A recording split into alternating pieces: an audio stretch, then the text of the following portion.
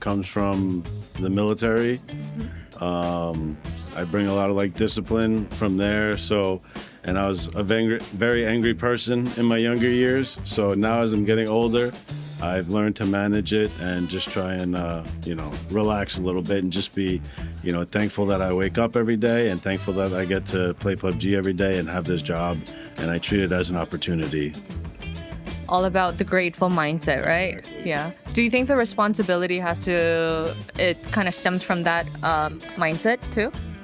Yeah, it definitely does. I mean, I think if more players or coaches took that mindset or approach, I think they'd be able to benefit their team a lot more. If you wake up every day and realize that we're playing video games for a living and that life can be bad, but there are people that have it worse, and you just become thankful and you pass that on to somebody else, and then, you make their day, and then they become more motivated to, be better at what they actually are doing, which is playing video games. What's the one thing you miss the most when you're playing in these tournaments? My wife. Yeah. Shout out. She's the best. Who would you like me to talk to, and what should I ask them? I would like you to talk to Glaz from Crazy Raccoon, because we're friends with them, and we always mess around and joke with them. I would like you to ask them if they believe they are the best hot dropping team in the world, because they do hot drop a lot, and they're very comfortable with it, whereas other teams aren't. Okay. I will make sure to get an answer, and I'll let you know. All right. Thanks for joining me, Gunnar. Thank you for having me. Bye.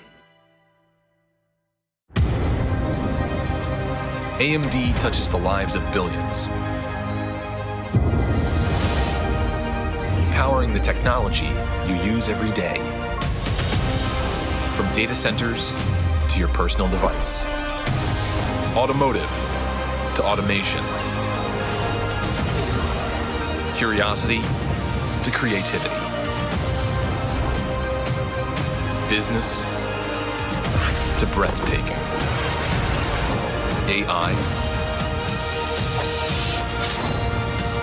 to awe. And we're just getting started.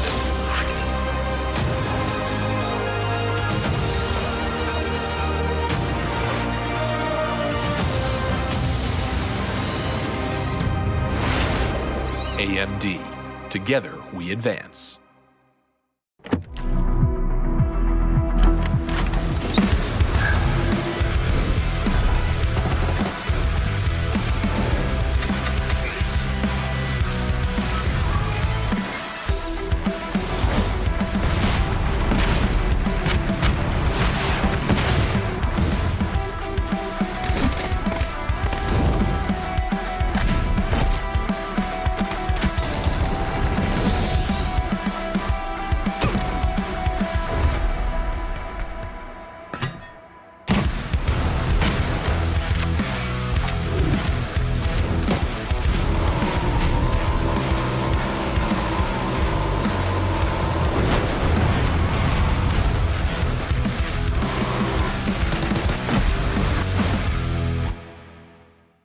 For the first time ever, you get next-gen power in gaming earbuds, giving you flawless wireless.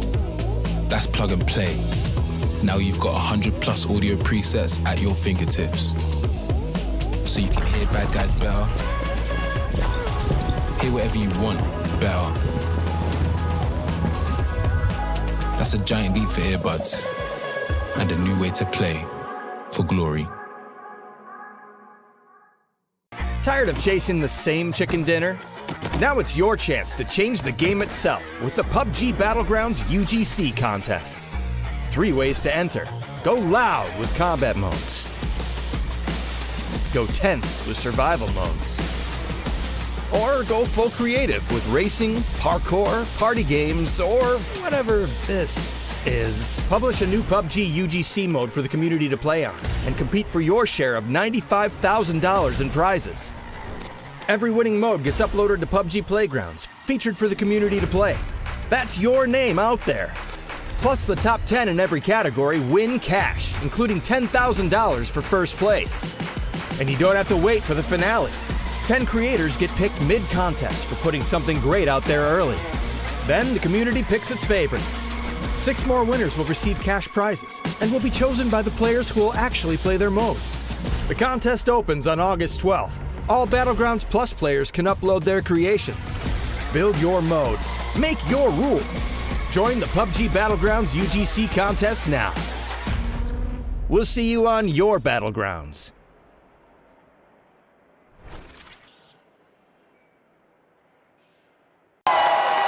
Fueled by the same passion as esports athletes, Zowie continuously develops tailored products, empowering gamers to bring their best out.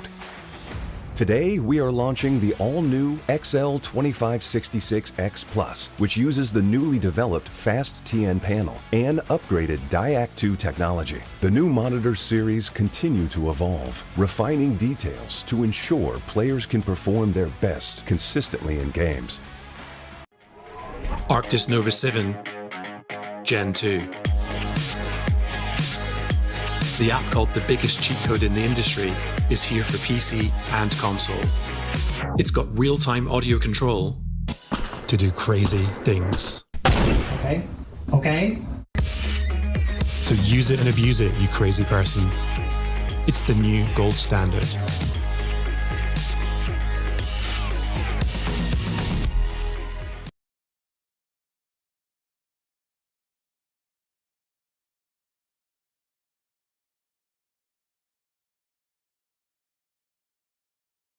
I don't dance, I don't do push-ups, I don't do anything. No, I don't know how to dance, but they know it. Hello everyone, welcome to another day of shooting challenge here with me. Today's guest is Twisted Minds. Hello guys. Hello. Hello. Hi, we have the chap joining us for a special edition today. Well, we will give you 3 bullets. Smaller bottle is 2 points, big bottle is 1 point. Okay, and the winner of this challenge gets to decide what dance or what ceremony the loser has to do. All right, are you ready? Here, I grant you the right. Oh, oh, he's ready. Okay, it's harder than it looks. Yeah, I think so. Yeah. Okay, close. Okay, I'll try. Okay. Definitely dancing. Okay. Who's next? Who's next? Oh. Оно так заряжается? It's random. Whoa! Yay! I aimed for small one. He is currently in the lead with 1 point. Oh, that was close. I lost the You bullet. lost the bullet? Yeah. Oh, okay. Whoa! Whoa! 3 points. Good job. I don't dance, I don't do push-ups, I don't do anything. No, I don't know how to dance, but they know. Tectonic все танцуют. Twisted Minds, thank you for joining me today, and I'll be looking forward to that surprise dance. What is it called again? Tectonic. Tectonic? Okay. I hope you guys win today so that I can see the dance. Yes. All right, thank you. Bye. Bye.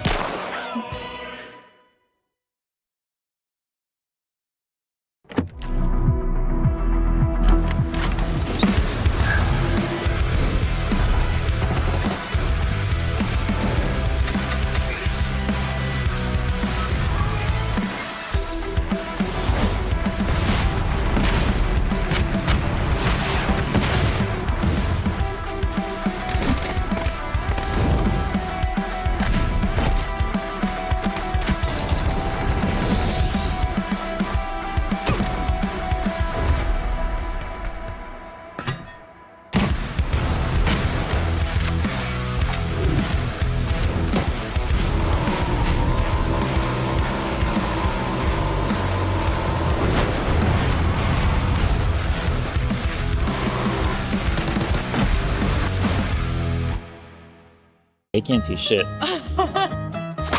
Oh. What?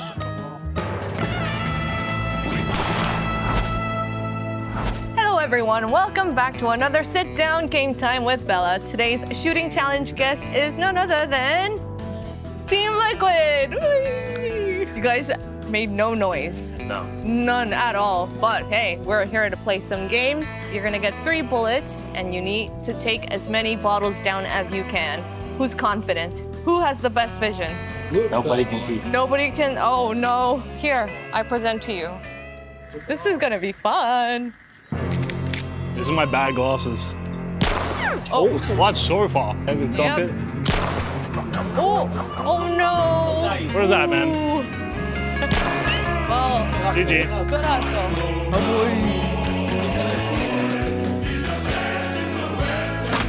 Oh. What? Was he even cocked? Do I get a retry? No, that was beautiful though. Oh. This game sucks. Halo, let's go. Halo. Oh, he's got the positioning. Whoa. Halo, 1 point. Let's go. Shoot guns for a living back home. Nom. Wow. Oh. Oh, that was great. 2 points. Yeah. Whoa, 2 points. Take a tie. The Take a tie. tie. So you and Halo can decide what Luke and Cowboy has to do. I don't know if I trust you with it. What? What do you want us to do, Ayla? You can dance. I think you guys got a slow Yeah? dance again. Halo. When you win, get up and slow dance. Luke, you down? Here you go, Luke. It's cocked. Just pull the trigger. You're not down? Cowboy, are you down? Here's to hoping that we see Luke and Cowboy slow dance, waltzing away. All right, thank you for joining me today. Wave with me. Bye. Bye-bye. Thank you. We all chase that one more game. With Lenovo Legion, it's always within reach.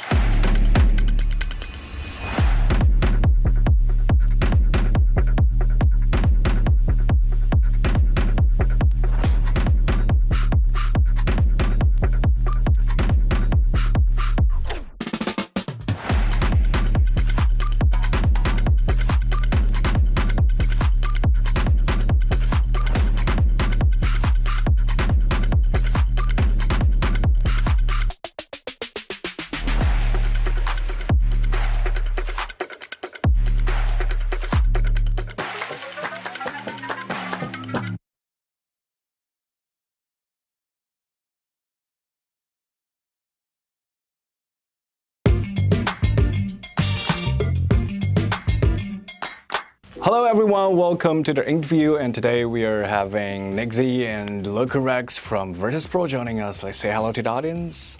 Hello. Hello, yeah. Hello. Because you're doing so well in the first half of the season. So let's start with something that everyone is wondering. Because right now, so many people expecting you guys to win all the championships. So will that change the way you approach this tournament?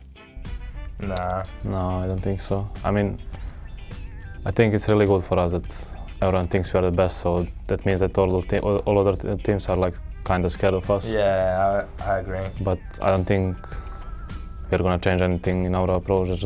We're just gonna keep playing how we did already. If it works, it works.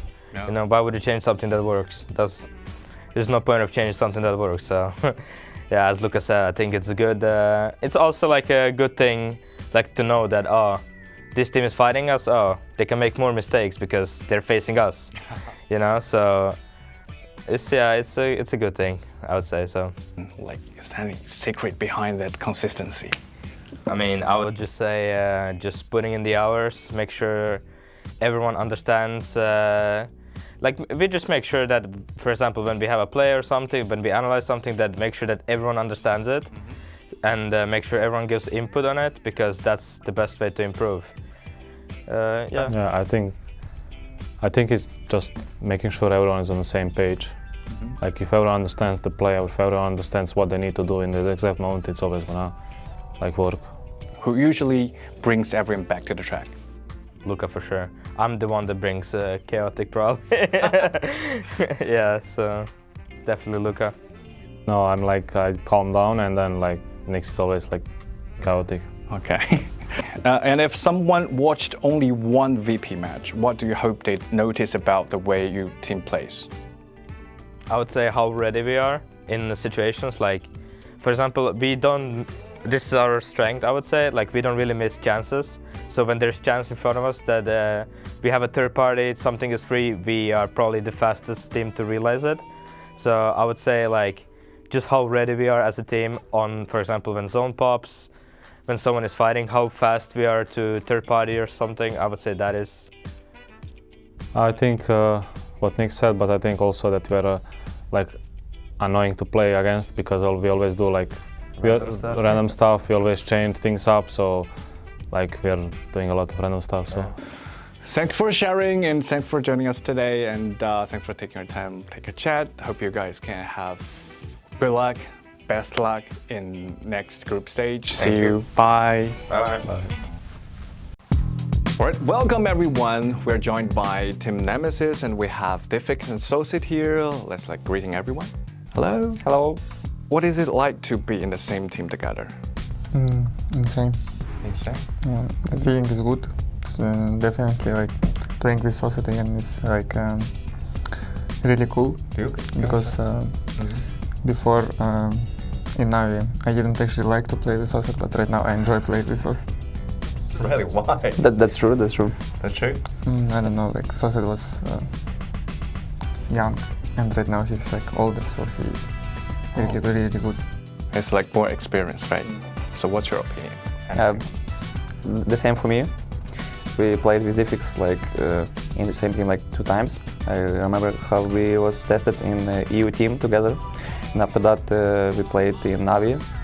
That was good experience, and right now we have a good team and a good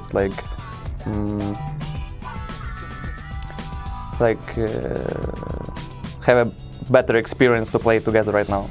So. Who adapted to the new team fastest? I think me, because I didn't have any problem adapting anywhere. In any team it was pretty easy to adapt, so I guess me. Okay. Because also I was playing, I was the last one who joined Team Nemesis because the guys already was playing together, and I joined last. Okay, inside the team, who's usually the loudest during matches? Me. Right. Yeah, because speaking a lot and very loud. If entire team had to survive a real-life battle royale, who would actually make it to the end? Let's start with Sosit, right? Not me. Not you? Why? That's, I don't know, too hard. So who do you think actually make it? Probably Diffix. I think I will try to survive. No. What's the reason? I don't know. I like living, I don't want to die. When people watch Team Nemesis this season, what do you hope to remember about this team? I think I actually don't want everyone to remember us. I mean, I don't wish this firstly, that's not important for me. I feel it's more important for me that I remember this team and this year a good year. Okay, and thanks for joining us for today's interview. Bye. Bye. For the first time ever, you get next-gen power in gaming earbuds, giving you flawless wireless.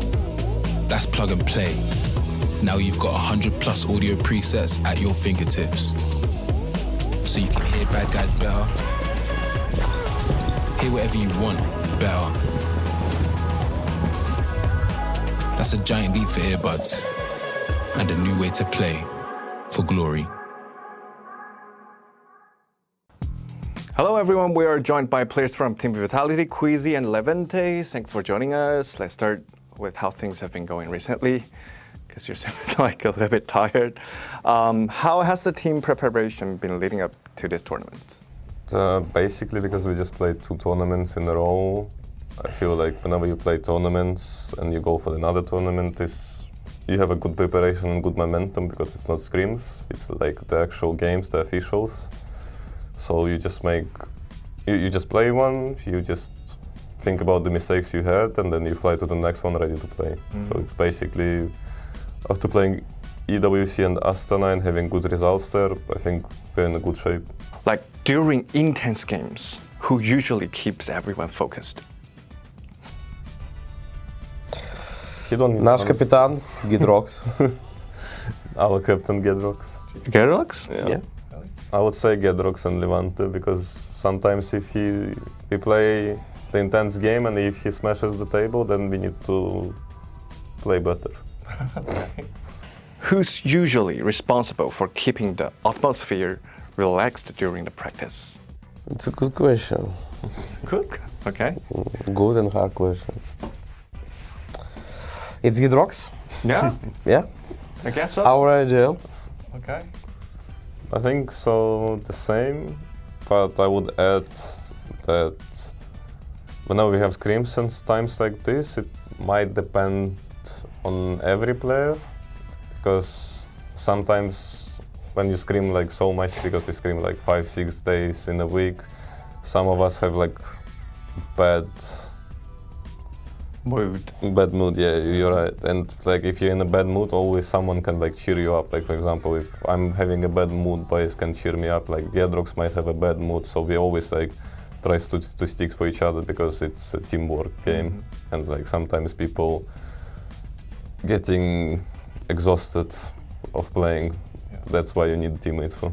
Okay. Who's always the last one to say goodnight in team chat?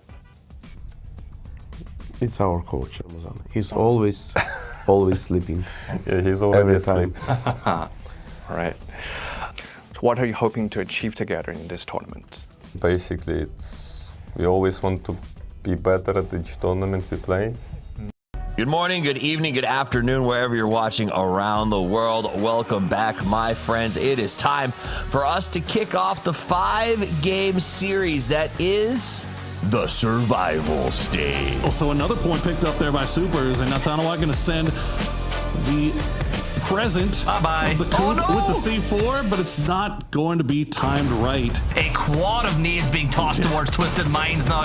A couple of them caught in the tree. This one bounces, and Thanawat gets himself one. Put the smokes down immediately. Thunder is at least trying to get a little bit better position. Good That's volley. a good Molotov. Is actually going to stick it, and look at the damage coming through on both of them. They're going to go down. So the utility usage from Sharper, absolutely ideal. But Deal's going to go down to the blue. Twisted Minds will get second, and Sharper gets the first win of the day. Yeah, big turnaround in fortunes for this side. Anyone's Legend not playing this aggressively because they lost track of where the Supers have gone, but Supers are just stacked up on top of Tai Lu. All 7 kills for Human, 12 for Supers.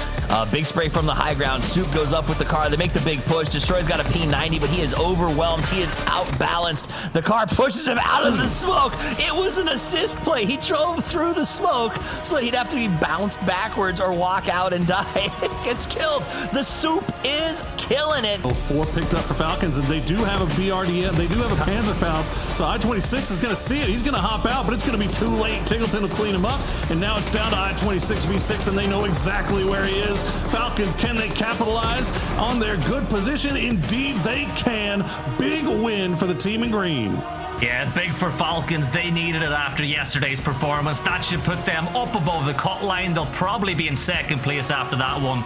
But as more problems starting to mount for Na'Vi, that they gotta start taking care of some of this. Himas is gonna make it a little bit easier. Go ahead and pick up the flush on it. Solozzi spots out Theorist, and Na'Vi is just a focal point for it all. But now the high ground's starting to pop off for High Mass. Anyone's Legend up high, but Spyro sees him. He tries to make a play out of the smoke, but they will be eliminated. 10 kills for Anyone's Legend. It's not over yet. Solozzi's got a P90 and a prayer, takes Spyro out, and now he wants to do it again. Tatanvu, there's the double spray. There's the knock and walk. It's Anyone's Legend walking away with their big win.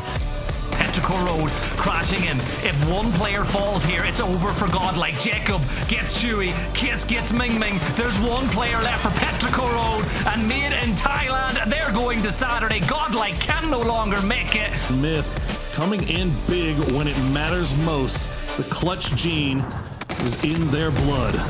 The big difference with this one, though, is it will be enough to get them through to playing at the weekend. Yesterday wasn't. Fana will take down Jacob, but Made in Thailand take the chicken dinner. They advance to Saturday. There's your cut line. Twisted Minds is the line. While we saw some great teams play today, it was still the survival stage. It is going to be a wild 2 days of PUBG as some of the best teams and biggest surprises in PUBG Esports are preparing to drop in. Thank you so much for spending your day with us, and we can't wait to see you tomorrow. Until we do, play more PUBG.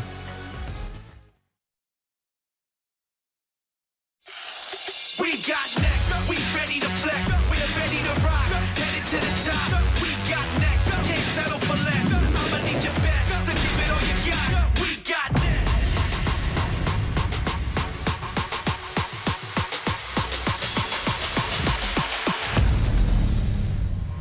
Take me to the front line. Better get your head right. You ain't gonna take my pride away. Take me to the front line. Put me in the limelight. You ain't gonna take my shine away. Take my shine away.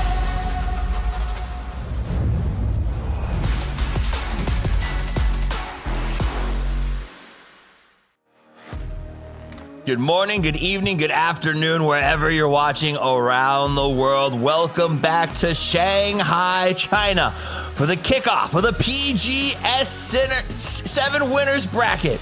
We're here with the top 16 teams, 64 players who mean business and are ready to play more PUBG. My name's Toffees. I'm joined by Porosaurus, Matchroom, and Gibson as we break down the action. And this is where it gets real. Yesterday, we dealt with the survivor stage. The day before that, it was the winners bracket. And the day before that, group stages. The only group stages of the next 3 PGSs wrapped up and set the journey all the way to the circuit final. But here is where points start to accrue, Poro.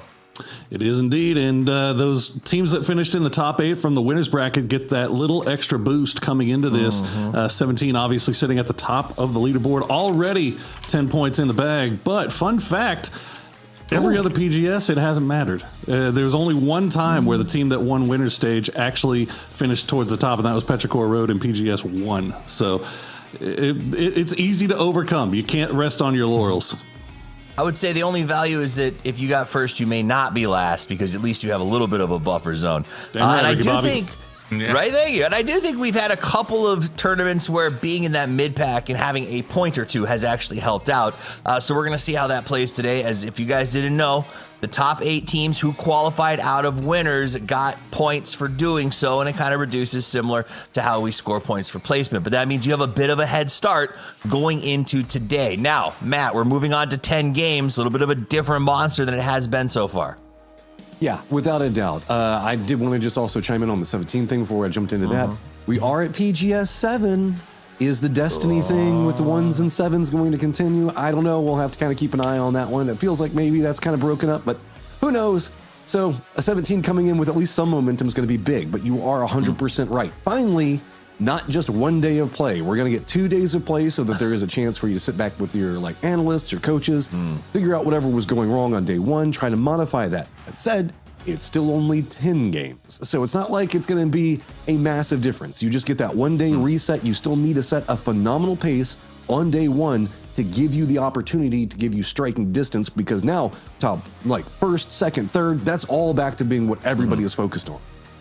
Let's talk about the difference in format just a little bit, Gibson. I want to know what your take is, because it's been a tough year for players in the context of you have a 6-game series a day over at EWC, a longer final, then you have 5-day games or series when it comes to qualifications. Now you have a 10 for the final here.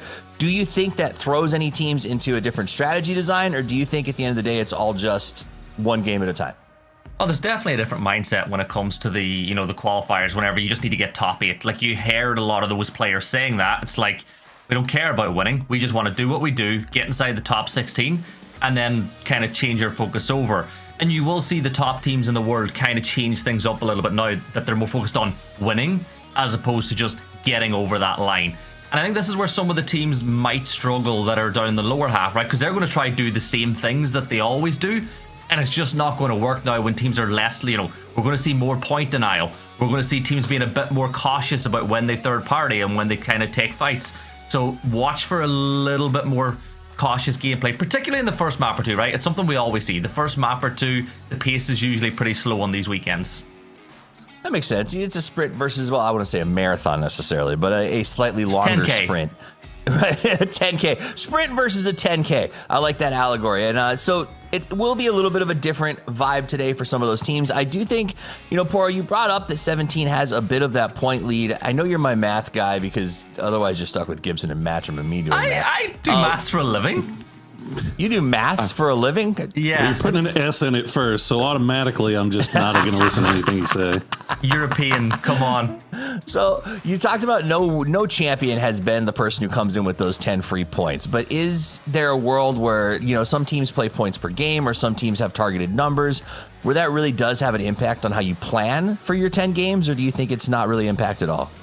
Going back to technically one. Okay, Petrichor Road did have the 10-point lead in PGS one, but they also won in a tiebreaker against 4AM when it came to the final stage. So they take that, and then also if you look at it, we've played 6 final stages now. 3 of those have been won from teams coming out of the survival bracket. So. Okay. It's really who knows, honestly. Like anything goes once the games get started, and now that we're playing 10, you kind of have a little bit of chance to if you have things that have been going wrong so far during the week. Like everybody should have the rust knocked off at this point. Everybody should have a good idea of what their plan is going to be, and also everybody's going to be as focused in these next 2 days as they are ever going to be focused playing this game, because once you get to the final stage, that switch flips, and now that now the money's on the line. So I think the guys take it a lot more seriously. There's no backup plan really, so they have no other option but to kind of figure stuff out, don't get tilted, and go next. All right, well, let's go next to talk about what to expect out of this one, because we're in a reset. All points are back to the start. You get a little head-to-head comparison between 2 heavy hitters in Levante and Tiggleton, but all the big dogs are in now, Matt. So talk to me about, I'll let you pick, which team are you sort of excited about watching here as we go to the final, or, maybe tentative about watching in these big 16 boys who are taking battle? I mean, whenever we look at it, again, my eyes keep getting pulled that 17 direction. It feels like when they need to prove themselves, and whenever we see that happen, they tend to rise to the occasion. But to follow back behind that, I actually really invested in watching more of Nemesis. They're trying to, I guess, find their own pathing through what we look at in the PGS series. This is them kind of making the headstrong push through it all, and they've been coming in incredibly confident. Other side of that, of course, we can see the Falcons of Vitality. Really cool to look at. But Falcons, I was suffering from a couple of different factors, and I feel like they're starting to hammer those in a little bit more.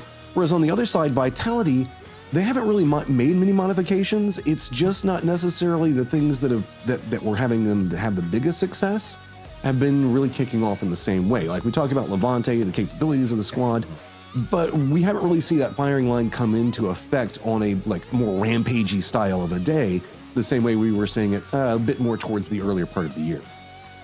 Especially when you look at that head-to-head. A reminder, the head-to-head there is because that's our stats from yesterday, and those are 2 teams that came through the survival stage, right? So they're already sort of playing on that back foot, points, etc. So I do think that is something that we have to keep in mind, and we're gonna. It looks like check in real quick with Tiggleton. Hey, a surprise. Oh, no, it's not a Tiggleton check-in. It's a Vitality Love check-in. Players in good spirits, at least in the background, or at least the management crews are. I love the slow fade down there. It was stylish. You got to give it that. Stylish. I don't know. We had elevators in the back of the stadium. Congratulations on the new installations here. That's beautiful. But I liked the attitude, and because a big tenor that I've been hearing a lot in these interviews, especially even in the pre-show when we talked to Vitality in that situation, they sound tired, Gibson. They were talking about how hard it can be to sort of stay connected, to be together, to struggle, to be traveling this long. So to see a smile is nice, but it's got to be tough on these players. It is, but it'll get easier as these few weeks go on, because the PGSs are the only real time you see them stationed in one place for a proper duration of time. Like, it was a week in Seoul, a week in Paris, a week in Astana, and now they're back to China. So hopefully they'll relax more and they'll play better as the kind of week goes on. But it is tough. Like, not many esports out there where players are gone for such extended period of time, and let's be real, on so many different time zones. Like, these players are all over the shop at the minute. See, I want to jump in for a second. I think it's actually harder the longer it goes on. Like, in general, most of the players, like, the week, you kind of can just go, okay, we get here for a week, then we kind of, whatever happens, then we go to the next place. Whenever we see them in any specific location that's not like their home territory for a prolonged period of time, it starts to feel draining. It's like the same fast food places over and over again, not having the ability to really go run out and do the things that you want. The longer distance that you're from home, all those things start to eat more. And yeah, most of the good players can kind of balance it out, push it out. Every single one of the players has said that these 3 week situations, by about week 3, they are just fighting themselves more than they're fighting their opponents. I suppose to add to that, one point you did make, and a lot of players have told you guys and me in the past, they share rooms with their teammates, and some of them snore pretty badly, so some of them aren't getting great nights of sleep either. Yeah, I'm under the impression there's a lot of good mixing based on how they do the snoring. A lot of the coaches get stuck with the real snorers, which is smart if you think about it that way. I will also say I think it's kind of a balance of both. In some situations, as Matt said, when they're comfortable, you play well because you're kind of in that. It's time to go. Like I finally get to be with the boys, right?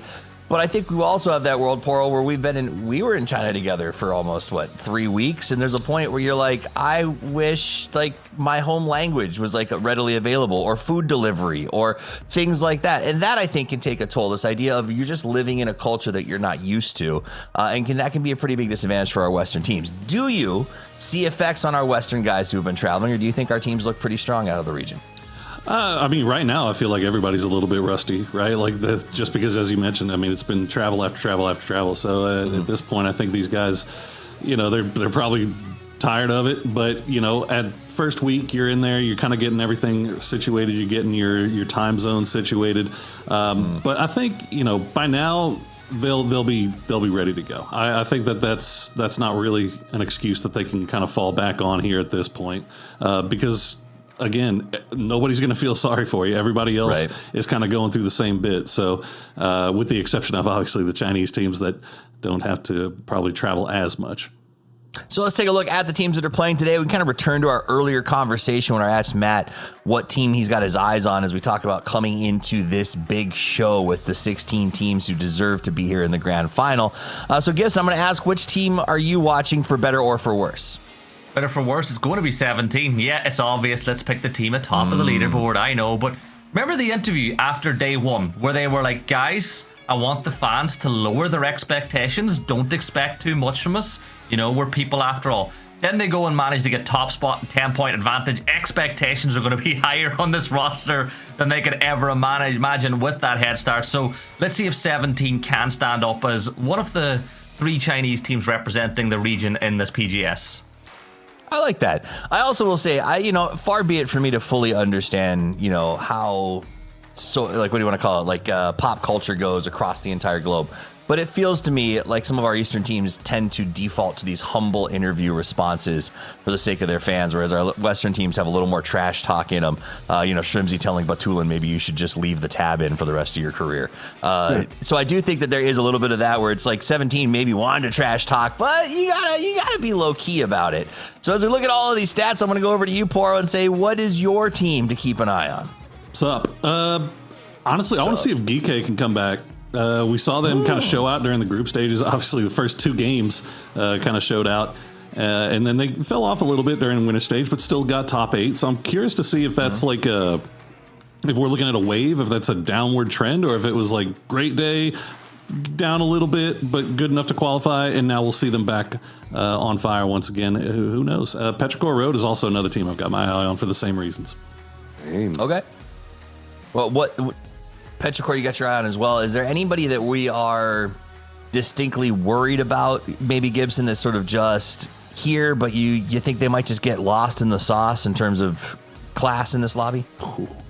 Right. By adding class, you've changed my answer. Because I was going to say Twisted Minds, but then you were like, maybe a lack of the class. I was like, yeah, you cannot say that about this roster whatsoever. I'm a little bit worried that Sharper might default to what we saw on day 1 than what we saw on day 3, right? Massive credit to Thailand, all 4 teams making it through to this lobby, but it just feels like it's 1 good map, 3 terrible ones. 1 decent map, a couple of terrible ones. I feel like Sharper need to play confident today, because if they let the teams run over them early, they could be right down the bottom of the leaderboard and stay there for the whole weekend. So we see a side-by-side of 17 and Twisted Minds. Now we get to see 17 versus Anyone's Legend. Now let's go back and remember a little bit of what happened on the journey here. 17, obviously coming in first in the winner's bracket, and Anyone's Legend, not quite the same story. So when we look at these side-by-side, Poro, can you put that much extra on 17? Is their play style too dependent on catching circles out of the middle, or do you think there was enough craziness in the winners bracket with those polarized, side to side circles that we can say they've got the rotations down, they're still really good at macro? I feel like they looked good. I mean, they finished first without winning a single game, right? So like they were kind of masters of that strategy or that play style of going out there and putting yourself in position to try to get kills, get points, survive as late as you can.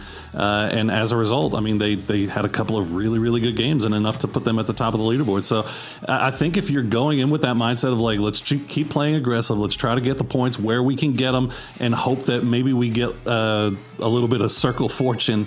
And when we do get that circle fortune, let's act on it and try to get as much as we can out of it. I think a lot of the teams are starting to kind of take that mindset and really just make adjustments to their play style mid-game based on what the circles give them. Now, the opposite side of that is Anyone's Legend, and we saw them in comparison. 17, they won the winners bracket. Anyone's Legend, they won the survival stage. That said, in that overall match, when we saw Anyone's Legend still has the highest average damage over almost any other team in the market today. Do we have to sort of give them oh no, maybe not, because they were in survival in the first place? Or did you see enough out of survival stage, Anyone's Legend, that you believe that they've got the chance to go the distance? And because when we saw the side by side, it was winners bracket 17 with those kill counts versus survival Ladies stage. and gentlemen, welcome to the final stage of PGS 7. I'm your host, Yinshi. After 3 intense days of competition, we've already seen plenty of drama. 17 Gaming finished just 1 point ahead of Full Sense to top the group stage, as Full Sense joined the over Thailand teams in advancing to the finals. Well done, Thailand. In the survival stage, Anyone's Legend refused to back down. They fought their way through and earned the final tickets to today's showdown. That's the beauty of esports. There are always surprises, there are always heartbreaks.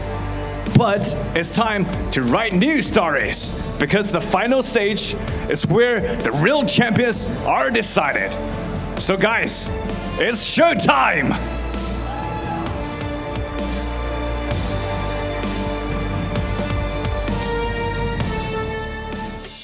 We got next. We ready to flex. We're ready to rock. Give it all you got. We got next. Y'all rockin' to the top. Can't stop it. Must be off your rocker, thinking you gon' stop her. We got next.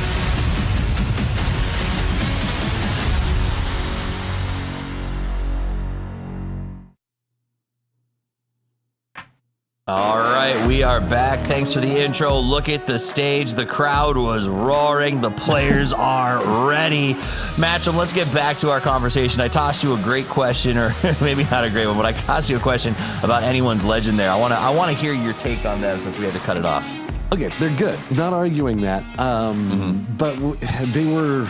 The stats that we were seeing were whenever you take the 8 best teams that had already kind of qualified out. So it's kind of hard to put like your finger and say, okay, yes, they're going to do this.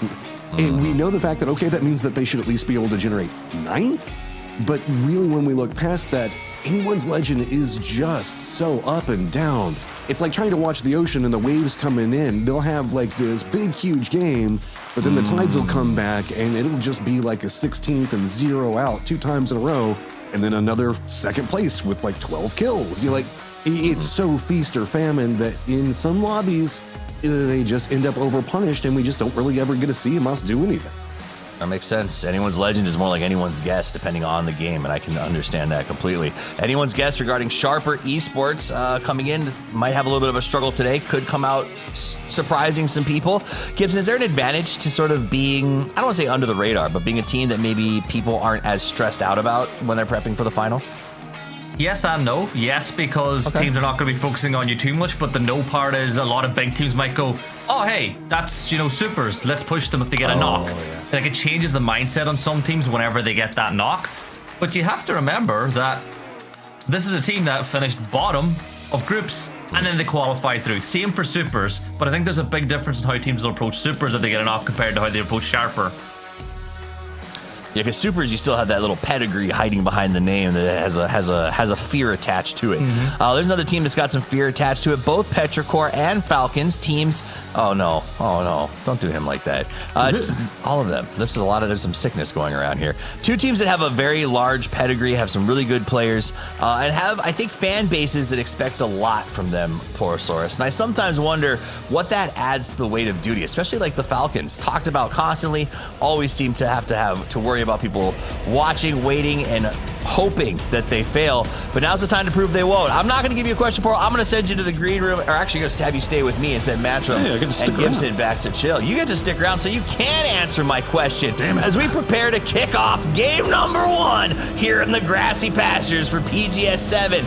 Final stage, day 1. Porosaurus, let's talk about that. The weight of expectation for top teams, both by their fans, their organizations, and everyone else. How does that weigh upon a player and a crew? I can't speak for how Petrichor Road handles it, but knowing the Falcons guys as well as we do, I don't think it's something. I think it's something that they take into consideration. Like, they don't want to let anybody down, but they are their biggest critics, right? Like, they will be the ones that beat themselves up the most over any kind of mistakes or anything like that. So I don't think that the pressure from the fan side stresses them out too terribly much. I just think they want to make everybody proud of them. So we'll see if they can do it here now, as they are going to get that Milta power drop spot.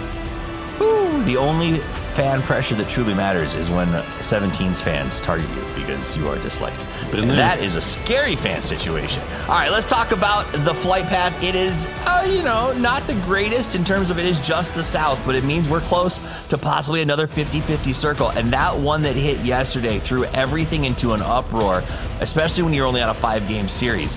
This time, not going to be a 50-50 though. We're going full Millie, baby. And that's, honestly better. Like, at least full commit to Millie right off the bat. And as things start off, that's going to be Twisted Minds. And who is that? Who else is down there? I can't make out. Who's the team in gray? JD. No, see, I thought it was JDG, but I don't think it's not JD. It is JDG. Okay, it is JDG. Okay. All right, I thought they were red. I don't know why. Either way, they're both on military to start things off. It looks like Virtus Pro are already going to send Corexi over as well. So we'll see a VP. It looks like they're going to send it immediately across that western bridge before things start getting any more hectic. And I'm trying to see. Like, I guess the good thing about this circle, Toffees, is that since the plane was kind of hovering over that south coastline the whole way, nobody was really dropping north of the river. So nobody's going to have like a really, really long rotation. But I imagine we'll see a couple of E pickups. Yeah.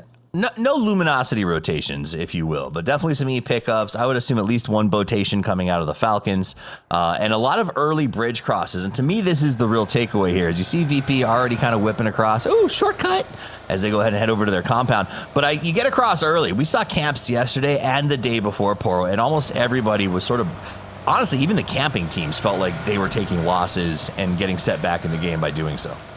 Yeah, it was an interesting one. So yesterday we did have that 50-50 circle. It did end up going over to Military Island, and that's where Sharper got their big win to start off the day, and it kind of propelled them to making that cut. Even though they got very, very close there at the end, they did clutch it out in the final game to make sure that they are in this final stage. But they are making their way over now. The other thing that's interesting about this one, Toffees, is that there's not a lot of real estate still on that main island. So a lot of the times you'll see teams kind of hang out on the mainland and kind of wait to see what Circle 2 decides to do.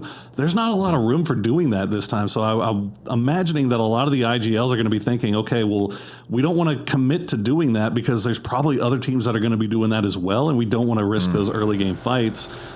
But now you have the other option of risking early game fights by having to send it across the bridge. So it's a tough call. And you got to kind of plan for that. So I like that we saw VP go over early, full sense, now making that quick cross as well. To actually, the area that they're landing in right now has a pretty high proc rate of circle close. So it's a good location for them. Twisted Minds on the other side of the island actually left a player at Crossroads to keep an eye on everybody who was crossing over. When he saw Myth, he fell back to Radio Tower up on the high ground. So he is still getting ready to call out all of these rotations. Myth makes the early cross as well. That's put us at 4 teams as we watch Anyone's Legend also coming across the high ground, making those crosses within the first 5 minutes of the match here, Por, which I think stresses just how much these teams realize if you don't cross that bridge fast, bad things are going to happen to you. Yeah, they were fortunate enough to be put in perfect position to do that as well. And look at this, Myth actually going to get a little freebie present. Yeah, a little gifty. Push the I button. No, show us. Some long It just popped up. God, no, not the P90 in the hands of Kiss too. Yeah, he's. I can see the smile coming through, even though he's not actually smiling.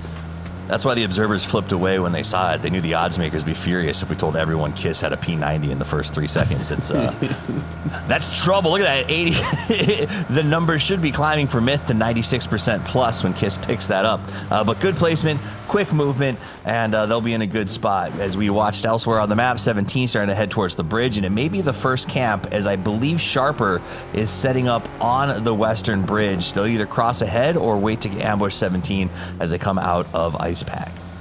So it should be interesting. It's pretty much everybody has made it down or is taking alternative routes, with the exception of that 17 possibly getting caught by Sharper, who's loaded up and moved on. So that's it. Absolutely. Right now, it seems like it is a no bridge camp military game. Yeah, at least so far.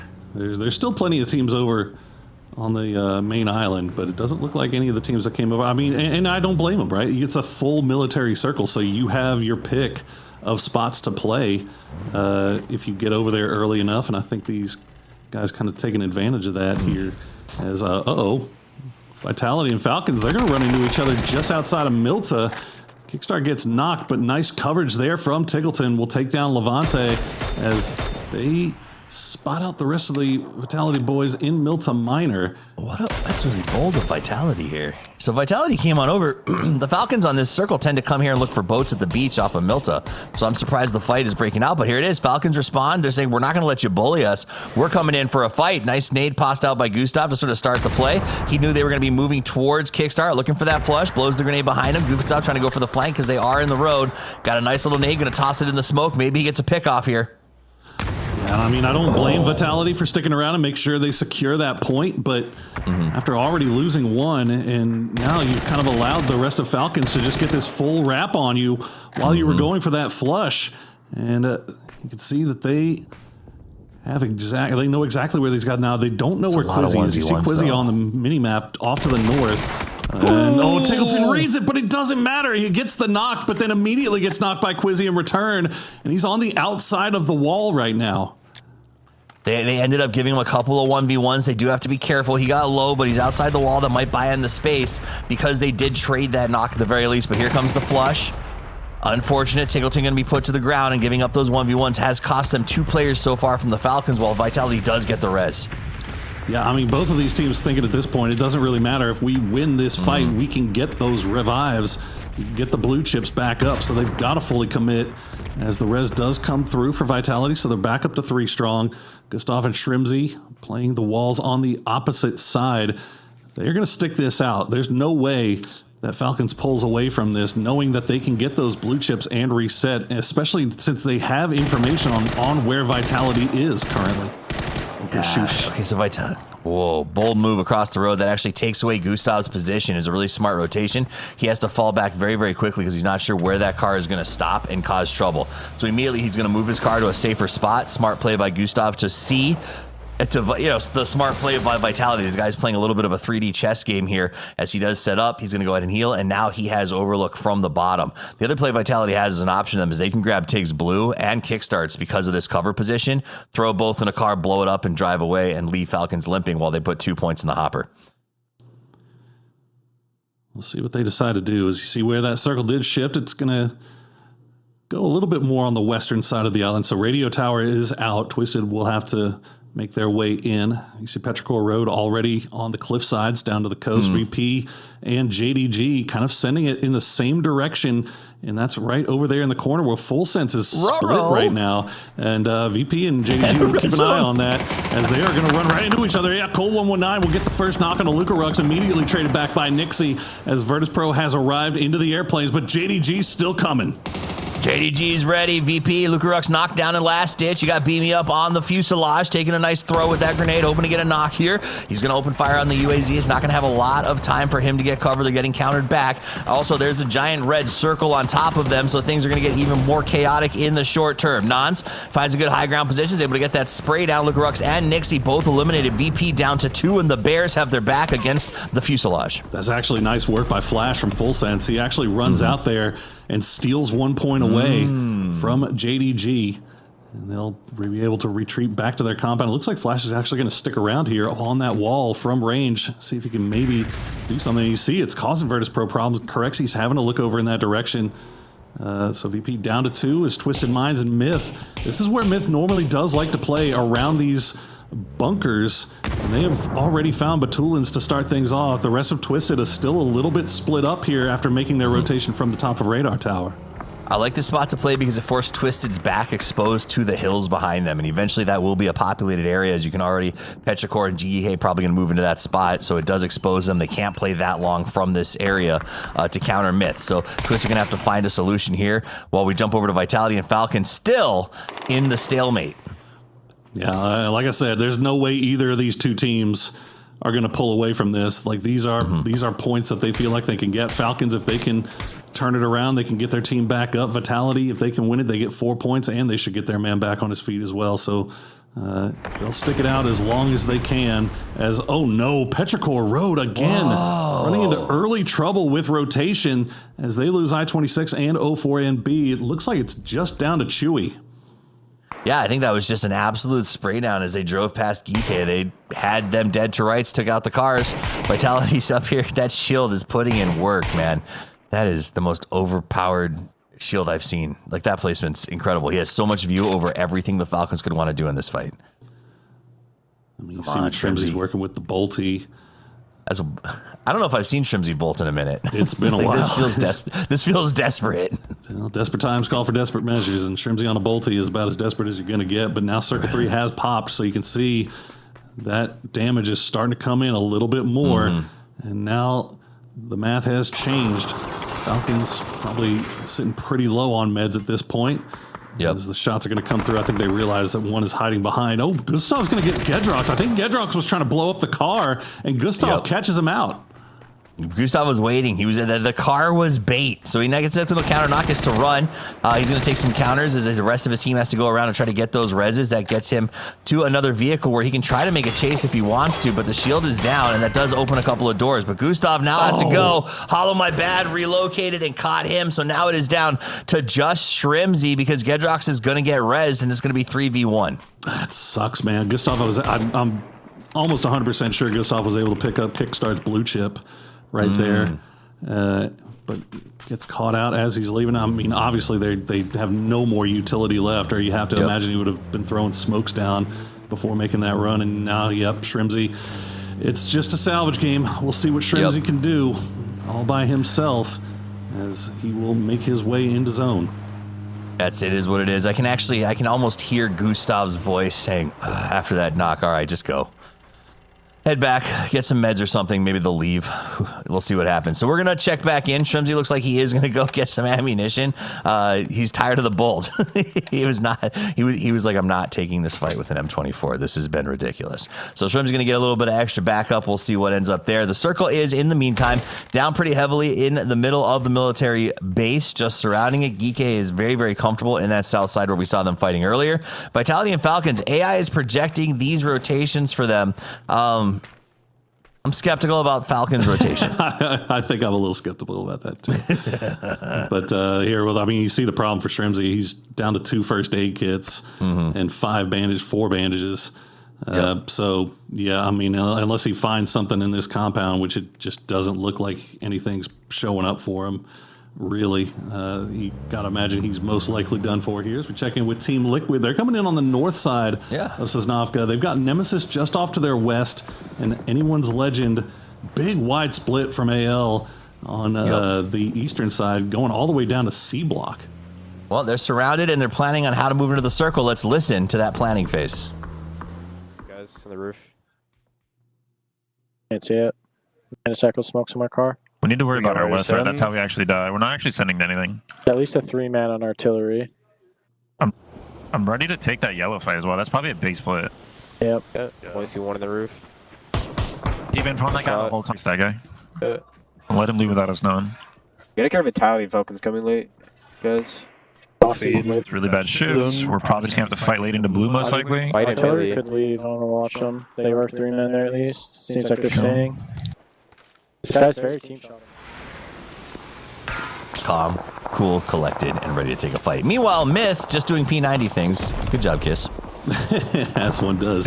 Yeah, I'm curious as to what mark was yellow, if they actually read that AL split, because you could hear him say, he's like, if we could just fully crash yellow, that could be a big split. And if they call that the Anyone's Legend thing, that was a great call on his part, as Twisted Minds were able to get one man back, or at least they got a blue chip. I'm not sure if they were able to get it back yet. Myth do send it into the middle, and that's some probing utility there from JDG, but nothing too explosive just yet. And yeah, here we go. Team Liquid, I think, realize that Anyone's Legend is in this wide split, and they're going to push Sololzi.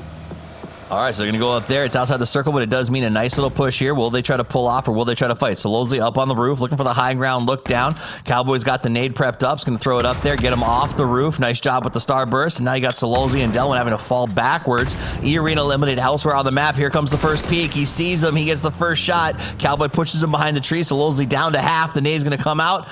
Going to be close enough, but not quite on the dot. Unique for Liquid to miss that grenade shot as Sololzi desperately heals. I think he just caught a bad bounce off of the hill right in front of the tree, and it ends up sending it right into the tree. But they've still got a few more grenades to send over in that direction. That one's going to find him. And Cowboy will take down Sololzi. Looks like Delwyn is going to hang out right on the periphery, and he does get the knock. Actually, no, he doesn't get the knock. He gets him knocked low enough that he goes down to blue, but Alo has him picked out. Nice job by Alo trying to lock him down. He's got to go and make this play. They thought the split maybe was a little bit bigger than it was because they came in as the blue was closing. The backup of Delwyn did cost them, as you see him has to go ahead and take that kill from Purdy. Some nice shots from Delwyn there as well. Just causing enough damage to where sticking around in the blue was going to be too big of a pain. And now, yeah, Destroy's going to pick out Alo, and looks like Team Liquid maybe bit off a little bit more than they could chew, as Maiden Thailand is going to get eliminated. JDG finally getting in range to take that fight and finish him off. They did, so they moved up behind. Twisted Minds is going to be thankful for JDG, whilst Liquid jumps in their cars and tries to move away. The blue coming in a little bit too fast, and Anyone's Legend will fall back to their spot over by the radar area, and Liquid doesn't seem to know where they're going to be able to go now that their push on that split fell apart. Ooh, Cowboy tried to get in there. Yeah, that's unfortunate. Luke is still alive, but he is right on the edge of the zone. Is Shrimsy? Well, nobody can take him out except for himself. He panzers himself, and that's Falcons going out in 14th. So we wait and see where the next circle goes. Actually, Luke nice. Might go for this res on the Cowboy here. But the circle does pop, and it is going to center up there on Plains. But Sharper is looking over in this direction. Actually, look at this Nemesis 17 fight going on all the way on this hillside. 17 so far holding the line. Yep, we bumped around a little bit. Liquid is eliminated up here to Nemesis and 17. 17 locked up. They had a good spot if the circle came this way, and they also on the high ground. Nemesis decided to push this at artillery. That was what Liquid chose not to push. They went the opposite way to avoid this fight with 17. Nice, in comes Sosed. Nice little spray down to kick it off as Xiao Wu is eliminated, but the nades are going to come forward. They know where Sosed is now, and 17 can try to retaliate. Sosa's going to try to get on the move as quickly as he can, as he knows exactly where Wemboy is. But 17 trying to get out here. Don't want to lose anybody else off of this. Nice shots from Tian Tian will take down Stead. And Tian Tian, we saw him put on some superstar plays earlier this week. Let's see if he can deliver for him once again now that they have it down to Sosid. Sosid just going to hope that maybe he can sneak one away. He's going to spot Wemboy. Spots out Lil Ghost. The shots come through, but Tian Tian comes. Oh, it doesn't even matter. Lil Ghost will win that one. I thought he might pull it off for just a second. Tian Tian Little Ghost going to be the nice 1-2 punch to save Wembo. They'll get him back up and running, and they are just outside the circle. They do have to move into Anyone's Legend, who sort of leapfrogged back over Liquid's death and is now going to be the separating factor for 17 as they try to crash into the circle in a minute or so.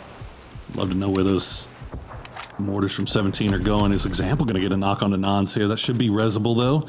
You see Virtus Pro still Beamy and Corexi managing to stay alive here. Team Vitality does get eliminated in the end as they try to go for the long wrap down to the south, but Geeke, actually no, I'm sorry, that's Supers. Supers holding on to C block, finishing out Vitality. So looking at Geeke as well, all alone on that south side right now. They've been getting some pretty decent circle luck.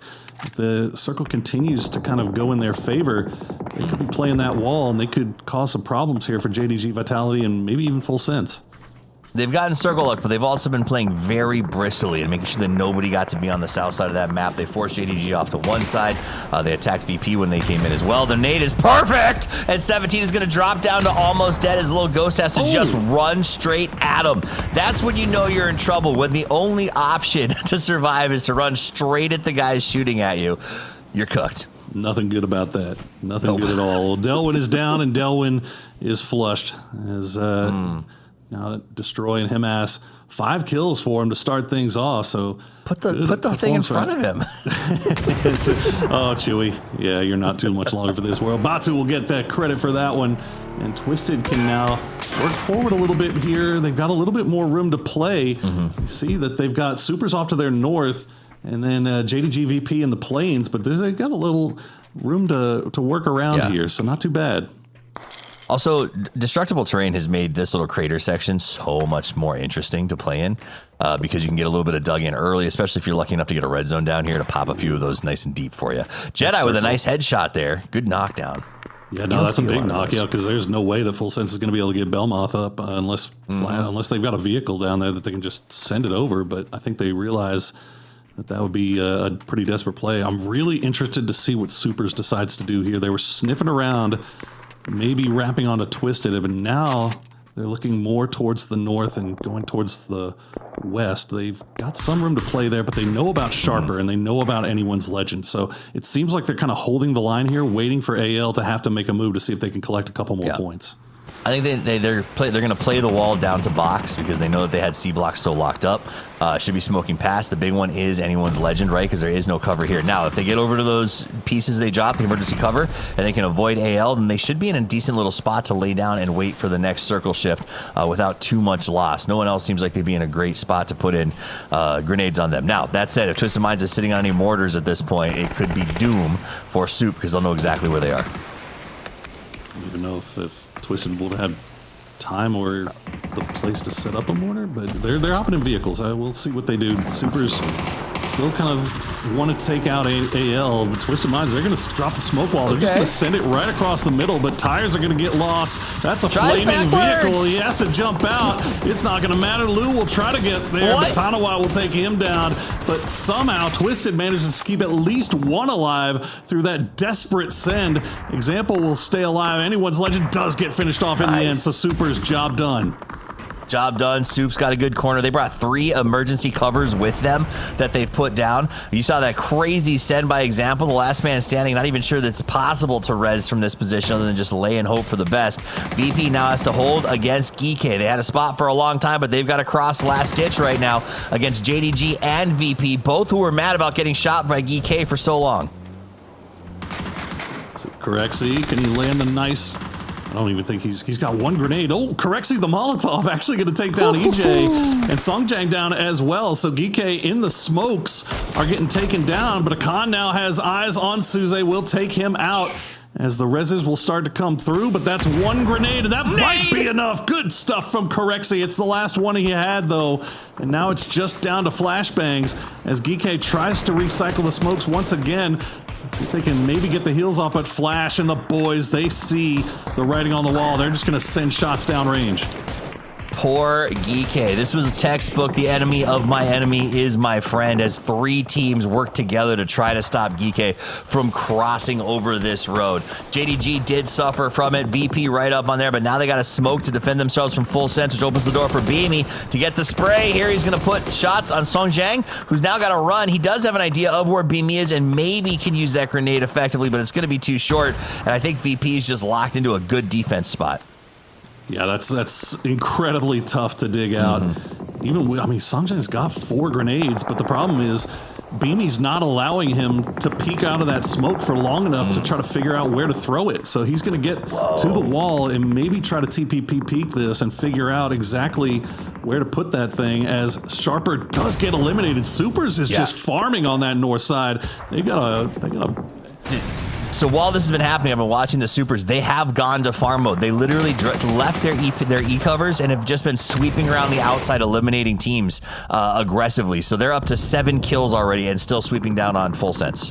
I mean, look at, they know exactly where Corexi is. They had all the grenades in the world, but they just cannot land it, as Corexi will take down Park Pro with the Panzerfaust, using every trick in the bag now for Corexi, and he's gonna continue to live here. The support from Beamy doing him a lot of help here as you got it.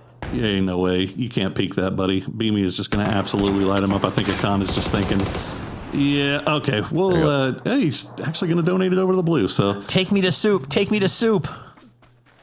Show me the Crazy. soup. The soup is cooking, man. They're already on full sense. They used that chance. Full sense went down to get those kills on the Geeky fight, and immediately Soup saw it. They made the wraparound. They came aggressively, and now they got the help of Example and Lou off in the distance to try and take some shots over there as well. So Soup has to tuck into the swamp and try to finish the fight with full sense very quickly.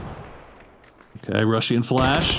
Have that wall. He's got a little bit of cover. Doesn't matter. Nice shots from Rex. He will peek Flash. Flash holding the line, playing around the card. Doesn't matter. Rex is on fire right now. Human goes down, but that's an easy res, as it is all down to Supers, who have just been farming 10 kills. And they're looking for a win and taking shots over towards Virtus Pro. The Soup is hot. Killing anyone's legend opened the door for them to run that entire wedge of the circle, and they have not stopped. Meanwhile, the rich get richer as Heaven gets the flush on Lou, but it's VP versus Twisted Minds that opened the door for that middle fight and should secure an easy win as long as Soup doesn't make some crazy throw level mistake. I mean, it'd be very hard to do, and Supers will clutch it out. Big win to start the day for them and get that snowball rolling in the right direction. Dude, my only regret is that Geeky had such a good fight on the south side that we missed the start of the DN Supers run. We saw them drop those emergency covers. They made a good defensive play and waited for anyone's legend to get picked off as the blue forced them out of cover. And then from there, they just cut loose. And that's what I loved about it, is we bring Matcham and Gibson back in. The Soup had a decent spot. Still in the circle, Gibson. They had emergency covers on the ground, 3 separate call-ins. And yet, instead of sitting and waiting, they chose to go aggressive, floated outside the circle, and came back in and took the fight to full sense. That's the champions mentality. Yeah, I think they learned a lesson in groups, right? They kicked things off, the second worst team points-wise on groups, and then they came back in losers yesterday and turned it around. And you gotta do that, right? The best teams in the world understand, yes, I have a good position, that's fine, but if I have a team that's near me that could cause a problem, I gotta deal with them first because it clears it up. Supers did that perfectly, and I think this team, they look a lot better. I think Matt said it best when we were in the green room. He goes, this Supers team, Matt, if I paraphrase you right, he said, this is a finals team, although they might not always be in the finals. Yeah, that's the easiest way to say it. Like, if they can get there, great, but a lot of times they don't. They kind of have that twisted problem every once in a while. Yeah, it's fair. I mean, I think that is the sticky wicket of this whole thing, is how do you make the right choices, especially when things go to places like military, right? You got hard decisions to make. Now, we'll get into the end game in just a second as we're sort of watching this break down, but I did want to ask you about that fight with the Falcons that lasted just forever out at Milta Power. Was that the right call, Matt? I mean, it just felt like it was such a long commitment for both of those teams. I mean, it obviously wasn't the best call for Falcons, but that's a fair point. Whenever you get a military-based circle like that, you can often see the mindset kick in of, okay, this is going to be a bad rotate. Let's commit into the fights, see if we can at least get 4 points, 3 points, something like that, stabilize. That was kind of the same mindset of what was going on with the Team Liquid and Anyone's Legend fight, right? Whenever we saw the circle pop away from the hillside, they're like, we can go for the circle, but there's points here. We should probably try to see if we can get these here. I don't think it's necessarily a bad call. It's just the execution and the timing. When you end up in a place like Milta, how do you, it's so hard to get out of that fight because it's on that peninsula.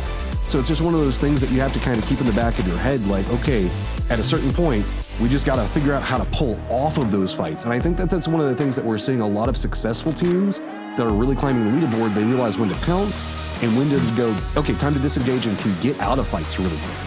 Absolutely. Talk about somebody who knows how to pounce. Let's talk about the supers, because Poro, they basically were in C block, which is a very non-aggressive position to hold. Super defensive, no pun intended. And they had to rotate out of that at the right time, and then became a very aggressive team. I was impressed with their ability to balance going from pure defense to pure offense so quickly. No, I really love the way they played that. I mean, they realized the situation that they had with Twisted Minds down there. There was nothing that they could really do to stop them, so they were able to kind of sit there and finish taking out anyone's legend. And what they did to Sharper is criminal. Like, Sharper should have got at least a knock or two. Like, the fact that Super was able to get over there and wipe them and didn't take a knock until the very last guy went down, that's pretty crazy. So really well played by Supers, and then I mean, it was just complete control over the top side, the north side of that circle at the end. Great team player. Heaven with 849 damage will get the man of the match. 5 kills going his way. That's a different stat than we saw on the last screen. But either way, Heaven, man of the match. Great plays there, leading this team to victory. Human also putting in a lot of work in that last game. And I think that you nailed it, Matt. It's hot or cold, but when it comes to the region, these guys have a strong pedigree and a hunger to win, a hunger to sort of set themselves in the history books of PUBG, not just because there was such a large organization that's been around for so long, because I think a lot of these individual players are saying, I deserve to be considered the top of the echelon. Watch me. I mean, Heaven, I'm sorry, I wasn't familiar with your game. Look at the size of those guns on your arms, man. You've been working out. No surprise you're popping out almost 900 damage with that thing going on. All right, but yeah, you're dead on. Like, Supers is a squad that we know is incredibly intelligent. It's just that sometimes that could be a problem in PUBG, right? Is if you're always making the smart call, everybody else is making the smart call, and that puts them into these situations where they're having to fight like 4-way firefights. If you can start to develop the firepower to fight your way out of that, which we know Supers can do, you can have massive games. And that's exactly what we saw from them in that last one. They understood exactly whenever they needed to move into the right positions, and they didn't necessarily have to deal with all of the 3rd, 4th, 5th party fiestas that we can sometimes see that happen in that area, because they just pumped out so much damage and control and got so many kills, they didn't really have to worry about it. Instead, they could just kind of take on the role of, this is mine. It was full on confidence coming in. The way that they made the plays, like whenever they were on the rock, I forget who was down below them. It was the 3rd team out off the top of my head. The full sense, I want to say, that was maybe right down below them on that rock whenever they were pushing in from the west side. They just didn't even care. They like the way that they can play whenever they are at full confidence. Korea is terrifying now. And T1, very similar, right? Whenever T1 gets the momentum rolling in a game, it feels unstoppable to try to take them out. Well, and I think you bring up a good point with Soup, and I'm going to go to you, Gibson, on this, because it seems like they did what is the most important thing. They came out of Survivor stage hot, right? They came in 2nd place there. They played really well. And then you have that first game where you have maybe an advantage because you're warmed up to come out and have a really big first one. So that's, I think, a big deal for these survival games, because now they're ahead of even 17, who started with 10 points in the hop. Yeah, I was actually just about to bring that up. They had to. Like, when you consider there's 8 teams that had a point advantage over them, they've come in and just obliterated that for everybody else. They're top of the leaderboard. They've set the tone. There's still 9 more maps to go, though. We need to keep it going. And the issue they have is you've got just Mr. Team Consistent right behind them in VP, right? Like, I couldn't sing this team's phrases more than enough. They're always inside the top 4. Looking at the international record, like, it's firsts, thirds, first, second, third. Like, they are so consistent at every single level. And I think right now, they're the team that live up to the cerebral Europe. You know that kind of meme that's been going on for a long time? Oh, Europe or the cerebral region. Well, VP are at this point in time, because their macro, I feel, is better than anyone else in the world right now. Yeah, I agree with that. What do you guys think? Macro comparison, VP to anybody else? Because that's one of those, I'm not used to saying that. I'm used to saying things like Batulin sees a game with X-ray vision from the sky, right? Like, there's teams that understand macro in ways we've never seen before. But I think he might be onto something. Do you guys have anyone do you think can beat VP and macro at the moment in their current state? No, I've been saying this for a while now, that I think the way that they approach the game, whenever we look at VP, they always put themselves in the best point generating position, even if it's not necessarily the winning position. This is a squad in VP that, while they will make it into top 4, often doesn't find the chicken dinner, because they'll just find the kills, they'll find a 2nd place, they'll find the 3rd place.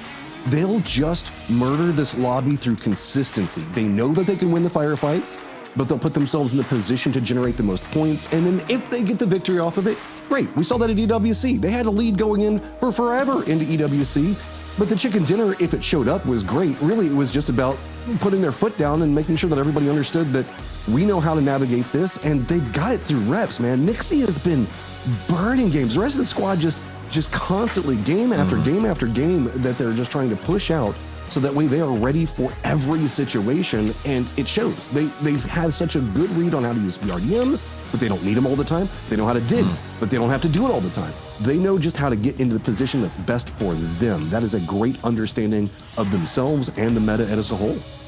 And for those of you guys at home, and maybe you don't live with us and have constant PUBG brain, when we say things like macro and planning, a lot of that is referring to big decisions, overarching planning, rotations, timings, when you're going to take a fight or how. And then micro tends to be a reference to gunplay, individual breach mechanics, how teams fight in a 1-2 scenario, things like that. So just for you guys at home, if maybe you're not as familiar with the verbiage, I apologize, because we are going to use those pretty periodically. But now you're in on the chat as well. All right, so VP does have this mastery of macro, but I'm going to go to another team that also has had it in the past and has let me down at a couple of events recently, and that's Twisted Minds, Poro. We had them go through Survivor Stage here.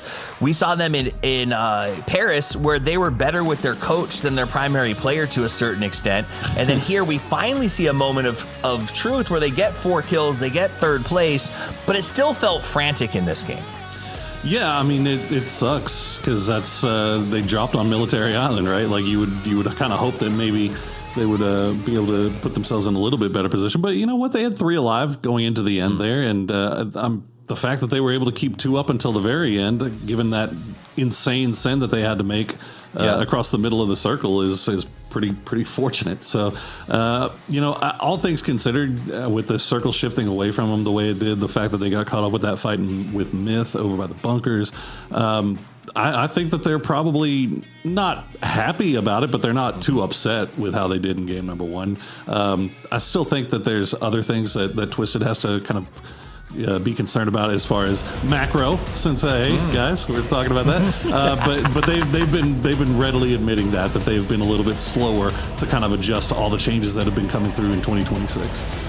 Well, as me and Professor Porosaurus head to the digital green room, we're going to turn it over to the beautiful voices of Matcham and Gibson for game number 2 of the PGS final stage, day 1. It's time for the Dusted Dunes.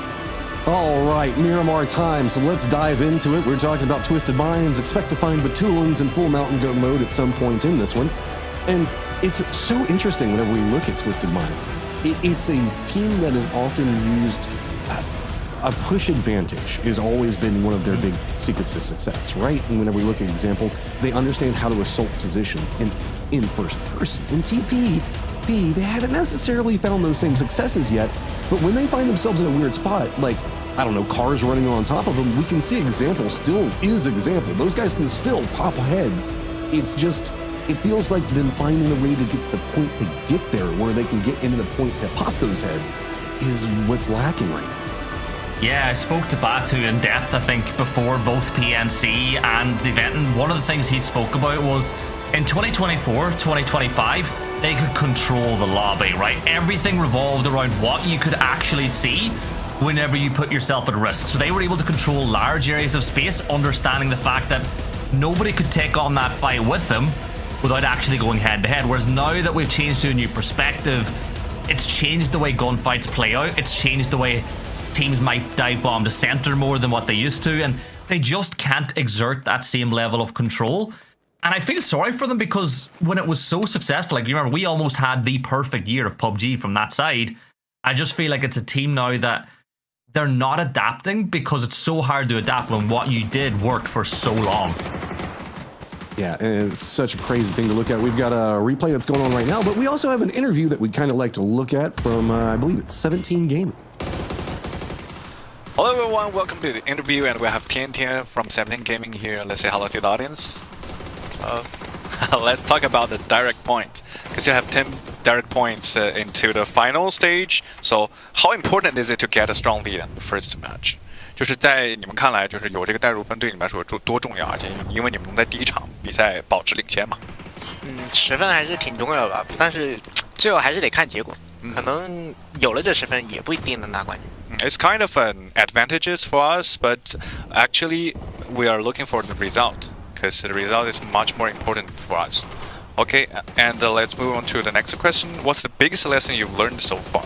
就是在目前为止，你觉得自己学到最多的地方在哪里？学到了什么？进步在哪里？世界赛打多的话，会更加的沉稳一点吧，更加的稳健。With more like international matches experiences, I think I'm more commercial and I can keep my calm mindset right now. And the third question is about how confident do you feel to win? 就是现在你们有多大的信心能赢下这次的比赛？我觉得我们队伍现在状态还可以。如果在圈不是特别极端的情况下，我觉得我们还是大概率能拿下这次的冠军。We are like kind of confident with our forms right now. If the circle is not too tough, we think we can win the championship. That's all for the interview. Thanks for Tian Tian. See you in games. Bye.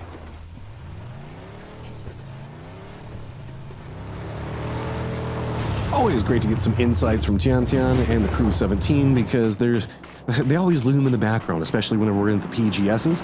Push now starting to come out from VP. Whenever we look at the circle, this is going to be not near at the point. This is going to be down in the southeast. Circle has gone more north, so a couple big pushes coming out. Anyone's Legend's going to spot out VP on the other side of it. Crixie taking some damage. And I think that's going to be pretty okay because Crixie's down into the southeast and Delawin's going to be more onto the inside track. Not really gatekeeping, just close to position there, Gibson. Yeah, it is. This is the fight that I think is more impactful between these two. You got Himas, who's kind of the beast from the east on one side of it, taking on Lukarox, who's got him for cold, but the micro Uzi, Matt, not enough rounds in reserve. That rate of fire far too high, and now I'd nearly say Lukarox is on the back foot. Okay, what can you do over here? Push is coming out from VP close range. Lukarox gonna find even more off of it. Go ahead, get that flush out as Anyone's Legend destroy Sololzi coming in from the top of this, trying to come down for some support.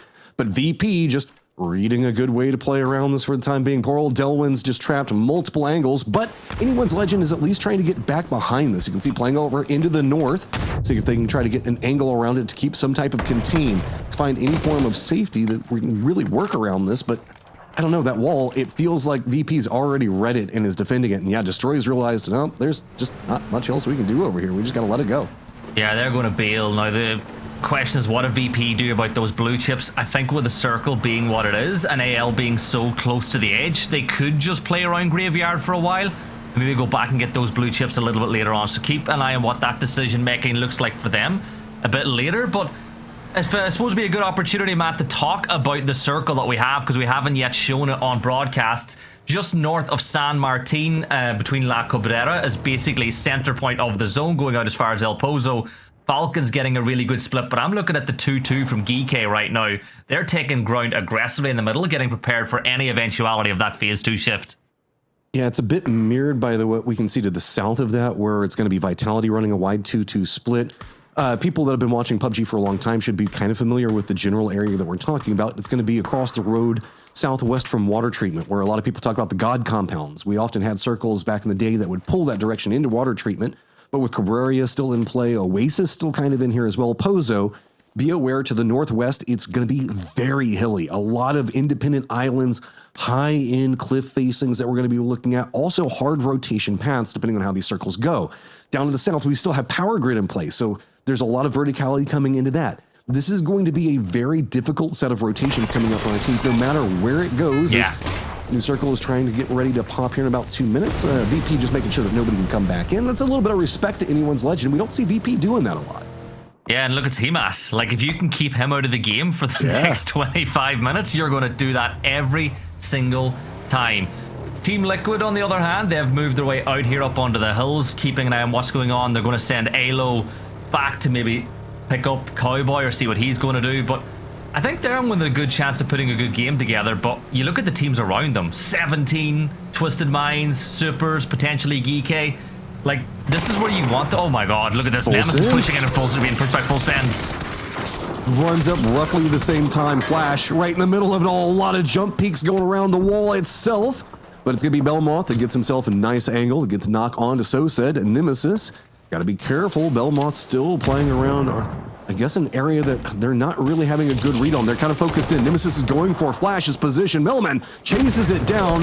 That's going to be perfectly timed around Belmont, but he picks her on the other side of this one. He just keeps using the building perfectly, bouncing from one side to the other. Now Diffx making the push in. Thanadol is going to come up, provide support. Rushy's also coming in from a new angle. Steve coming down from the east. So this is a full regroup and commitment from both sides. Can Diffx get Melman back on his feet? That's the question you got to ask. Rushy's a little bit more focused on the other side of this fight with Stead. So if you get Melman back, you bring it back to a 3 versus 3, and all of a sudden there's a chance. But I think with the footsteps so close from Thanadol and those nades being tossed, Diffx just does not want to take that risk here, Matt. Right on the other side of the door. Now he's going to go for the res, but does Stead have the cover? Okay, gotta be careful with this. The door, if it were to open, I think would kind of provide cover. Yeah, so it would provide cover for Diffx.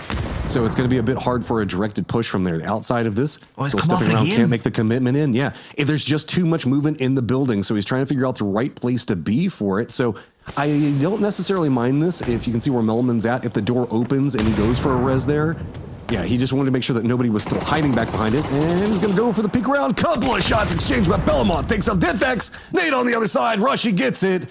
And that's going to be Nemesis out. Full Sense finding the kills as the circle has gone pretty much centered to that western area of water treatment.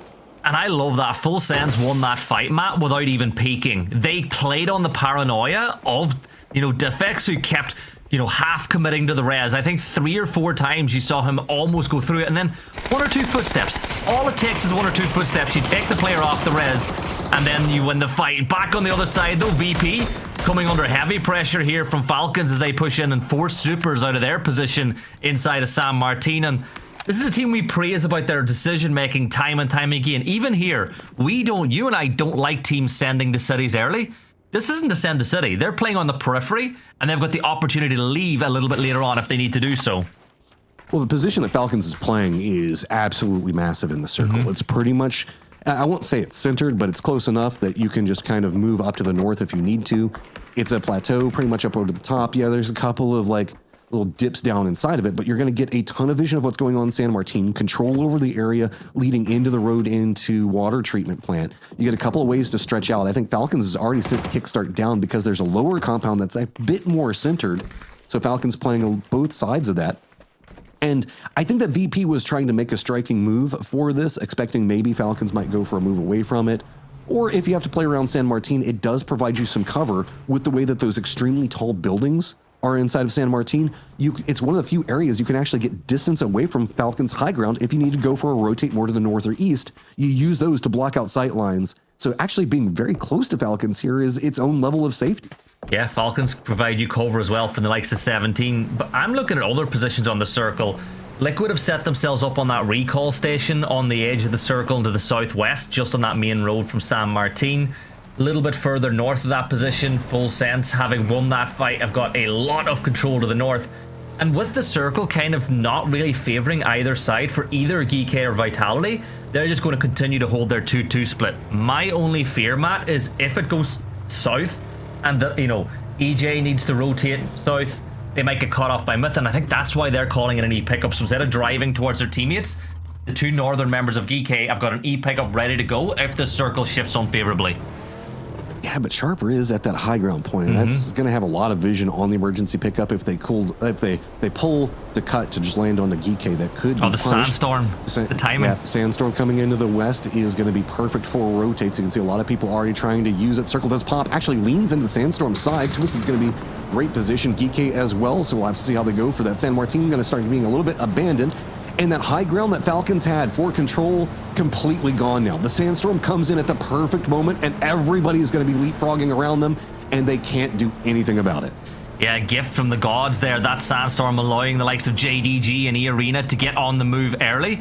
Looks like Geek will regroup center of the circle now in that position, in that valley, Matt. It's a position where you're not going to get a ton of kills, but you've really put yourself in a good position for the late game in the final 4. Falcons, if I'm Falcons now, I'm worried. Look at how many teams have already leapfrogged them towards the center of the circle.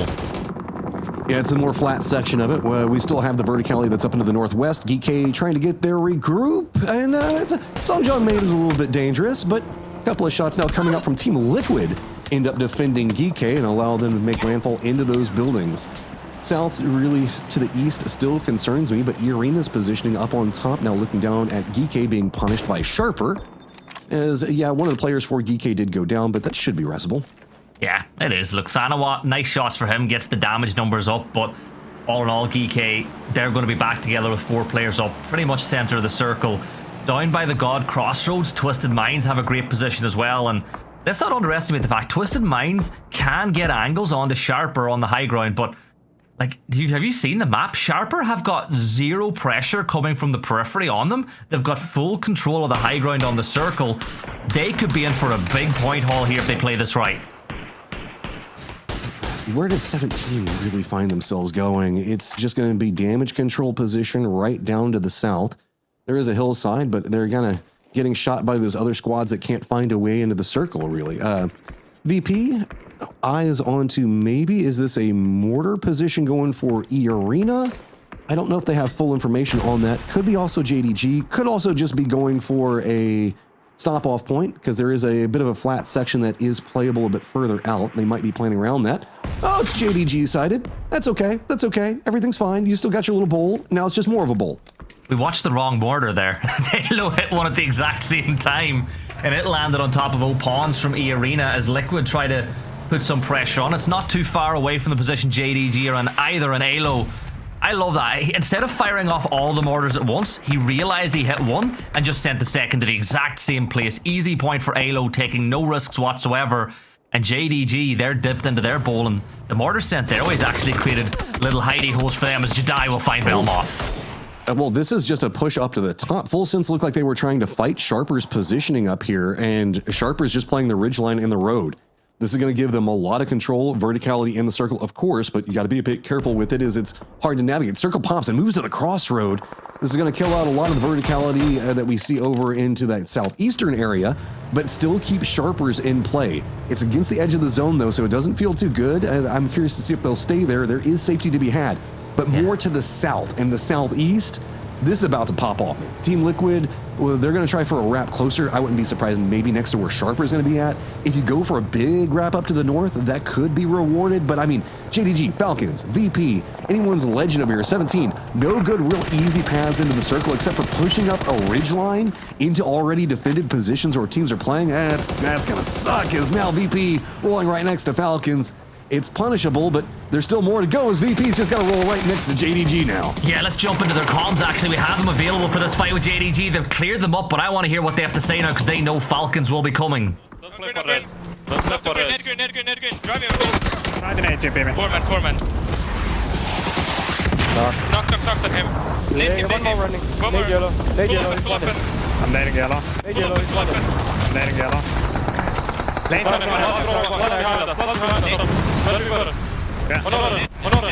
orange. Yellow. I'm nading yellow. He naded me. You're alone. He's still there. He's nading. Nice. Go down. Falcon.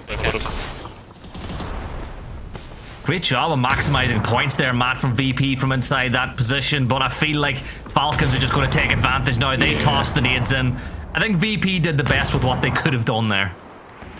There are a couple of ways to approach that, but remember, we've got eye in the sky. We know everything. VP just knew that there were a ton of squads in front of him, and they're not going to be too sad about that if you really look at it. 6 kills already, assuming that Corexy is going to go down. But man, Corexy doesn't go down easy. He will find ways to find another point.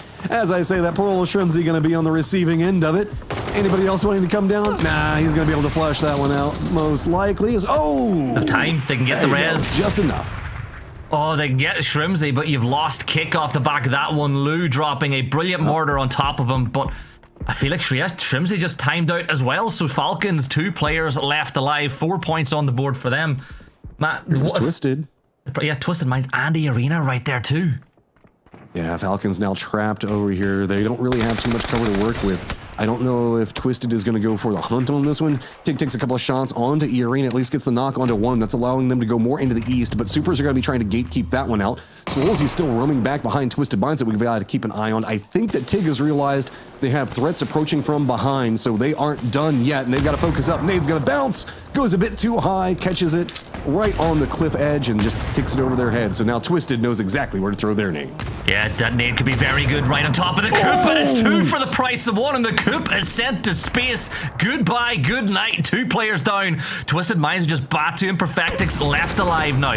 More pressure from Tiggleton. 1 player left alive for Twisted Minds as the 2 Falcons soar above them. A hip fire through the smoke. Don't let the res occur, Tig. He manages to confirm 1, but what a play that is from Falcons, and now E-Arena with 1 down can't even capitalize.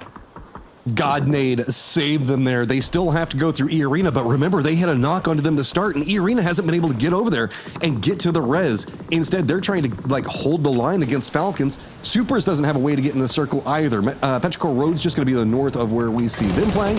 But our firm gatekeeping squads are going to be Vitality as well as Geekay. Falcons realize it's just time to cut and run the best that they can, and it's just going to be running right into the face of E-Arena. Yeah, the arena, they've got 1 player, Patampong is down, and with Nurans here digging his hole, he's trying to keep an eye on what is going on with Tiggleton on that ridge line, and the problem is he's using an AUG. Tig has got the mini in his hand, so his shots are going to land that little bit harder. Falcon's in trouble from Sharper here as well. Kurt is down, Luke is down, Alo drops down to just a singular HP as he drops inside and he hits those. It's Cowboy. Hold the line. That's all they're trying to do right now is Team Liquid under firm duress. Jedi, can you get anything else out of it? Gustav, nowhere to go. He's going to go down. Geekay now swarming out of their position, but Alo just keeps on holding it. Jedi is going to go down, and it is going to be full-on res Alo trying to get everybody on their feet. Yeah, everybody's still alive. That's a great nade from Song Jung, as that's another kill, and that's E-Arena losing even more players. You've got 6 teams left alive. Vitality wiped out as well as we enter our final 23 players with almost 20 minutes gone. Liquid will have time to regroup and get everybody back on their feet with control on that hill by the shack, but I'm keeping an eye on what's going to happen between Full Sense and Myth, because Myth have been in this compound for so long, and right on cue, Kiss gets a knock on to Rushy. Yeah, Full Sense is just kind of trapped over here now with Team Liquid starting to right their ship. They've got a couple of rock croppings that they can play for. Supers is just having to mirror position alongside Petrichor Road. These guys have been scrapping for quite a while, and there's no easy, real way to deal with this. Petrichor Road's just trying to get across and get... You can see that there's that hillside just to the north of where they're playing, but the nades coming out from Supers can roll downhill, get that extra little bit of distance, and just trying to make it to that hill. It's so close, but Supers just keeps trying to cut them off. Supers can't really go too much further up onto the high side of this because Full Sense is now trying to punish both of these teams, and Full Sense getting some damage onto Petrichor Road because they're trapped. They are stuck here, and they need to take down somebody on Supers, but it is just not happening. Supers got this on complete lock. Yeah, as you said, they're playing the way you should in a final. Petrichor Road deleted, and Supers move up to 31 points now, taking full advantage of these first 2 maps. Liquid will get EJ catching out Kurt as they try to make their way in. Alo already with a foothold in the circle, but now Myth need to move. And you're looking at it and you're going, oh, there's nobody center circle. Matt, you don't want to be center circle in a zone like this. It's just a killing field. It's a valley. You want to be where Liquid are. You want to be where Supers are. I don't know if you want to be in any part of the circles. I mean, Supers is all right, but remember, we're in circle 6 right now. And so to the north, where kind of Team Liquid's at, there is a hill that you can play that gives you some safety. Supers have the remnants of a hill and a ridge that they can play, and DK has a compound that's going to have like a couple buildings still in. Full Sense, Myth, they're going to lose the positions that they're playing, so Full Sense is probably going to be trying to make a push into the same area that Team Liquid's trying to get control. And whenever I say hill, look where Alo is. That's the hill I'm talking about. I wouldn't say it's good, but it is at least like not the road, right? Yeah, well, guess what? It's better than the position that like VP or 17 or Twisted Minds are playing right now. You know, if you want to find some positivity for these positions. So Rushy, he's dug himself that hole. He can keep an eye on what Myth are going to do, but I feel like Myth are the jokers in the pack here, Matt. They're the team that are going to be the domino that decides what happens with everybody else with their move. Yeah, and they're going to push for that hill. There's no surprise on that. And that now means that Team Liquid's going to be on one side of it with Full Sense getting harassed, while GK and Supers are also taking shots as they're just trying to get... There's this valley that kind of leads into that hill, and Supers has a great line onto it. The valley itself, GK has vision on, and now with Myth trying to get onto that point as well, it's already super contested over here, so Full Sense while you can get the damage on the Team Liquid, you're kind of surrendering angles that Myth are now just waiting, and they're going to pounce you the moment you try to go for this. The favor that a can just did for Cowboy there needs to be spoken about. Cowboy was dead to rights and a few shots from a can pulled them off that fight. Full sends. They're about to make their full send down the hill, making their way towards Alo. He's got the shield for cover. Luke's going to get one with the M249, but he's going to get flattened by Flash. And in the blink of an eye, Flasher deleted. Liquid still holding their own, but here come Myth. That nade, he just took it to the face. The car bumper runs right into him, but he dropped the nade trying to keep eyes on the prize of the goal. Myth does manage to execute their play that they were waiting for so long, so they get the hillside that Team Liquid wanted so bad, and it's now in the calmer section of it. They have an easier approach coming in from the east. DK didn't have a good sightline onto it, but EJ is making a move down across the road to try to get center dot control, while Songjon is actually pushing more onto the side to try to defend up against Super's approach. Yeah, I think that the way Geeky are playing this is really clever now. EJ's realized that if he plays in this valley, that it's really hard for the likes of Myth or the Supers to shoot him, because they're going to put themselves into fire from each other. So EJ can play the spot. There's a shack on the other side of the road that the rest of Geeky can maybe move into, but they don't even have to yet, because the compound, the junkyard, the shanties are still just about inside the circle. Supers and Myth now are the ones that need to move. This is going to be a game of timings, right? Whenever we look at it, Myth is going to have to move first, of course, because they're the furthest out. Super's going to be very close to the circle already, but see that they don't have a lot that they're really working with over there. It's two squads now leaving the hillside that they've been using for cover, moving downhill, sloping into each other, into that road. That's why EJ was trying to go for this foothold position, not necessarily to get center dot control, but more control for wherever anybody else can try to push into. He's going to be fighting anybody that tries to get into that angle and try to deny it. He's using that rock, as you can see, that's set up over here, and I believe that Myth and everybody else can spot out the car. Them Supers, they know they're going to have to be playing to the northeast of anything, and this position from EJ sets it up to where Myth have to either choose to just hop in a vehicle, send it down into Geeky, or just have to take the fight against Supers, and both of those are going to feel very bad. It does at least feel like maybe they're thinking the northern section could be a bit easier to go with off the start, so they're going to go for it fast and heavy. Roll right in front of the Supers. Use a couple of those trees for cover, but that's going to open it up for Geeky exactly according to plan. Yeah, the utility barrage now coming right on in, and Myths are gone. Going back into the Myths, and now it's just the Supers and Geeky. Korean 4v4 to find out who will take game number 2. A win here for Supers would really put them into the driving seat on the day. 36 points already, Matt, but shots from EJ forcing them up the hill, and here comes Geeky bringing the fight to Supers. This has been just such a heady game coming up from Geeky. They understand exactly how they need to win this and where everybody else is at. But the firing line from Supers, we know, can be ridiculously strong. Humans make the push onto EJ down below all of this, while Geeky is trying to take control of this upper section. EJ needs to keep himself alive, but he's got no tools to do it. Somehow, he does it. He gets the knock onto Human. Supers in trouble over here on the other side of it, though. How do they fight their way back down? They need to get these flushes, but Park Pro, he pops off whatever he needs to. It is just Deal, the last one up. Yeah, he's got the res inside the blue on the Rex. It's a 2 versus 2. Both of the crate weapons not being used at all, as Park Pro takes a ton of damage from the first nade. Blue zone being tossed deep as well, as Deal will try to use the first aid now, bringing the fight towards Geeky. EJ coming up the hill now as well, but this is not. Park is isolated. Can a can get here quick enough? How many nades do Supers even have left? They were having to use so much utility beforehand. Park Pro just has to hold down, keep the line set, let the blue zone force the firefight.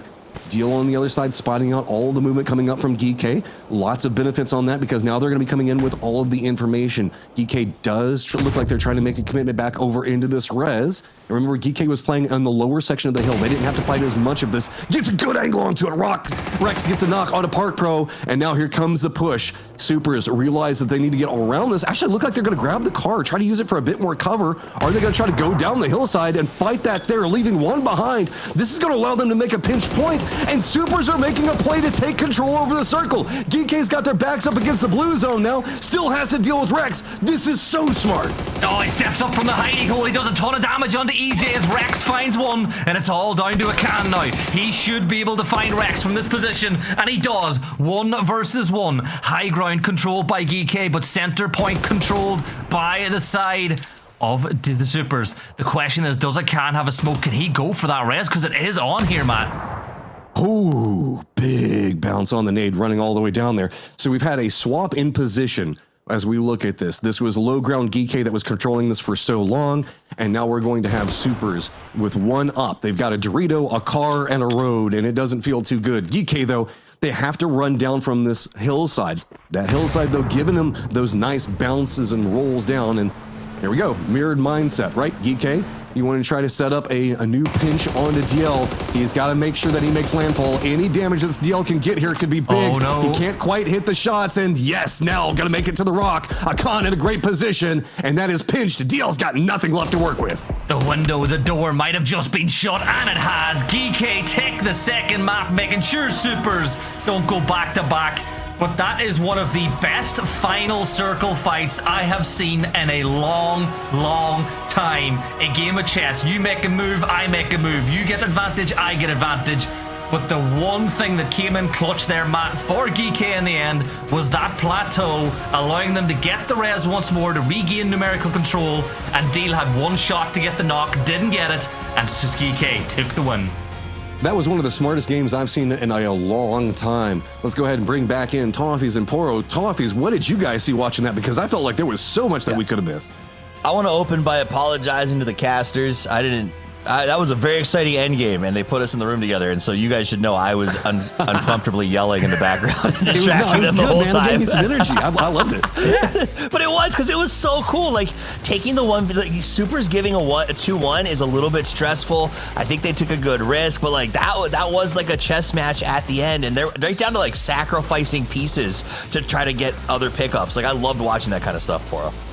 Yeah, there's a lot of stuff to talk about in this game. This fight, one of the first ones, you can see, Nemesis just getting a little antsy, man. Just it seems like full sense their experience kind of outshining Nemesis in that one particular incident. And then the battle for the plateau, the circle shifting off to the north here, I don't think anybody was predicting. Like, we've seen these circles go over here time and time and time again, but so rarely does it shift away from Falcon's compound, and I think Falcons were surprised by it as we get to see the Twisted Minds space program once again.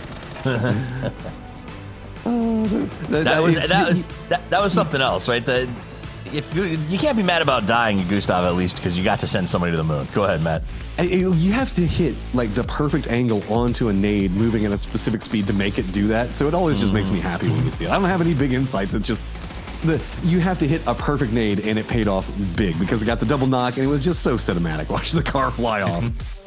I enjoyed that liquid dead man's hand there too, to be honest. Yep. Well, Liquid was a fascinating way that they played this game, too, as they sort of grinded their way into fourth, and I don't feel like it was an easy trip for them, Poro. They had to sort of, like, watch the kerfuffle with Falcons and Twisted and everybody else and choose some really good rotation times.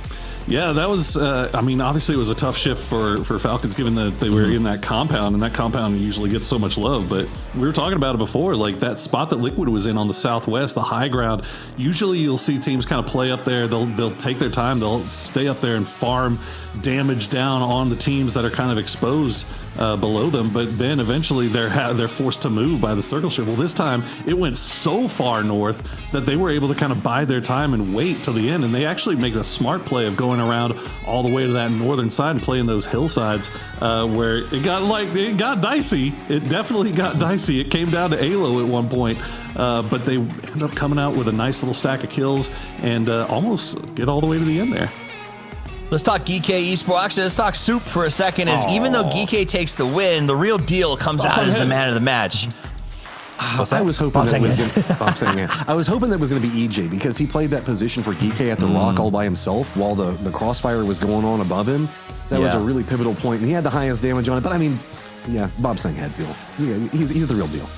He is. So he pulls it off. He gets that man of the match. But I do think it came down to a really great game by Geeky. But the actual story here is Korea dominating right out of the gate in the first two games. Soup picks up 16 points in the second game of the day after winning the first one. Geeky is not to be outdone, though. They had an okay first game. We're sitting in 6 coming into this one, and then pop a 17-pointer. So not too shabby, Poro.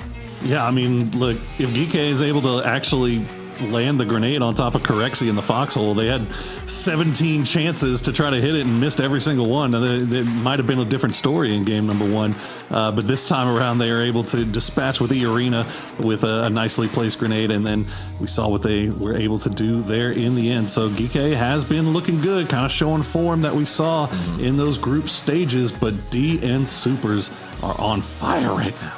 At least they're not running away with it, right, Gibson? I thought for a second Soup was going to get back-to-back wins, and then how do you stop these guys coming out of the, remember, survival stage? They look really good. They did, but it's still 16 more points. Like, you consider the fact 17 started this whole day with a 10-point advantage over everybody else, and look, they've got double, almost more than double the points than what 17 have. But thank God they stopped them, right? Because if Soup had won that, you added another 3+2 to that lead board, so they're up at 43, and you take 3 away from Geeky, they're 20-something points up on their nearest competitor. So thank goodness Geeky put a stop on that, because it does feel like Soup is one of those teams that after they take off running, they become very hard to catch. They've got that freedom to do what they want with, and we saw a little bit in that game as well, taking some risks and some aggressive plays there. Now, teams that I think we also kind of got a chance to watch in both of these games, Myth, we saw some big moments in the last one with Kiss and the P90, a couple good mortars. Here, they got a pretty free rotation, backfilling. I think it was Liquid coming into the end game circles, but they're still not putting together the points that I expect to see from Myth over the last couple of days. We'll come back, we'll talk about Myth, but first we're going to actually check in with Rex from Soup. Hello everyone, we're having Rex with us here. Welcome Rex, and it's like a cliffhanger but a little bit pity final circle. So what can you walk us through about what happened in the final circle? 就可不可以给我们简单讲解一下，就是决赛圈究竟发生了什么，还是有一些可惜的情况出现了？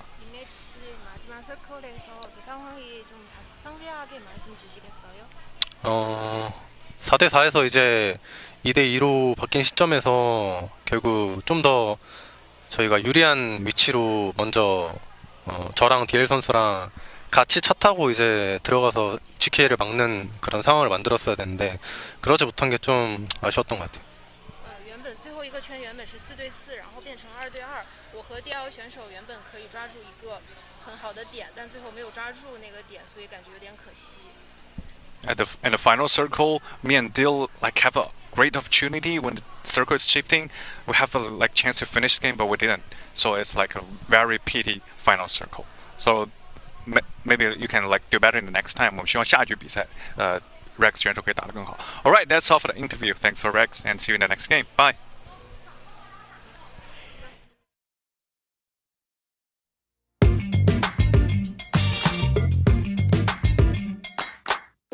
Hello everyone, welcome to the interview. Today we're joined by Keith and Jacob from Made in Thailand. Let's say hello to the audience. Hi, I'm Jacob. Hi, I'm Keith. Welcome. First of all, after the winner stage, what's been the biggest focus for the team as you prepared for the next stage? ก็จะแก้ไขสำหรับ4เกมแรกที่เกิดขึ้นเมื่อวานครับจะทำให้มันดีขึ้น You've won so much together. When things don't go your way, what helps the team stay confident? ก็จริงๆก็ถ้าสมมติเราไม่ได้ตามเป้าหมายที่คาดหวังไว้ก็จริงๆก็คือจะรีเซ็ตทุกๆรอบครับไม่ได้เอาเกมที่แย่ๆมาทำให้ตัวเองรู้สึกไม่ดีครับก็รีเซ็ตแล้วก็เล่นใหม่ Okay. Who is the biggest perfectionist on the team? คิดว่าเป็นตัวผมเองครับอย่างเช่นการมูฟรถอะไรอย่างงี้ครับผมถ้ามันเสี่ยงเกินไปก็ต้องมาขยับให้มันเพอร์เฟคที่สุดครับ The tournament is far from over. What do you want people to see from Made in Thailand the next stage? อยากให้เห็นพวกเราเป็นท็อป3 global ต่อไปครับผม Thank you for joining us today and looking forward to behave well, playing well in today's survival stage. See you in the games. Bye bye. Bye.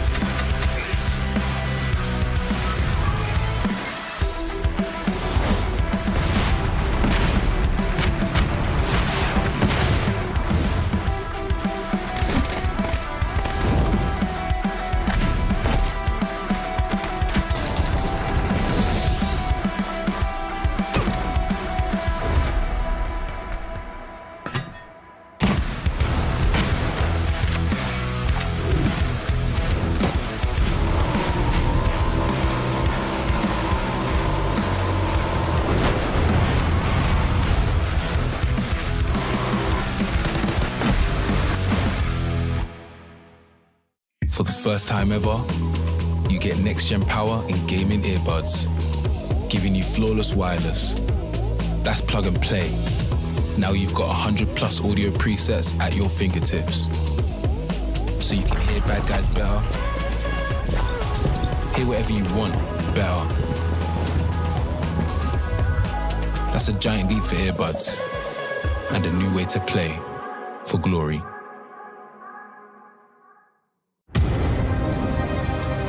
AMD touches the lives of billions, powering the technology you use every day. From data centers to your personal device, automotive to automation,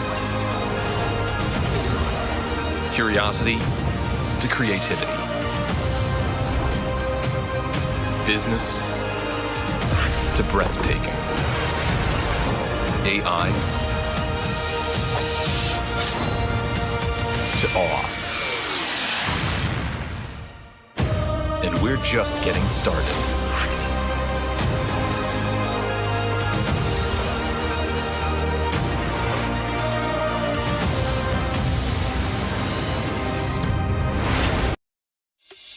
We got next. We ready to flex. We're ready to rock. Give it all you got. We got next. Y'all rockin' to the top. Can't stop it. Must be off your rocker, then you gon' stop her. We got next.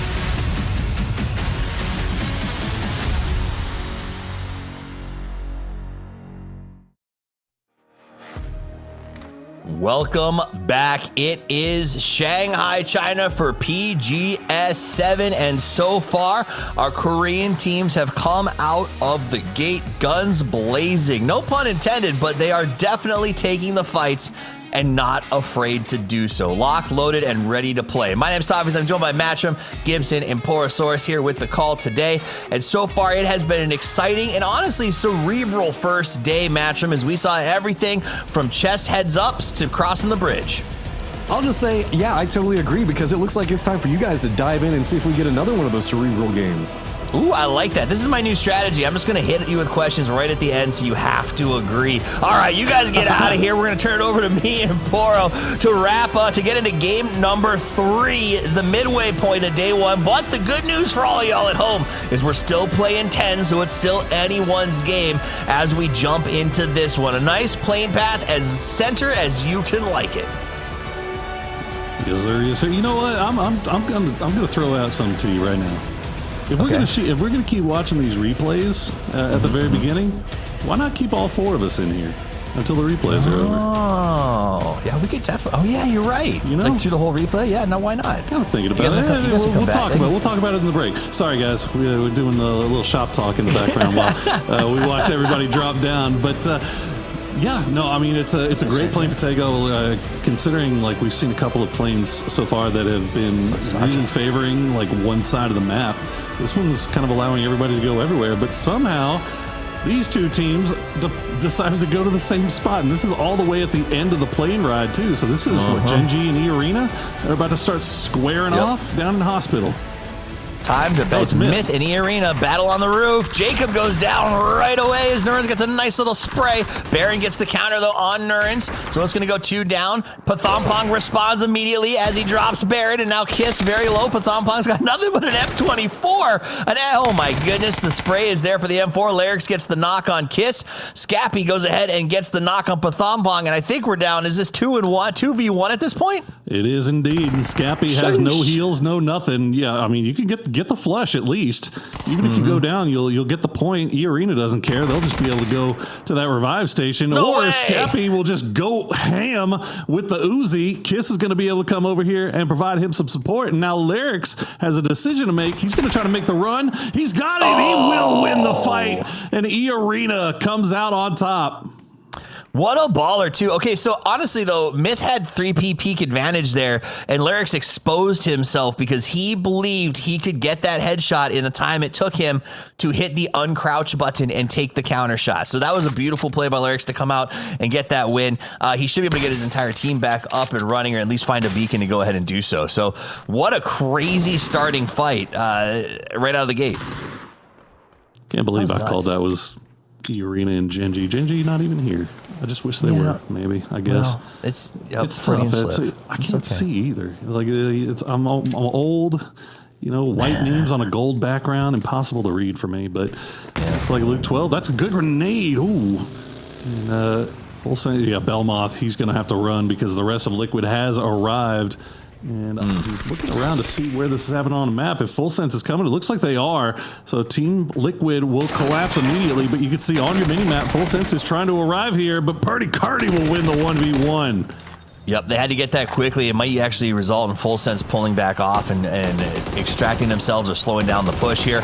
They do shoot from the high ground. They have a great spot to look down on Team Liquid right now, so Liquid's going to have to be very careful as they lock up. What I do like, though, is another example today of Liquid being proactive. The first two games, sure, the Edwin's Legend fight didn't go exactly the way they would have liked, but they made the choice and they pushed that when they needed to. Same in the previous game, waiting a little bit longer, using their mortars, backfilling a couple of teams from the south on Miramar.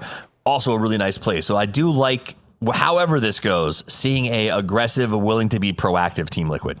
Yeah, no, that was really nice. And we'll see how long Full Sense decides to stick around here, because you see Cowboys taking shots from Petrichor Road. Petrichor Road has made their way over here, and now they've got Cowboy pinned down. He's taking a little bit too long to go and join the rest of the boys. You better hope that thing's got good acceleration. Oh, he accelerates it right into a wall, and now he's going to have Ming Ming right on his doorstep as Flash is going to get a knock on to Luke.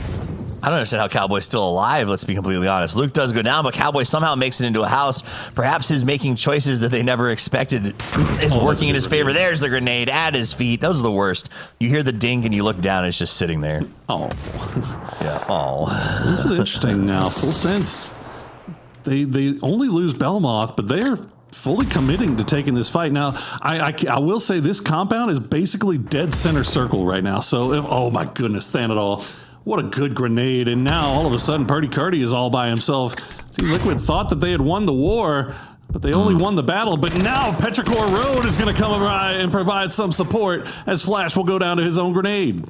What are we even doing, guys? This is insanity. Center circle. This is insanity. Yeah, it's fight for the center. Circle goes very far to the south, and now everybody's here, so it does become a third-party fiesta as Team Liquid, for all of their proactivity and desire to be here, ends up just slowly but surely getting dismantled piece by piece. I mean, this is one of those things we talk about all the time. You see C1 pop and you're like, oh, yay, my team is dead center of C1. That's great. No, it's actually kind of sucks because now you have to worry about every other team that's coming because you thought Petrichor Road was enough. Why not throw Supers in there as well? Why not throw 17 in there as well, as everybody is looking over in this direction towards this compound, towards the hills surrounding it, because it is in the center. It is a great spot to hold. And now we'll see if Thanadol can time that grenade nicely. He cannot. Oh, but that gas can is scaring the hell out of me. I'm trying to. There's just the map is not zoomed in enough because VP is so far north right now. Pick it up. Let's get out there. This fight is absolutely insane that it is still going. Kurt, I mean, but like Kurt can't really like. There's nothing you can do here. It just feels like you have to just lay down and wait for your inevitable death. Nah, I think he realized. I mean, he knows that Petrichor Road is pushing, right? So I think he's hoping that maybe he's got some support from the hills that's going to keep Full Sense from trying to send it over here. Now, Thanadol does still have one more grenade. Looks like he's going to hold on to it for now as we get a replay of that arena myth scrap that started off the game. It's been non-stop action from the drop, Toffees. It really has. It has, honestly, I don't think we've had any breaks in the competition other than to watch Purdy lay while the rest of his team has died around him. Like, there's nothing else here but a good start fight. I haven't seen a drop like this since I played pubs last week. It just is a wild way to kick off the game with a good old-fashioned roof fight. That was like let's go school level of roof fight, man. Yeah, yes, indeed. Yes, indeed. Well, it looks like Purdy Cardi's able to get off of the roof. So that's at least something going his way. Is when you say off the roof, I mean back to the lobby? I'll just shut my damn mouth. All right, Chewy's going to take him down. Liquid's out now. Supers and 17 were hovering around in this same vicinity, and they are going to run into each other. Xiaowu's going to go down. Heaven will get traded out by Lil Ghost. Now Tiantian, good grenade. He's going to spot out one at range. A lot of damage coming through, but can't get the knock. Gets him nice and low. Now the nades are going to come out. Backwards nades. Past the tree. Comes here. Here comes the counter nade towards Tiantian. Tiantian has to fall back after he hears the nade hit the ground. Nice explosion. Almost gets him down. Deal follows it up. Bobs ahead. Gets the knock, and now he's going to go for the second. Gets that flush. Pulls the second flush off. He's got to watch out for Little Ghost just behind the tree. He's got a nade queued up. He's going to send that over. Cooking it up right now. Bounces past the car. Ooh. He gets a nice knock right off the trunk. Gets a second grenade. Tosses it up over the top of the hill. Pulls out the gun. He's got the AUG. He wants to go for the spray. He's got him down to 25%. Flanks around the left side. Can he make it happen? The smoke is up. He is down to 1. He has to stop the soup. He's got the advantage. Nade is cooked. AUG out the right side. Goes for the spray and finishes the job. Supers. The leaders in the lobby are out. And 17, your champions from the winner's stage, somehow survive. Seeing the return of the big poltergeist. Yeah, Little Ghost is feeling himself. He's going to get out of there just in time as well, as you see ALAG immediately made that send. Unfortunately, Little Ghost able to finish that off quickly and able to escape. I'm not sure if he's got any blue chips in his bag, but he's sending it off to the north. We'll see if he actually runs into VP as they come in from that northern side. Geek get a little bit close to Vitality, and shots come through, but no knocks just yet, as the new circle has popped, and it is going to stay down on that coast. Sheesh. Songam going to be the prio here, as that'll be the desperation send for some teams.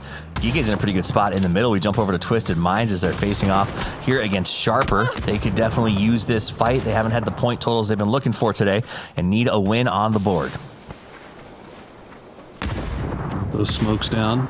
Try to reposition. I think they heard that vehicle for Tanawat as he's trying to go for that flanking angle, but looks like Batulin's actually spotted him out, may have him from a flanking angle. The rest of Sharper still in vehicles, and now Vitality actually creeping up in this direction as well. They actually have vision from low ground, but nice shots from Ozapalui will take down Gedrox as Levante tries to return the favor with that arm. Not going to find it just yet. Perfectix spots out Tanawat. He will take down that flanked man. And now Thunders has to just hop in the vehicle and dip on out as best he can. Yeah. Great help there. When that knock came out on Sharper, there wasn't much they could do. Hell of My Bad's got him from one side. You got Twisted Minds on the other. They now just have to tuck down and hope for the res and lock into a really, really tough spot. So huge assist for Twisted Minds coming out of Vitality. And they should be able to get that res as well, as Batu is going to get the re-knock onto Thunders almost immediately. And Jedi almost goes down as well, and I think Sharper is just going to bail on this. They realize that Twisted is right on their doorstep. They'll try to escape. We'll see if they're allowed to. Example will find one. Batu will find the other. Sharper goes down in 13th place. One simply never turns their back on Twisted Minds. You try to run, it means you're not aiming down the barrel, and all it is a quick drive-by and a shot from above. Example gets him out. Sharper is eliminated. Elsewhere on the map, Virtus Pro looking to put some more points on the board. They're sitting at 22 in 4th place, and I would love to catch up to Soup. Soup at 41 is an astounding lead for us only being on our 3rd game of the day. It is, but fortunately for everybody in the lobby, they are knocked out, so dead. Maybe we got a little bit of chance to catch up here. As you see, Batu has found a little bit of cover in this warehouse on the northern side. Well, I guess do we still consider this Songam? I mean, it's like the Songam suburbs. Yes, the suburbs of Songam, the rural area. I think Geeke is living the dream right now. I mean, the next shift will be the determiner. Hey. All right, Geek, calm down. Geek is looking good. Well, I like where JDG is. If they can kind of defend this hilltop area that they're in, they could be in a good position. But you see Twisted already sending it across the road, already trying to break their way through the gauntlet. Vitality doing the same thing, but Geek and Falcons both staring daggers towards their direction, and now Twisted and Vitality are going to run into each other, and the shots will be traded out. You see Falcons kind of taking shots from range. A lot of madness going on here in the middle of the circle. JDG, are you ready? Surprise! Oh no! All right, so they do see the stop down by Twisted Minds. Susie jumped out, tried to get that first spray as he goes by, but now he's stuck between the hammer and the anvil of Twisted Mind. Nons goes that good early spray. They were basically just hiding in foxholes, waiting for someone to come up here. Nons ultimately goes down as Loot turns back around. Cole19 tries to make a play, but he gets smacked in the head. Loot not happy about the Professor, gets a double knock. This is nice from Twisted Minds. JDG, they haven't taken the flushes just yet. You gotta wonder if, I mean, you saw Vitality and Falcons kind of looking over in this direction. They saw this going on, and now they see the kill feed lighting up. Both of them are kind of just staying inside the city for the time being, so it looks like this fight should be able to play out. Let's see if Lou has the good arm. Try to throw one. He's gonna have it. Gets December 12th and flushes out Cold 119, and now Suze, the last player left alive. Lou's on the hustle right now as he has been making a textbook class on how to clean out. Lou, did he get all 4? That's a 4-man wipe. Sure, he had help from his friends, but now they got to worry about Geeke, who actually sent out runners from their secure position. They sent runners almost 200 meters to try to engage as a third party. You had to expect it too if you're Twisted. I mean, I'm honestly shocked that it took this long.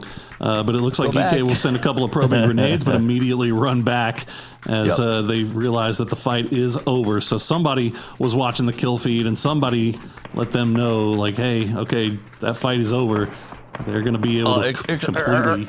Excuse me, dispatch. Lou just got 4. Abort. Fall back. Do not engage Lou. He is out of control. It's probably how the comms went right there, because Lou was playing out of his mind. And though if Lou had been a little bit slower and not gotten that third knock, Geeke would have come over the top of that hill while their backs were turned, and it would have been a very different ending for Twisted Minds.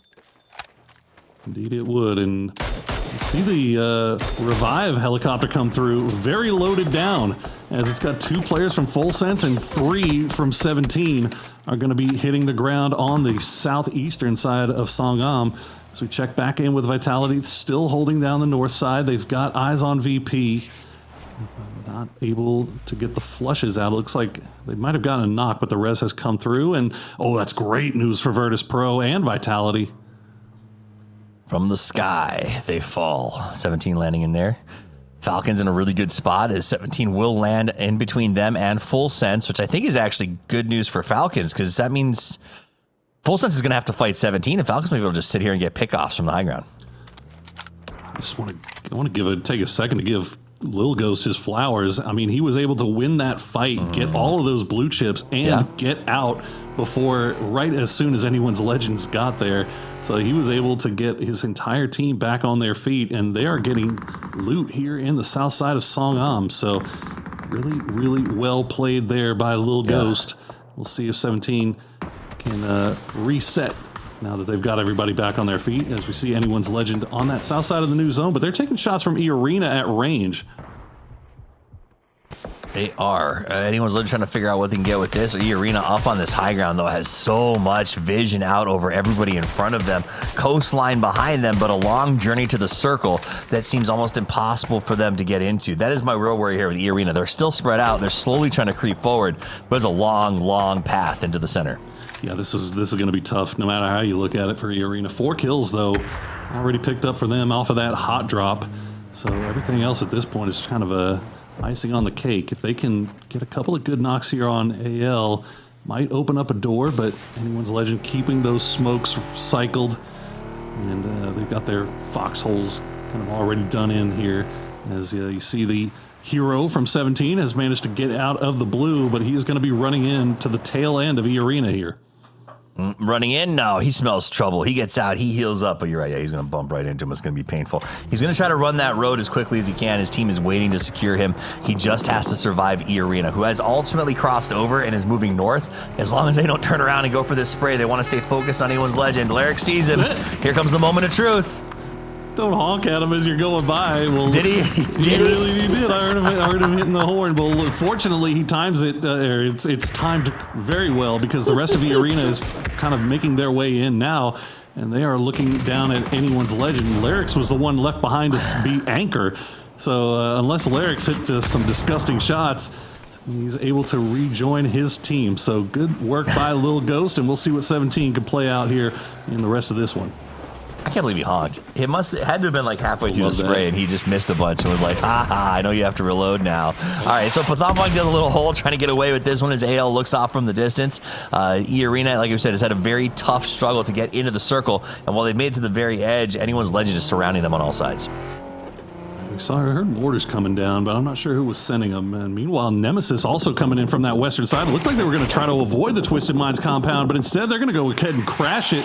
Now E-Arena is going to make their crash onto Anyone's Legend, but that is such a tough push to make for E-Arena, knowing that AL is dug in there as Nemesis now will arrive. The battle of utility is popped off. It's an ant fight. It's an ant fight. Get in there. Let's see this. Batulin tries to make the spray at the end. Gets a little knockdown at that, but what is Nemesis at right now? We've got one alive. One alive here in the form of Batulin. Winner takes all. Yeah, AC State is off in the distance too. That initial push from Nemesis, they just took too many L's. I mean, that is the hard, that's what makes pushing in this map specifically with this destructive terrain so hard. Because look at Batu. How are you supposed to know exactly where he is when you crash on that as Nemesis? And all Batu has to do is sit there with a couple of grenades, throw them in their general direction, and he's gonna get some success on it. Well, that's what Twisted Minds ran into when they came up here in the first place. Those foxholes that were just a trap. They knew this hill was going to be popular, dug in, had 4 guys just waiting for a chance to attack, and just like a couple of ticks, they latched on when they came into range. It's really well held for Twisted, up to 10 kills now as well, even though they are just down to Mr. Batu. He still kind of has an idea of where Stead is. I'd love to be able to flush out Diffix and get that last kill as we see Virtus Pro trying to make their way across the road on the northern side. Looks like they're going to lose 2 to Pero as Stead tries to make a run. Will get taken down in the end by that last bullet sent by Batu, and now E-Arena. This fight has been taking forever. And it looks like Lil Ghost and the boys have left the south side of Songam, and they are coming in at the perfect time to third party, and they are collecting more points for their trouble. That's amazing. Lil Ghost rode into town and went, hey guys, I know where there's a fight going on. Come with me. And they just mounted up and rolled back down there. So not only did 17 get back into the game, they also got loaded up, and now they get to wipe some teams. There's going to be a ton of utility lying here on the ground. So any utility they could not find will now be available. Look at that. Luca Rux hitting the mortar right on top of Vitality and immediately sends it on over. So VP once again in that situation where the game didn't necessarily go in their direction, but they are down to 2 and they're still finding points and they're still finding a way to make their way in. But Petrichor Road are sending 3 over in this direction, looking to see if they can finish them off. Petrichor going to be coming up here. Luca Rux got that blue zone on top of him. He's trying to crawl around just a little bit. The car actually blocks him in about 2 ticks longer than he would have liked. Has to go for the hill. Petrichor knows that they're going to keep charging forward. Chewy's got the M249. The grenades are preloaded, and they would love to get VP dug out of this spot, though I don't think they can over push it. I think we just pot shots at each other. Well, maybe. Okay, there you go. GK. The rich get richer, as we said, as they're going to get a little bit of a care package drop to go along with their compound. As there's that grenade. Chewy will take down Luca Rux. And now, actually, Falcons, they were biding their time in Songam, but they're going to take a knock to Full Sense. Let's take a listen in on Falcons comm to see how they deal with this impending fight with Full Sense.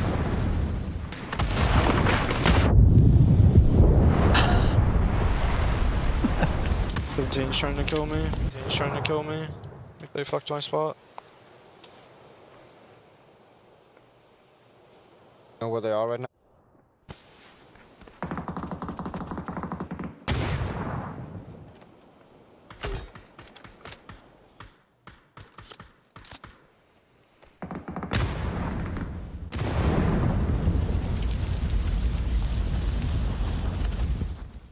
Well, not a whole lot there after. No, but I like that. I like that. Yeah. It shows the sharp difference between like us watching it from this side and from that side. The dead silence looking for any Q they can. 17 on the high ground is going to bury them there as well. The smokes, the only keeping the Falcons alive because 17 got here late and doesn't know exactly which holes they're lying in. So it is going to be death in the offing as Kickstart getting bounces all over him. Lots of smokes, lots of everything, and somehow just staying alive. Blue Zone is going to come in that grenade. He is not going to be able to heal through it? Yeah, I didn't think so. All right, so that's the end of the Falcons. They will go out. They got sandwiched between Full Sense and 17 from the high ground, but now Full Sense has to worry about 17, who is looking down. It just goes to show you how important timing can be. Falcons were waiting until that circle popped to try to make their push up that hill. instead of kind of going when 17 was focusing on wrapping towards the west. And as a result, 17 was able to turn around and just kind of take advantage of them. But now Full Sense is actually getting some pretty big knocks there onto the 17 boys. The trade's coming through as we see Petrichor Road still trying to get rid of that last player from Virtus Pro. Corexi has shown himself to be a tough nut to crack in the late game as he is hiding out in that foxhole. Right, Corexi in a foxhole or Beamy in the blue, it doesn't matter. These guys find a way to survive longer than anyone expects them to. 17 goes out, and Corexi picks up another placement point.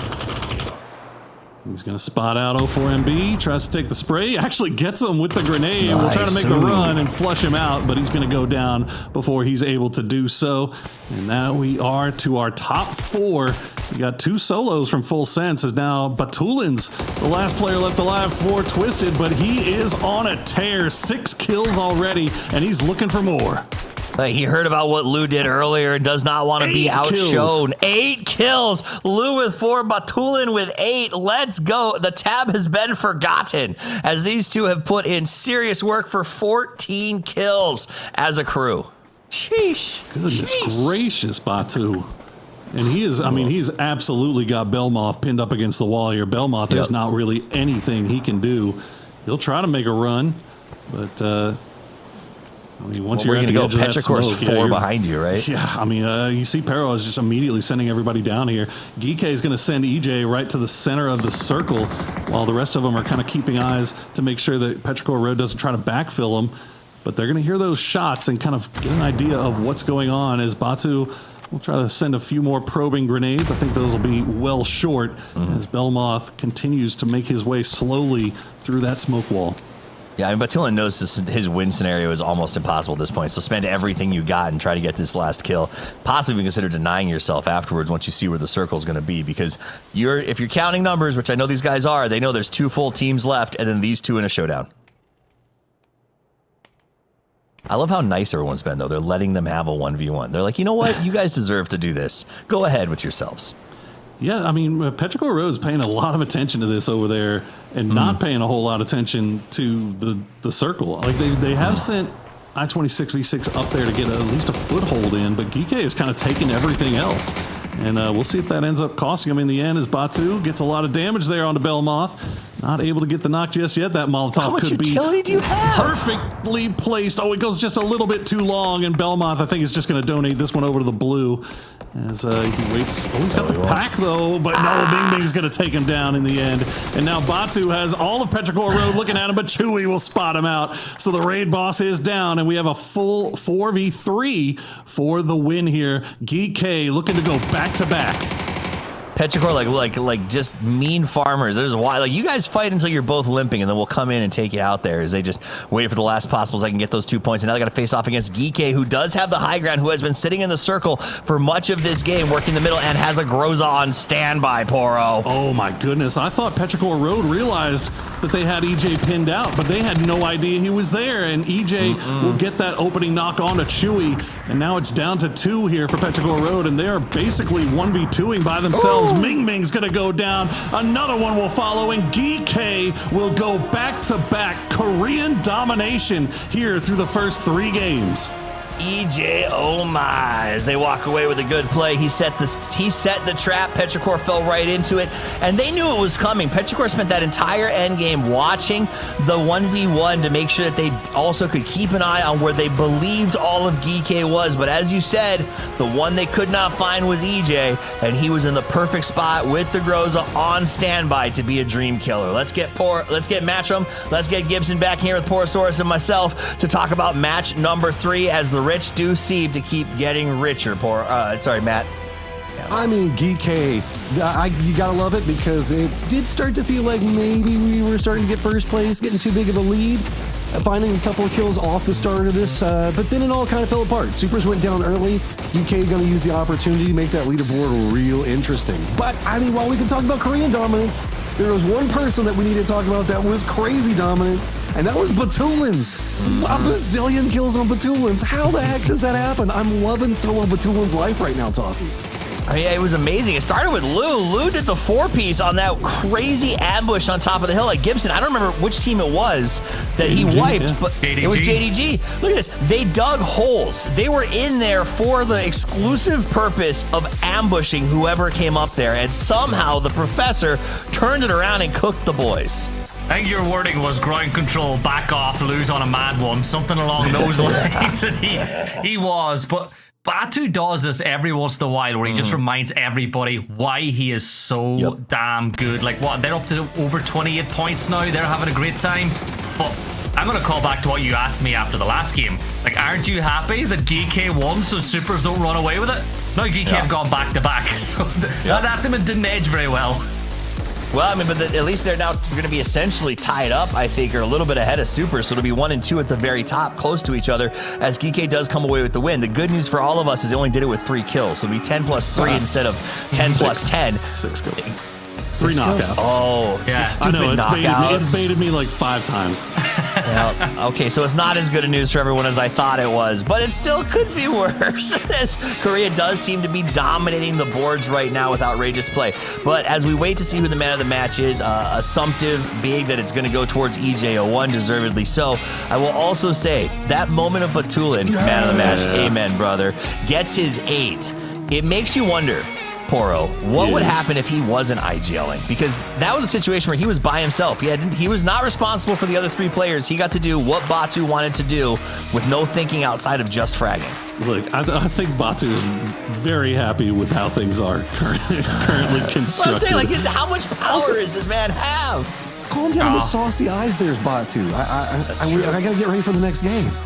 Yeah. Is that saucy eyes or is that I just flew in from Kazakhstan? I'm exhausted. I do believe they did Media Day the day they arrived, so a lot of these guys absolutely knackered at this event, but you can see him turning on. 19 points for Twisted Mind. Only 5 for placement, but who even cares at that point? Those guys made really gold out of coal in those fights, Gibson. Yeah, they really did, and it's just about getting as many points in those games that you're not really supposed to win. Like, what, 19 points, 14 kills? I'll never forget about 3 years ago, a caster who no longer works PUBG said that Twisted Minds were being held back by Batu's mechanics, and I remember going, man, that's crazy work. That's crazy work. Batu going in strong, but GK tying the lead, 41 points alongside Supers, getting the placement point battle ahead of them too. Yeah, we're 17 in that 10-point head start leading them now. Where are they? Oh my gosh. I was looking for them. I had to go all the way over to the right side. That's they would technically be in the exact same spot if they didn't have the 10 points, though, so cool. That's look at Full Sense, too, though. Yeah, Full Sense looking good. It's nice to see the defending, but to see the defending PGC champions finally putting up is actually very exciting for me, Poro. Like, this is a team that has been sort of letting me down this year, and seems like they're back on an uptick lately. No, it definitely seems that way, right? Like, they are definitely a momentum-based team, and so far, like, despite not getting any wins, they're right there. I mean, they're only 5 points removed from Geeke and Supers, who have been absolutely blowing out today. So, really good work coming here from Full Sense, one of the only other teams that's still within reach of those 2 Goliaths at the top of the leaderboard. And that is Goliath at the top of the leaderboard. I guess the good news, Gibson, though, is that there is 10 games to play today. If it was one of the previous couple that we've played, everyone would be stressed out about catching those 2 right now. But the runway is still there. Yeah, and even looking at these 2 teams at the top, they had completely differing days from like groups to whatever bracket they ended up on. So we know that these teams can struggle every once in a while with keeping it going in back-to-back days, but you cannot let them continue this. Like, if these 2 teams continue at this tempo, you could be going into tomorrow with it being a 2-horse race from the start, and it's been a long time since we've had something like that happen. Yeah, and so while we talk about Soup coming out of the survival stage, and Geeke did come out of the winners division, it wasn't by much. Geeke only got through by 3 points ahead of the cutoff line. So they did struggle to stay in it at the end of the winners stage. So to have 2 teams that I think started this tournament a little bit slow, coming out in game 1 and absolutely lambasting their opponents, tells me that some people went home, they did some work, and they adjusted to what they were expecting in this lobby. And I have an insane amount of respect for teams that can go home and make adjustments that fast, Matchup. Yeah, I mean, DK has been having like these couple moments here and there. They haven't been just at the top of these major leaderboards, but they've just been like right out of the you're going to notice them range, right? Whenever we looked at Games of the Future, it was 5th place. Esports World Cup was 6th place. They're a very good team that has been just looming on the range out behind all of this, waiting for their moment to really come into themselves. All right, 5 games to play today, 10 to play over the weekend before we crown a winner. It's time for the penultimate match of the day, Game 4 of the final here at PGS7. Let's get ready to rondo with your casters, Matcham and Gibson. Ooh, Toph is bringing us in hot, and I love it. We're starting playing path all the way up to the north. Just going a bit off center down into the east and the south, ending around that 10 long position. So, I mean, long stretches for everybody. That's kind of how this map goes, but it's going to be a pace-setting map. Can we see GK, Supers, falter, or can they continue their climb? Can anybody else find anything to try to catch up to them? Because there still was, like Poro was talking about, full sense looming back behind and twisted off of solo survival plays from Batulans. Now in that 4th place position, trying to see if they can maybe resurge and find a bit of last year. Yeah, and they've got a great drop on this map as well. I'm so used to seeing like them and Na'Vi contesting for that test track drop, but Na'Vi of course not making it. So I wonder if anyone will drop in that area, but we have had a lot of circles on the east side of Rondo of late, and I wonder with that flight path, could we be up to see that once more? One thing worth pointing out though, Liquid got the circle for the first time in a bazillion years in the last map and got crashed in phase 1 and wiped out of it. They're probably hoping maybe it's not the worst idea to be chasing circles in phase 1. It's the Team Liquid curse, right? Is if they end up having to chase the circles, they're never going to be able to get to the circle until circle 4.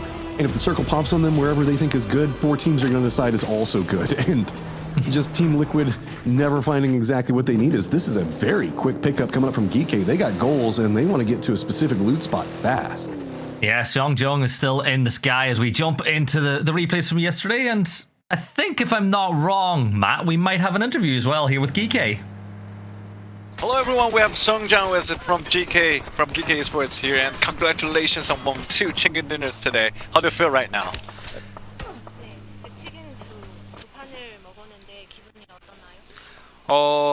운이 좋아서 먹었던 거긴 하지만 이제 저희가 부족했던 부분들 피드백해서 잘 보완되면서 치킨을 먹어가지고 좀 기분 좋은 것 같습니다. 吃鸡吃了2盘，心情很好，但我认为这跟运气也有很大的关系。后面我们也会继续复盘我们不足的地方，然后继续努力，继续一直吃鸡。We feel really good right now, but I think it's a little bit lucky situation, but we will keep improve ourselves to make ourselves better. Thanks for the interview. Thank you, Seongjung. See you in the next game. Thank you. 감사합니다. Right at the tail end of the last game, and you can see just the way that Geek understands how to play around positionals is so good. I mean, this is a squad that's got players who are historic, right? Seongjung has been around for a long time, and it's so interesting to watch because they still have that old school meta from a couple of years ago, which was that tactical counter movement style thing. And whenever they execute it, it is just beautiful to watch. Yeah, and even I'm watching the rotates in this circle. We haven't had a chance to really talk about it, but the circle is pretty much middle of the map. They were in the circle and they've left, so they've gone a little bit further towards the west. Gedrox, he could be going out of the lobby, and that's exactly what happens as a great spray from the AUG of Wenbo will take down him. The nade's going to get tossed on over, and I think they should be able to find that flush with the rest of Vitality. Just a little bit too far away to help his teammate out. 17 going for a very wide 2-1-1 split across the center of the circle. This is going to be a couple players just to the west, right, kind of northwest of Test Track. Then kind of leaning down, about almost a full kilometer away. I'd say like 800 meters or so to kind of go to where Tian is. And then it's about another 200 to 300 meters before we see where Xiao Wu is. Xiao Wu could be in a little bit of trouble as it looks like Chui is getting pretty close for Petrichor Road. And that can kind of work over in this area just because this circle is so open in the center of it. This is kind of that no man's land circle whenever we see pull it off Test Track and go west a couple of times. This is the area that 17's got control over, but it looks like they are trying very hard to regroup, start rallying some defense against the roaming Petrichor Road in the distance. Yeah, Chewy's actually been circling this compound like a shark for the last 10 to 15 seconds, maybe longer, scouting it out, and the rest of 17, they've just arrived to kind of help their teammate out as the AK is the weapon of choice. Aw, that's Gedrox. R.I.P. my friend, as we look at the rest of Vitality. But see his friends in the distance, leaving him behind. Life must go on. Yeah, it's funny, we saw the AK there, and we actually spoke between maps about how it's kind of your favourite gun to use in the game, but we've a bit of a well, it's my guilty pleasure gun. I wouldn't say it's my favorite. But we've got a bit of a change coming up into the way weapons are kind of working in the game, right? Oh, yeah, if you guys didn't see it. Oh, well, now, hold on. We got a little bit of change what could be going on with Zhao Wu here. Good shots from Tianti on the other side, but bringing the LMG in action. Looks like he's going to go for a quick reposition, already waiting. Here's footsteps on the other side of the crates. We're going to see if anybody's going to be pushing around the Petrichor Road, known for taking their time. They will be as opportunistic as possible. Times it out perfectly. Chewy, LMG on that side, finds two, goes for the third. Winbow gets him, but it's going to be Ming Ming up in support, just getting all those flushes. Yeah, Petrichor Road, they need these points as well. Sitting in 7th place, I-26 takes a ton of damage, but he's just trying to maneuver himself into a position that might let Ming Ming be able to go for that res. So he's on the high ground. Deal from Supers as well. He's not going to give up the opportunity for some free points as he takes down... It's actually Beamy. It's VP that steal that kill away. Picking up one more point for themselves as Corexi is sniffing as well. This is a bloodbath and all the sharks are circling. Saw a lot of LMGs, so bounce back in that conversation we saw just a moment ago while VP looks like they're trying to decide if they want to go for it. There was a meta rotation announcement that's what we're looking at coming out from Crafton is they have eyes onto LMGs. They're going to try to reduce down the reload times on them, and we just saw the power of the LMGs there is VP. They're going to be coming in full-on nades coming out from Nixie onto I-26. Yeah, Nixie wrapping his way around as well, and this is what VP are so good at. They knew the Petrichor Road were weak. They didn't want to let them reset. Ming Ming, the last player standing, and we've seen him pull off some big plays in the past. He's got his eyes on one, but he's not going to even get the chance to fire as that knee is going to get dropped on in. And then elsewhere, we've got Nemesis and Sharper, 2 players down. Earth just tearing them apart. All right, Earth, come in, feel yourself a little bit. Sharper's got some goals to be had today, presently in that 12th place position, but just a couple of points can really shoot them up the leaderboard. And Petrichor just at 19 points right now before we get that kind of break point around Twisted Minds. And so said, going to jump out, go for the spray. And so said he's going to be able to take down Thanawat, but Shrim's going to go ahead and find so said. Jedi is going to finish off so said, so all that work for nothing on the Thanawat side. Because you said so sad that many times, I'm always waiting for you to say it's a sad, sad situation at the end of it, because he will be saying sorry to his teammates after that one. Thunders, he'll be able to get another one as Stead's going to fall. Thanadol putting in the work on the Shrimsy. In the nicest way possible. Shrimsy is not having a good day today so far, Matt. Like, you see him jumping out of a fight looking the wrong way and dying. He got torn apart in the last one as well. Like, this is not the Shrimsy that we love, and I just don't know what's going wrong so far for him today. Well, I mean, this circle isn't necessarily the easiest to come into. You can see that Falcons are getting crushed from behind by anyone's legend. They've got Myth on the other side of them. They are wanting some type of hill for some vision and figure out what's going on over here, but there's just nothing that's going to feel good in rotation. The East has been where a lot of our collapse has been happening. That's where we saw the Sharper situation going on. Full Sense is going to be over there. The Southwest is entirely open, where Team Liquid and Geekay are coming in from, like Yulin, that whole territory. So it feels like Falcons are just trying to figure out exactly what's going on in these very quick rotates, because we are seeing some very snappy rotates today, and maybe Falcons are just a little bit behind. I don't know. Yeah, they've still got 3 players up, though, and they've got a chance to put some points on the board as they make their way in, getting ahead of kind of where Myth are playing, Full Sense and Sharper. You know, Ellie seems to make it. Twisted Minds haven't really had to move very far at all. They dropped in Test Track, and they're going to actually play the track itself. I'm more curious to the north, because JDG and E-Arena both look like they want to make the same sort of pathing into the north side of the circle, and that could lead to a fight pretty soon. Talking about the jokes of the circle always leaving Team Liquid, and it's going to continue. They just barely got in the safe zone, and now it's going to pop over next to Test Track. Test Track going to be the focal point. Looks like Falcon's just going to say, enough of the fields. Going to send it right into the Test Track proper. It should be able to get a very good position. Like these very tall, I guess, I don't want to call them gatehouses. I guess they're like the radio tower houses that are over here, where you can kind of get some eyes on what's going on with that upper section of it. Is it maybe the call tower for Test Track? Maybe it's where, is that where commentators like us live? Yeah, that's where I live anyway. I don't know about you. I've not seen you up here yet, but I'll have a look later on. But I get shot way before I got there. Here's the question though for you, like, because compounds like this, if you're a man short, I think this works out in Falcons' favor, because if you're losing a player and you can get into compounds like this where players can isolate themselves and, you know, try to catch out solo players from other teams, it could work out. And I think Vitality, even though they've got through the same amount, or they've got their player back, I think they're going to do something similar. Play in compounds like this, try to catch teams on the rotate in. It'll be tough for them if the circle kicks away though. There are some very incredibly strong compounds whenever we look at Test Track, if it stays focused over here. Remember that Test Track, everybody should know this, it's got that raised section to where you can kind of look down and it becomes kind of like a plateau that we see often used in control sections to the north. So Vitality's playing just to the south of that so that way they can keep a little bit of vision on what's going to be going on over there. Falcons are playing on more of that eastern section to where they can move over those towers and assault the upper area if they need to, or at least get vision on it, take shots onto it. But they also have easy pathing back down to the lower ground sections if the circle does kind of abandon the spot and they can get back out of point. Because right now in Test Track, we've got E-Arena that's approaching into the west, Vitality in the north, Twisted down to the south, and then good old Anyone's Legend that's going to be holding down the res beacons and the very big, I guess, bigger compounds in Neox Factory. Anyone's Legend sitting in 13th place with 10 points as well. They'll be hoping to make something happen in this game. But now that we finally do have some quiet here on Rondo, I want to ask you the one question I've been dying to ask all broadcast. 3 letters, RPK. What are your thoughts on adding a new 7.62 LMG into the game? And from the little clip that we saw, what do you think about it? It looks like there's like a real emphasis on damage it could do to vehicles. Whenever we look at that meta rotation thing that they were talking about lowering down the reload speeds of LMGs, and then when they're giving me a 7.62, so I love myself an M249, and now we're gonna get a 7.62, another one, bringing out some good LMG strength. I mean, you were kind of talking about it feels like it's a vehicle destroyer, right?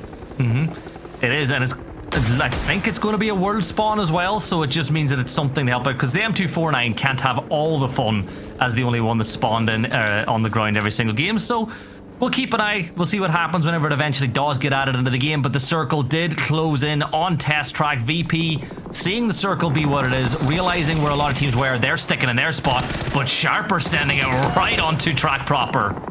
See, a lot of these squads later section will try to get that high ground on the road itself, and everybody's already set up in defense. Sharper's trying to make a send for somewhere that they thought might be safe, and it is just already fully locked down on every single approach. They're just losing players all back behind them, but at least do manage to keep 2 up and find themselves a building that should be pretty safe. Test Track being the focal point quite heavily inside the circle means that JDG to the north still has to figure out how they're going to get in. Myth's going to be trying to gatekeep out Team Liquid down to the south. Full Sense looks like they're trying to go for more of a northern wrap, might bump into JDG, but of course, it's GK over in the west, comfy cozy as Alo, you're rolling into the wrong neighborhood if you're not careful. Yeah, that's the terrain as well. BRDM, get him, run him over. We've seen enough of these bumps, and Cowboy, he'll be able to get Jacob. It was a trade back the other side as Cowboy will flush that kill out, but can Liquid get the res? No, they can't. Alo will get confirmed out. You know what? BRDM, Liquid playing on the edge, it might actually work out nicely for them. I mean, Myth is already trying to counter move around this. The BRDM can be quite strong, but whenever we see like an urban ending such as Test Track that we're kind of pulling towards, that's where the BRDM loses a lot of its strength, because suddenly there's Panzerfausts around every single corner. People are trying to hold on to him for a bit longer. Kurt's doing a good job on kind of bullying, and you can see kind of corralling. He's like a herding dog. And I thought you'd think that'd be Cowboy's job, just kind of rolling with the BRDM and forcing him into path, but this is exactly what they were trying to set up. A great set of angles, and suddenly now Kiss Scappy, nowhere left to go. Quickly punished, but Lucarux, what you doing over here? The rest of VP already inside the circle. They're taking a couple of shots at Myth, but Luca's got some goals, man. Well, he knows that there's a recall beacon here as well, so he's hoping maybe he can pick up a point whenever they try to get the blue chip back, as Liquid will see another player get taken out. Lucarux trying to steal that one away, but Baron, can he get over to get this res? 2 players up for Liquid. You'd assume that there'll be some attempt to maybe get those blue chips back with there being the recall station so close by, but you've got to deal with Myth first. The timing is a bit slow. It means that the res does come out, and they do manage to get back into the building. Nade's going to roll right into the smokes themselves, but Myth already comfy over here. It's going to throw off a lot of the timing. How much of a commitment does Kurt want to go for? Because while this is going on, you can see VP now getting more support. Corexi's already coming over here to support Luca Rux on the side of it, but it feels like maybe there's a bit more of a focus onto the weakened myth, and that's what VP is going to be going for as the circle pops. And it stays test track, baby. Yeah, Scappy's got 2 first aids, a couple of bandages left, but you'd imagine that once he gets his teammate, like, this is the point. You get your teammate up here regardless because you don't want to give that point away to VP, even if he is eventually going to bleed out. Liquid look like they have made those adjustments and maybe they picked up the blue chips, but I think it's getting very tight in phase 4 to consider going for it, so it might be better for them to just play the hills on the edge, the southern edge of test track. But Geeky, for the first time, what it feels in a long time not in center of circle, but still not in a bad spot. They always pick good jump-off positions, right? The only downside to this is the fact that it just has stayed on the test track, so there's a bit more of an open field over here. JDG doesn't have good pathing in to try to get in because Full Sense is trying to hold down what we saw Vitality playing for a little while ago. And so there is going to be an encroachment coming in from JDG from that eastern area onto Geek. And then E-Arena are going to be just kind of the more direct approach. VP still got eyes on Geek in their movement, I believe is spotted it out, so that's going to be the regroup on them. So Geek has very few options except for just bully and fight their way in, and what's going to be the target? Because if they go for E-Arena, they'll get pounced by JDG. If they go for JDG, E-Arena will pounce them. If they go down for VP, anybody inside a test track can probably take shots. Yeah, and Liquid just trying to find that home for now as the Coop will eventually overtake that BRDM, and Kurt has got the foot the whole way to the floor, but unfortunately it's not the quickest thing in the world. Example, he's going to step on up, finds Himas on the hill for anyone's legend, and you'd think that they'll try get that res off pretty quickly, and that's why Sololzi has arrived in position 2, but look at how many teams we have in and around that track. Yeah, it's about to get real spicy real quick as the guys that didn't opt into test track getting punished. The Team Liquid BRDM going to be right on the edge of all of this. Looks like GK has managed to find a little bit of a rise, and VP doesn't want to go too hunting after it right now, so it's just going to be kind of awkwardly placed in position. Anyone's Legend's life is pretty terrible, and that's going to be mostly just due to the Falcons. The Falcons just have good angles onto this, and Tig is just farming damage over here. Yeah, that's the end of Scappy from Myth. They are out now with 12 teams left alive. Tig, he's using that Pika bus for some cover, and the ridgeline as well. Nurin's with the nade in the back pocket. He's going to get a nice spray. Downfalls. Nans' E-Arena should be able to get a couple of points on the board here. Been a quiet day from them so far, sitting in 10th spot. Does Park Pro want to go for this? Remember, Geek was trying to figure out how they want to navigate the circle, but VP is being more active back behind this, taking shots onto them. So now Geek can't really pounce onto E-Arena, and JDG is very weakened and been spotted out over here. So yeah, E-Arena, maybe they can get something rolling, tied up with Team Liquid right now, and big opportunities to try to get some climb, because if you can just really start trying to get a break away from this pack that's in their teens right now, start trying to assault it next to the 30s, life will feel really good. Yeah, Circle shifts away from Test Track's compound as factory now, so at this point Falcons, Sharper, Anyone's Legend all need to move. Liquid find themselves center compound, pushing in towards the members of Supers, trying to run somebody over here as Kurt. Come on, Kurt. Rewind, go forward. Oh, Perfectix gets it. Stolen. None for you, Kurt. Maybe you'll get this one, though, as it looks like he knows exactly where to go. Yes! You get it in the end. Man, just to take him out. Center circle is now yours. That rock is now anything that you can play around. And all right, to the east, to the north, we've got Anyone's Legend wrapping down to the south. They're going to have to be going along the pathing that we saw VP from just a moment ago. VP's got eyes on looking into Kike's position, as that fortification point is going to be now very contested. Rolling right up into their face. Nade's now starting to come out. EJ, it's going to be you to stop this, but that is a lot of grenades coming after you. Playing in the smoke, doesn't even read any of this. Lukaruk is up in his face.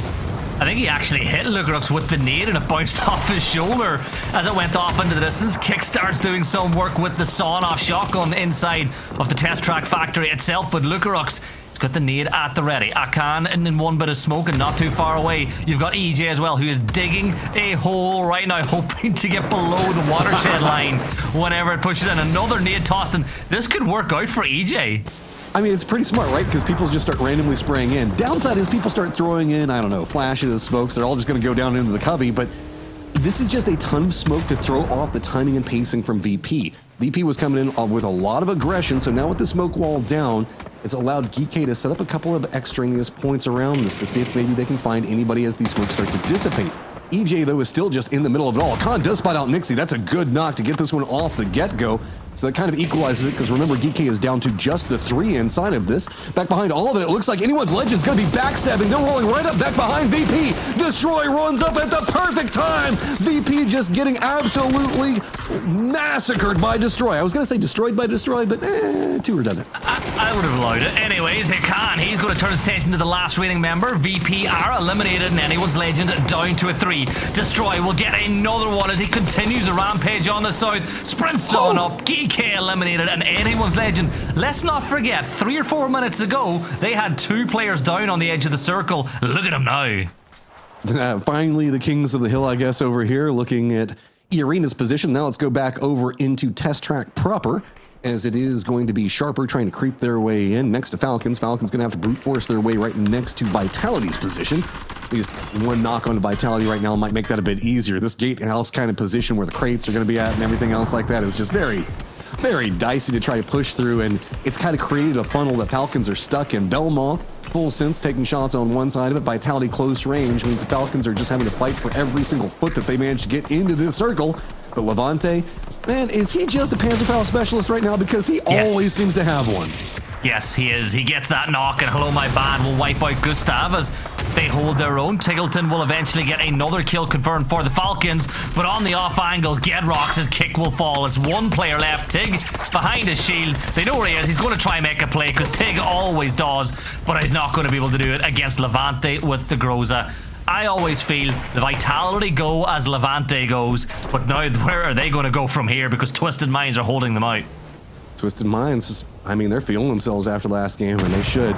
They managed to turn something that could have been terrible into something absolutely amazing. Vitality, now you're in the situation that you managed to put Falcons in, so congratulations, you've got to try to get into the circle while you still have Belmoth just to the north. You've got Twisted Minds down the south. E1's Legend also has to move in from that western point that they were playing from, while in E-Arena up to the north has to get in there. And who's in the center? It's good old Team Liquid with the BRDMs, and I feel like a couple of people are going to want to try to take it from them. You know what they really need now? A little repair kit. Get that thing back up as Cowboy tosses the nade over towards Destroy. That's actually a great nade when you look at how far away he is. Going to try to follow it up with that blue zone nade, maybe get another point on the board for Liquid.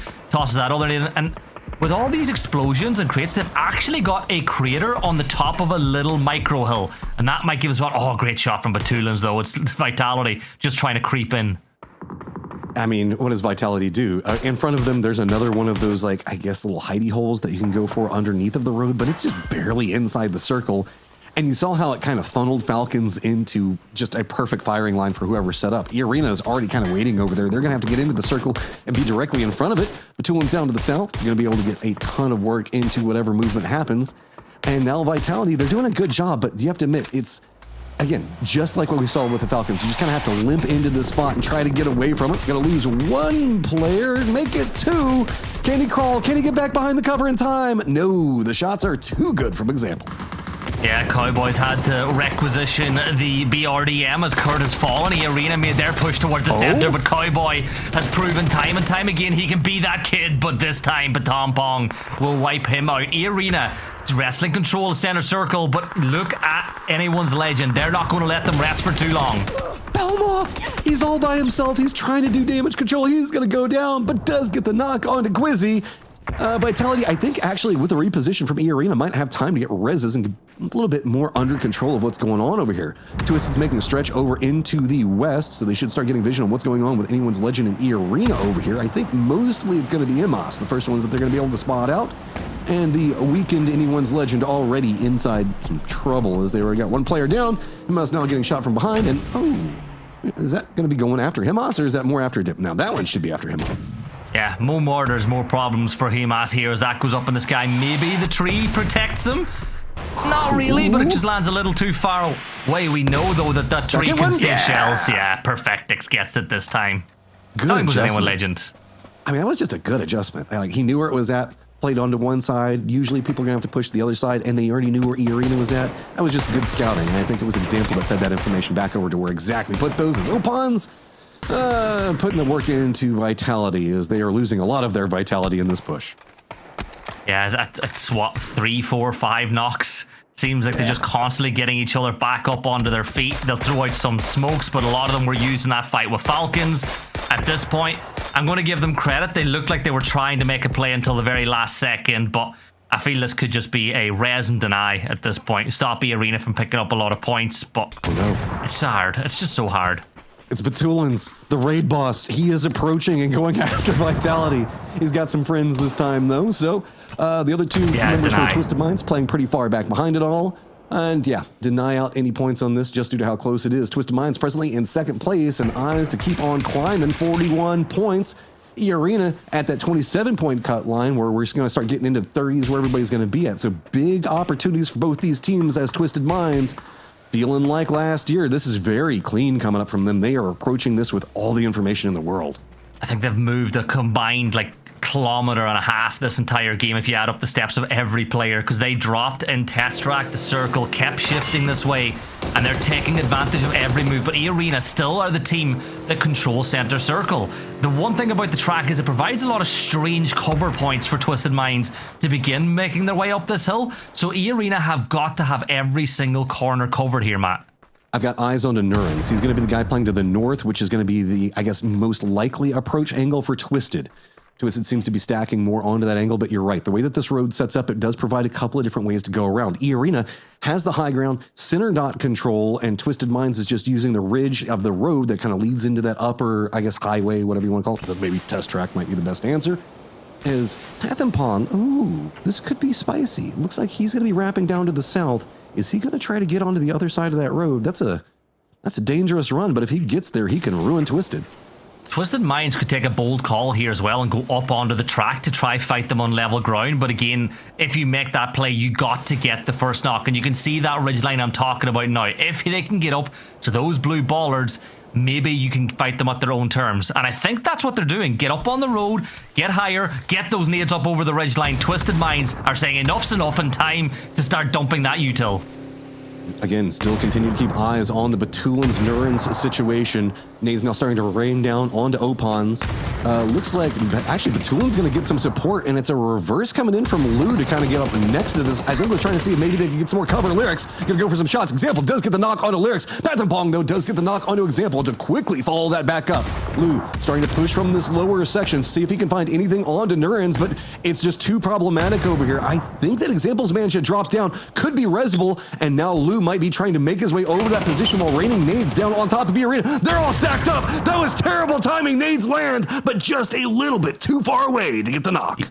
Still 3 players up for both teams. Batu's going to throw one of his own towards Nurans. That nade does 55 damage, and you're starting to just depreciate all the utility that these defenders holding this spot have on top of the hill. Remember, every shot you land that's not a kill is breaking helmets, breaking vests, and helping you in the long run.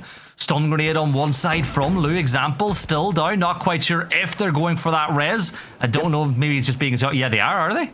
Yeah, they just got it. They made the commitment in. They had to surrender a little bit of their covered control for that one. That was why we saw Twisted kind of pull off the gas a bit and slow everything back down on pacing. So the way we see this, it is Phase 8 still continuing to close. Center dot control is E-Arena.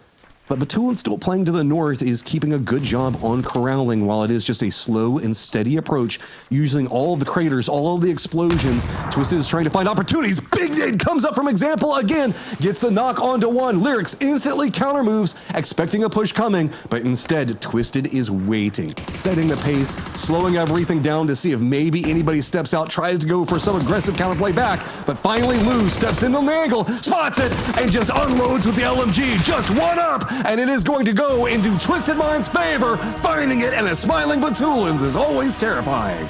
Oh my, they played that so well. And yes, Example got knocked, but he got the knock that allowed them to push up the hill. He went up the high ground onto the ramp, got that kill, and then that allowed the rest of Twisted Minds to put the pressure on. And then to add a little bit of insult to injury for Arena, they got Example back up and went on to win the game. But one thing I want to point out to Toffees and Paro is he did over 1,000 damage, but only got 2 kills. Well, sometimes you do the damage, sometimes you take the points. But I think the 1,000 damage was posture, right? To make everybody know that you're there, and then don't worry about it. Get the position. Coral, take on that? I think it's also helpful when you have 15 million grenades left in your inventory for the late game. That seems to be a pretty big factor.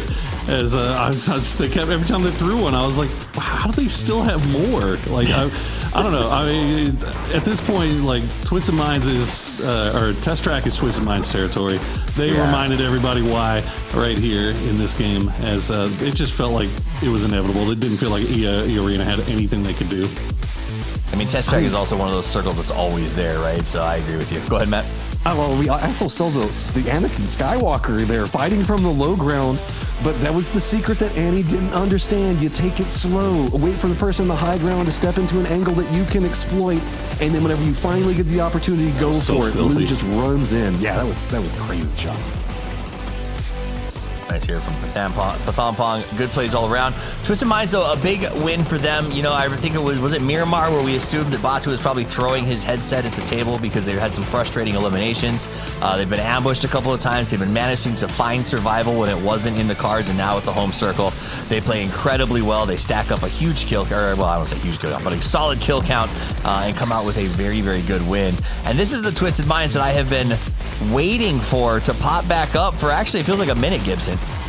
It is, and we were speaking about them at length about how the last year since we switched perspective has not really worked in favor of them. It is a weird dynamic that we have in the lobby, even for them. Like, we've had 4 maps, but 3 different teams have had 2 good really map spells, right? You had obviously Supers with the first 2 maps doing well, GK having a good spell between maps 2 and 3, and now Twisted Minds have had a really good map 3 and 4. That moves them right up to the top, and look at that, 4 kills for Perfectix. 4, for example. It's about time they helped out Batu. Like, he had 8 of his own in the previous map. Yes, I forgot 8 and 4. So it was nice. Yeah, Batu did not have to do the heavy lifting this time around. And if your theory holds true, E-Arena going to have a great game in the next one, because up till now it has been tough for them. 16th, 8th, 10th, and then a second. So maybe it will hold true and the trend will continue. The Twisted Minds with this should move into first place. Man of the match going to Example. Feels like old times, Poro. I know. I feel like it's been a while since we've seen your boy up here. 1,100 damage, though, as you said. 4 kills to go along with it. I mean, I'm still shook by these jerseys. They just look like those Jazz cups. You know what I'm talking about? Yep. You got to be a 90s kid to get that. That's all I see anytime I look at them. But no, I mean, this was just perfect place for Twisted to play, right? Like, they didn't have to make any weird rotations. They didn't have to run into any teams that were hiding on the top of a hill, dug in and entrenched in. Like, they just got to play buildings, play compounds, and that's where they're really damn good. And as a result, they get 20 points for their troubles, and E-Arena right behind them. But don't forget, I mean, look, Full Sense, they're still up there too, guys. Jazz cups. Yeah, it does. I was going to say sponsored by Mr. Beast. I think it's hilarious that the 90s are back, and they're like, let's dress them in 90s colors, and all of us who grew up or were around during that time were like, you just look like styrofoam cups. All right, they played really well. 49 points. GK Esports 44 though, and Supers, who started super strong, are down to 41. Full Sense defending world champions at 41 as well, and then a bit of a drop off where the mid pack going into game 5 has really started to lag just a little bit. Gibson. Yeah, like you look at a VP on 34 and then it just starts really tumbling from that point. JDG, though, not gotten things going at all on 6 points. But you look at the names in that mid-pack, like Liquid have gotten 20 points without doing anything incredibly spectacular. Falcons are fighting and limping all the way through. Anyone's Legend seem to flip a coin every game to decide whether they're going to be demons and destroy everybody or whether they're going to sit back and be passive. I want Anyone's Legend. We're back. Hello. Hey. You got the flag. Wow. They're in first place. We're back, baby. Okay. Well, hey, if you're that excited that you've got flags lying around, I've got good news for you, Matchroom. We have a chance to talk to none other than the man of the match, Example, right now. Let's catch up with him on the stage. Welcome, guys. We're having Example with us here, and let's say hello to the audience. Hello, everyone. That's great. Still, just congratulations on winning the final circle, and have a good improve on the leaderboards. How do you feel right now? Feeling good. Yeah. Still can fight for first place. All right. It's nice. Mm-hmm. What was going on your mind in the last 2 games? We just focused on our game and be patient and that's it, I think. All right. Patient is very... Got a little bit lucky and we just take our game. But your form is really good today. How do you evaluate your form today? We just play aggressive and that's it, I think. All right. What are you gonna do in the last game? What we're gonna do? Yeah. I don't know, just push a random camp. All right. Compound. Looking forward to seeing that. Okay, see you in the next game. Bye. Bye. All right, welcome guys. It's great to have Togoton and Kickstarts here. Let's say hello to everyone. Hello. Ni hao. That's for EMEA actually. We're in China. Oh, God. All right. So let's start with the tournament so far. This tournament hasn't quite gone on the way you wanted so far. So looking back, what do you think has been the biggest challenge for the team? Like in PGS7? I think we're still not used to like the digging meta with the pickaxes. It's kind of thrown the game in a completely different direction than it has been, and especially the blue zone settings as well. And I think both of those things have just completely changed the meta, and I think you're seeing a lot of the teams that usually perform at the top perform a little bit more shaky, inconsistent, because the meta is just so different from what it used to be because of those two things. You need time to adapt it? Yeah, if there is a possibility of adapting to it at this point. It's a little hard. What's the team's mindset going to that next challenge? For us, I mean, we're just going to try and play our game. Like, we've been consistent so far with our results. We had one terrible day yesterday, but in a 5-game set, I think that kind of thing is just going to happen sometimes. A lot of the problems we spoke about last night, and we're just going to come in with, same confidence. Like, one thing people always mention about Falcons is how close you seem as teammates. But like, what's something about this team that fans don't get to see, like, behind the scene? Yeah. We have a very close relationship. I think we're all a bit like brothers, more so than other teams. And fans might see that to a degree on like our live streams and stuff, but I don't think they see how tight we are exactly. Yeah. If everyone on your team became an animal, who would be what? Jeez. Finally, what's one thing you'd like Falcons fans to remember heading into survival stage? Take over first. You want to say something, Cook? I don't know. That's all on you. It's on me. Yeah. Let me think. We're trying our best. Okay. See you in the games. Bye. See ya. We all chase that one more game. With Lenovo Legion, it's always within reach.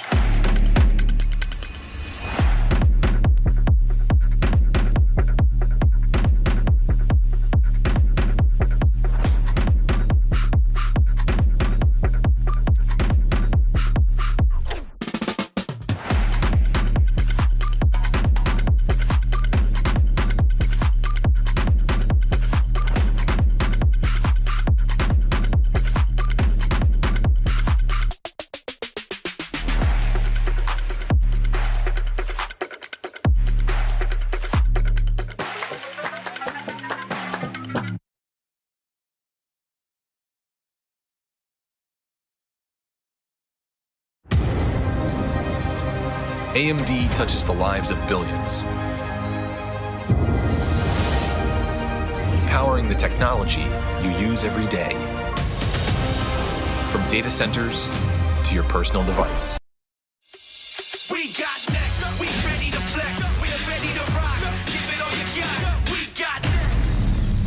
Y'all rockin' to the top, can't stop it, must be off your rocker thinking you gon' stop her. We got next.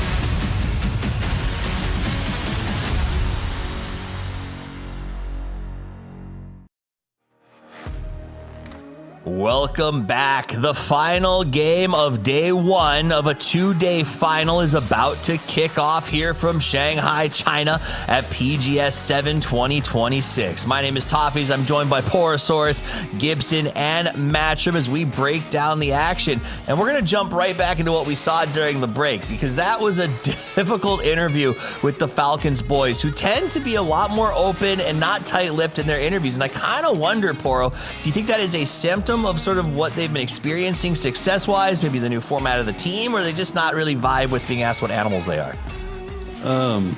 That's a great question. Next question.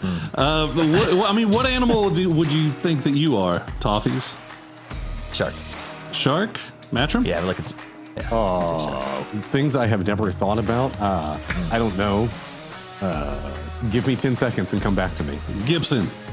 I probably have like maybe way too much golden retriever energy, maybe sometimes. Yeah, no, that's a good. Fair enough. I'm a quokka. Matt, back to you. I was gonna say something like a gazelle because I'm kind of flighty and scrawny. You are the slowest person I've ever seen in my life, the least athletic person I know. You cannot so say I that. don't want to Go ahead hear and you limp say up the stairs gazelle. somewhere. That's why I said a quokka. I didn't say gazelle. Okay, we're going into the final game of the day, Toppies. Let's finish this thing off. I know what a quokka is, but I know what a gazelle isn't. All right, Matt. You have to get out of here. Head back to the digital green room. That's how you start the final match, I think. As me and Pearl get ready to bring you the action here, it is the final game, a return to the grassy pastures. But worry not, for there are 10 games to play, 5 more tomorrow. But you want to make a statement here and now as you get ready for the final day. And again, it is a 50-50 plane. Last time this happened, it went straight to military. I can't believe that they're doing this again. Another far south plane to end off the day. And I'll be honest with you, Toppies, we haven't gotten a chance to really talk about it. What? Go ahead. There's just a fight about to happen. I'm excited. Oh, let's talk about what? Well, I mean, it kind of ties into what is about to happen. It has been so violent to start off these games all day long, and it looks like that's going to happen here again, as now it's going to be the Battle of Europe, and Nemesis and Vitality Levante already with a shotgun just charging over as fast as he can. Yeah, he action movie. He John Wick rolled across the roof, grabbing a double barrel, then landed on the ground to go to the fight. The bad news is everyone else got into buildings, so now you've got a 2-shot gun, and you got a bunch of Uzis, barrels, and scars staring you down. Gedrox is going to push forward, though. He flips it around here. He's got the Vector, sprays him from behind, tries to push him into the back. Levante on the high ground with the double barrel. A little pre-fire. Gedrock's going to take a lot of damage for his trouble. I think he might need to go back here and rejoin the rest of his team. As it looks like Vitality's plan here is to try to death ball through. But, oh my goodness, goes out and gets absolutely lit up by Diffex. And the grenade's going to sail just a little bit wide. Oh, looks like he spotted somebody out on the high ground. He does. Hello, my bad's going to go down. Diffex is the one-man army. Nemesis making some plays. Mel making a nice move there. Stade gets it, and Team Vitality, just like that, is completely eliminated. They came for aggression. They only got one. And Nemesis walks away not only with the win, but they're still in the circle, Poro. But look at this Liquid. Look at Liquid. They're rushing over in that direction. They're setting over to Lipovka. Have they already looted? Did they just know that this was going to happen, or they see it in the kill feed? They are getting involved. I love this from Liquid, as long as it goes their ways, as long as they don't get flushed here. Hey, when it rains on the high ground, water flows towards the ocean, and that's what's happening right now. Team Liquid hits the top of the hill and wants to come down. So says Exposed. If they can catch the glance, I don't think you heard the car coming in, so they might not know just yet. Liquid gets low. All right, boys, enter stealth mode activated. Well, here's the thing is they can afford to enter stealth mode. They can afford to stay in stealth mode because they are inside zone right here, and they will spot out Diffex. The shark strikes. It's your people, Toffies. My people. That's how they do. Sharky. What is a quokwa? Are you talking about quepa? What's a quokka? You got to Google it. Okay. They're adorable. You'd love them. I don't have Google potential right now. Single monitor life. All right, Purdy. M249 glancing around the right side. That's a VSS up on the high ground. Love VSS in early game fights. Right now with tier 2 gear across the board, it actually is still pretty effective. Shark. I could trade. I could change it back. I could go back. We could call it a Capybara. I feel like I give Capybara energy. You do give Capybara energy, but like Catch my. Okay, no, don't get me started on the song. All right. Malaysia classic. All right, Purdy Curdy. Got a little glancy here. He's doing a little dance, doing a little scouting. I love that Liquid was this proactive. What's that smell like? You smell something? What's that smell like? What's that wall smell like? What does it smell? Smells like murder. Well, let's see. Like Hopefully Sosa doesn't just blindly cross this road. Oh, he is going to blindly cross this road. And fortunately enough for him, Kurt not going to see him. So, okay. Well, Sosa free and clear. He was distracted. He was distracted by the corner. He just did. Let him go. Let him go. I mean, honestly, I think Liquid's here is they're just going to try to they're going a full surround. I thought they might lock out the south rotation, but they actually sent someone all the way up to the north. I don't know who it is that they sent up there. It's Cowboy. Cowboy has gone all the way to the high ground compound to shoot down into Sev. Yeah, it seems to be Cowboy's role these days, taking that off angle. So it's good to see that Liquid's starting to kind of figure out. I mean, we were talking about with the addition of Cowboy, they had to learn how to play around him. He's got to learn how to play with them. And it seems like he's starting to kind of get a more defined role. And they are trusting him to be that man on the anchor position off on his own. And he will have that flanking angle here. And as I said, Liquid, they're inside the zone right now. They're all the way on the north side. The likelihood, given that plane path, that anybody's going to be doing a long wrap around to the north is probably pretty low. So they can afford to stick this out. Diffex is cooked, so we got a limp here on Nemesis. Cowboy up to the high ground. He's looking down on him. There's a bit of a replay of that early aggression fight. If you look at that top left, that VSS putting in a little bit of work, a lot of bit of work, as Sosa got that knock. And this is how Nemesis did come away with 4 points in the hopper. The problem is Liquid utilized that time to set up really a surround ambush that no one's going to mess with. This is not going to get third-party portal because who would even bother coming up here right now? This is just going to play itself out, and the advantage goes to Liquid the whole way through. Yeah, this is just the siege of Lebovka at this point. I mean, Liquid, they just hold their positions, wait for Nemesis to make a move. That's a good smoke from State. He's got to imagine that somebody has an angle and is looking down towards this revive beacon. And yeah, you can see the grenades already coming through. I think State is like, hey, you know what? Maybe I don't want to do this. Maybe we go for this a little later. It's just Diffex. Do we really need to go and take that risk? Purdy with the zoomer peek right there. Oh, got betrayed! Sit down, son. Cowboy, though, gets Melman from the other side. The double ambush launched at the same time. Yippee-ki-yay, he says, as he jumps off the high ground and starts his rotation to help out Purdy. It's really nicely done. Man, I thought Purdy had him for a second. Like that Purdy was a brutal fire back. Cowboy is going to go ahead and get that finish up on Melman, so Purdy's still strong. Hey. You're back. Hey, welcome back. I thought we lost you. We, in fact, lost me. But I'm back. Don't worry. But Purdy back on his feet. I don't know if we lost you. Yeah. I wouldn't say I missed. we missed you more than Cowboy missed Melman, because Cowboy did laser that bloke down from the high ground. Another good ambush. Liquid has been hyper focused on catching Nemesis off guard here. Yeah, still looking around at the map to see if there's any potential of somebody coming over in this direction. Was keeping an eye on Petrichor Road. They went over towards Prison Cliffs.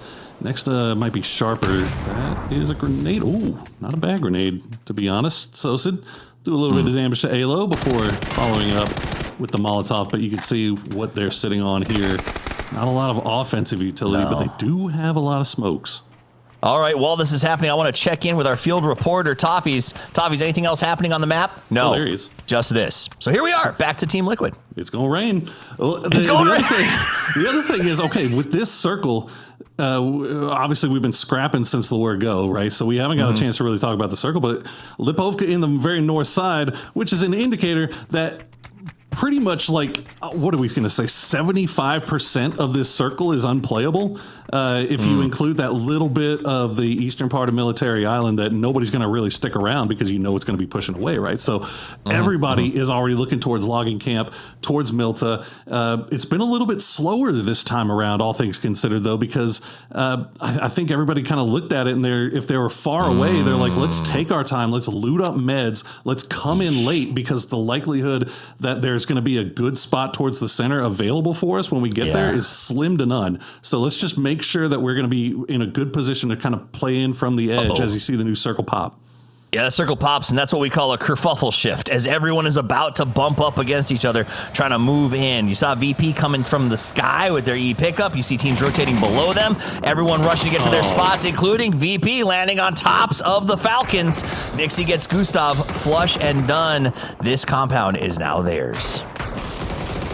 Yeah, that sucks for Falcons. I mean, they're kind of coming through one by one. I mean, this is C2, right? You kind of assume that this is all going to be taken, but I mean, maybe they just had a misread on the scout. That's the only thing I can really think of. But Kickstart should be able to disengage from this and go ahead and rejoin the rest of the boys over at Mini. But having to play this one out as 3, not ideal. Yeah, I mean, with the shift like that, though, honestly, I just feel like that was a wicked big spread from the Falcons to have so many solos out there playing monkey and stuff, and BP just landed right on top of it. Silent, stealthy, brutal, and I'm sure by the time they called it, Gustav, you can't get out there and spray down 4 guys at the same time. It's just super not doable. unfortunate timing, yeah. Yep. So that came down to timing. Speaking of timing, Liquid has pulled themselves out of the Lipovka fight and go south towards prison. Smartly so, to stay on the edge of the circle. We're going to Petrichor Road, who is looking down on E Arena. They are in 7th place. They've been okay, but a little slower than I think they would have liked so far in this game, considering what we saw out of E Arena earlier this week with a lot of momentum in their play. Oh no! At least he wasn't in the car though, right? I mean, they left him behind to kind of keep eyes on Lipovka to see if he could maybe catch Nemesis as they were making their way out. And of course he gets hit by the stupid red zone grenade. Oh, what are you going to do? They get the res. They'll get him back on his feet. Unfortunately, he'll be on second bleed, but... You know, I assume whatever. Being the young guy who recently joined the team, they're probably all giving him to trolls. Right? Like, oh, come on, cowboy, get better at your rotation. Of course, you get hit by a red zone. You know, good old fashioned ribbing. You got to do a little bit of it. I think maybe you rib him a little bit more if you're sitting higher than 8th place right now. But they're probably just happy that they can get him back on his feet and they can go forward as 4. And they have a lot of room to play there on that northeastern side. So we'll keep a close eye on Liquid as we check in with Virtus Pro. After taking down Gustav, they've sent Luca Rux a little bit farther uphill. And it looks like he's spotted out Songjang. Had him pinned down, but looks like EJ is going to provide him a little bit of support. He's spotting for the mortar, so they put him up there so that he could kind of call out the smoke locations. They can send a couple mortars in that direction. We'll watch the kill feed to see if that does pop up. Meanwhile, we get the replay of how the Cowboy died. God, that feels so bad. So close to freedom. That feels so bad. Why did 2 red zones hit in the same spot? That's just yeah, mean. that feels kind of brutal. That feels like it's targeted a little bit. Feels targeted. Oh well. Yeah, what can you do? They got him back. All's fair. And actually, looking at that map, Nemesis going to get Diffix back. So they're out in the blue zone still, but they'll have a few more players now as we see Full Sense making the push onto 17. Already starting off with a knock. But Rushy's going to go down to the grenade from Lil Ghost. Thanadol will take down Lil Ghost. Lyric's going to take down Belmoth from across the road. And this fight is getting third-partied. And look at E Arena. They're actually going to collapse on this to see if they can get some more. Everyone's coming in. Flash trying to make a play. Thanadol standing. It's just 2 left from Full Sense. Locked inside the house. 17 crossing over. Tian, who has been an absolute lights-out legend in the previous days, is going to go ahead and enter the house and look for the fight. It goes inside straight to the lower floor, but calls in some backup. Immediately Xiaowu crosses to the other side of the garage. It's now locked in the downstairs. They can heal up. They can hold the stairway. They can use the 3P peek to do so. Put things on pause for now. What the smokes bloom out is Luca Rux. Got a pretty good idea of where these Falcons guys are. We'll try to cook the grenade, but it's going to be a little bit too far as he'll push right into the smoke. But Shrimzy's going to spot him out. He gets him low, but doesn't get the knock. Shrimzy all by himself trying to hold the line. Kickstart, though, has the support from the side, and Falcons stay alive for the time being as they try to hold off Virtus Pro. Shrimzy yelling, "I'm sorry," Taggleton, as he falls back. He has no choice. The fight is on. Trying to figure out a way to make this move. Meanwhile, Tiantian did get one of those knocks over on Full Sense. We'll keep watching that as this situation unfolds. VP in a really good spot, pushing uphill. Falcons were dug in, but this feature of terrain makes it so hard to counter the Virtus Pro push. It's really, really tough, and both of these teams getting shot from uphill. It looks like EJ and Songjang looking down in this direction. They don't have great angles, but they have some. As we see a few shots being sent over in this direction as Kickstart will get taken down by Corexy. Nice flanking angle from him. Nixie will try to go for the flush. It's all down to Shrimzy. He's going to find one, gets Beamy. Try to go for the flush and at least secure the point, but he's got to be head on a swivel here, waiting for the push. Nixie, the grenade, going to do a lot of damage. As, Corexy going to go for the res while Nixie's holding him off. Bold res, big energy. It looks like Shrimzy's right there. He hears that was a tough one. He put a grenade in Shrimzy's pocket. Also worth noting, while that fight went on, as we jump back over here, DNS is attacking 17. Tian single-handedly finished off Full Sense, but they lost a player, so he was down to 1, and Rex and the lads saw it coming, and they started cooking, ran straight in, got that finish. Now 17 is done and dusted as well. Yeah, I mean, that fight was just taking way too long. The smokes kind of forcing them to do that, and as a result, they just let themselves in perfect position for a third party as Batu backing the Roach coach. getting a little bit close to anyone's legend here. There's a lot of players, a lot of guns looking down in that direction. It's going to do a lot of damage to that BRDM, and now he's stuck in the trench. Okay, he'll get on out and hopefully be able to escape, but yeah, a lot of damage coming through on that BRDM. So he's out there doing some scouts. That's the beauty of it, right? So we can check in with them as it slows down a little bit on the map and see what they think about Batu's Roach Scout. Шлемка? Да, сейчас буду ремонтить. Yeah, they were over there. Сколько осталось? 3. ФС сколько? 4? I'll fix it real quick. PS2. 1. Вайп. Сколько GDG в хилфиде было? Вайп. GDG... What kind of animal would you be? Там уже другая фолка, там ДНР. Там, походу, 4 в гараже. А сколько еще раз? Двое? Трое. Сколько еще раз? Двое? Трое. See, he's saying I would be a shark. No, you would be a killer bear. Ну там на беттере раскидывать смоки, и только потом нам заезжать и утилкой взрывать. Я хуй знаю. Давай попробуем. Вам двоем подъезжать на беттере. Now, in all seriousness, if I had to guess, given how much they were looking at that kill feed, they're trying to get an idea of how many players might be in each of these compounds before they make an eventual push here. As we see the mortars coming in from Nixie, will spot out Kiss. The follow-up, will it be enough? Nope, it's going to land just a little bit shy. And Baron and Jacob now, the last two up here for Myth. Yeah, BP seems like they're kind of mad. I don't know, this game in particular, they've got a little chip on their shoulder. They come in, Beamy hanging out of the car, straight up onto the rocks, goes pop, pop, pop. He gets knocked down though as Sunjang from elsewhere gets involved with the fight.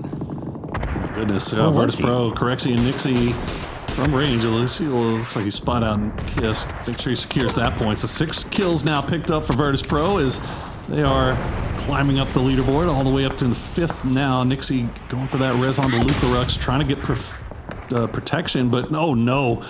That Park Pro mortar is going to land in the worst spot. And now Nixie all by himself. Or no, wait, he's got Corexi back there. Okay, Corexi's still in it. Although he might be pinned down. Oh no. Nemesis has come back to bite Team Liquid in the butt. No! Oh, that's pretty funny. Vengeance is theirs. Meanwhile, Twisted Minds has decided they're going to move forward. They did all that scouting. They got the Roach healed up, and now it's JDG that is in their way. Smoke bounces off the window. I like that sick little play around the outside. He sees him. BRDM makes you impervious as you come up around the side of the fence. This is something that I feel like we see Twisted do, but I don't see many other teams doing this, using the BRDM to just push directly into the compound rather than kind of play around the outside from it. So we'll see if it works out for him this time. It hasn't worked out for him great in the past. No knocks onto JDG just yet, but those offensive smokes trying to keep them from peaking, but Suze is going to find Example, immediately gets the flush as well, and now December 12th will go down as Twisted Minds has breached the compound there on the first floor. The call is coming from inside the house. Lou defends the door, turns back to the stairs, and is able to grab a little bit of cover. A lot of cars here. He goes for the spray. Can he get it? He does! Makes a nice little move. Mitz is eliminated elsewhere. Now Lou's got to try to finish this. Can he pick up 3? He got 4 last time around. Hides in the car. Goes for the heal. Perfectix on the cover. Got him with the last bullet, too. As JDG, they will try to go for a reset of their own. The smoke's laid down at the bottom of the staircase, as it looks like JDG will be able to get Cold back on his feet. December 12th, well, you're dead. But they might be able to get Nons back up. And now it is Suze's job just to hold the stairs. Those are good smokes, to be honest, because they have to push through, but he'll see them before they see him. Yep. And just as a quick update, Nemesis has meted out their vengeance and eliminated Team Liquid. Now, back to the fight. R.I.P. Team Liquid. We hardly knew ye. They get 4 points. Imagine me kneeling down by the gravestone. Chucking a deuce. Nemesis for sure would have done that. Like, sorry, boys. Hot drop coming on third party us. What? All right, Suze, here's the moment. Holds the angle, gets the shot, goes for the blaze down. Nice job. Now they know exactly where he is. They pretty much knew all along. Here comes that flush. Perfectix in some trouble, but it's Lou. Look at me now as he comes in and makes a play with Cold 119. Gets the wraparound, tries to make the move here on the outside. Can Batulin be the difference maker? Can he get inside? Can he try to save his team? Nah, he's got that BRDM and he's just going to retreat into it, but that's a Panzerfaust. That's not what you want to see. And, yep, get him right in the butt. And that'll do it for Twisted Minds. And now Nixie and the boys will send a few more grenades in there, and perfectly cooked and perfectly placed. JDG lose 2. They're down to just 1. Yo, but the aggro of Virtus Pro, they aggro push, they got pushed back off by, I think it was Geek. They went somewhere else and aggro push. They got Panzerfaust in their pockets. No one is happy to see them. JDG crying right now as 2 players of VP come in like an 8-man army. Just 10 kills now for the Polar Bears as they will try to push their way through and get rid of this last player, but we've already seen success holding that staircase. All he's got left in the bag, though, is flashbangs. He'll try to send it. Tries to push across. He gets 1. Retreats back. Goes into the car. Comes around on the other side. Gives him the okie doke. Both of them have to reload. And they're going to cut back to it. He gets him cold. 119. Puts him in a blender. 119, 119. You gotta give him props. That was a sexy play. The full reload. It looked like a rookie game for a second, but they played Ring Around the Rosie, dance pants through the car and out the other side. And Cold 119 comes away with a ton of points for JDG off of what ended up being a pretty big pin down when Twisted Minds showed up the first time. The survival rating on these guys, the index is through the roof. And boy, did they ever need it. Still sitting in dead last right now. But 6 kills for JDG put them back in the conversation, and not too far removed from teams further up the leaderboard. Now Supers are going to try to see if they can dispatch with Sharper. A tough task to be sure, but they make it look easy. Steel and Guman combine to finish off Sharper. Ooh, Sharper gone, and the soup comes to the top as again they say we want to finish the day on the top here. Nemesis Diffx, the last man standing. He was actually ironically the first man killed in their previous fight against Liquid inside the city, but he remains the sole survivor of the Nemesis Liquid showdown. Songjong up on top of the rock. This is the guy that caused VP so much trouble from that exact same position. Now if Diffx tries to make the move, stands up, and easy peasy lemon squeezy, Songjong takes another point. Nothing you can do there if you're Diffx, but not a bad game here for Nemesis, because all things considered, 7 kills, considering the what they had to go through here. As we get a little quick replay here of JDG. Whoop, take shots. Oh, we got to reload. We go, whoop, hop in the vehicle. Whoop, back in the vehicle again. Oh my gosh. Love to see it, man. It was like you warp tubes left and right. Ah, that was awesome. Switching guns, making praise. That's what you train for, those big moments that are unexpected. Here's come Geek Esports. EJ01 looks like he's going to push down here on JDG. Pathampon gets Ming Ming elsewhere on the map. Nice Molly going to come out and try to force JDG back off this tree.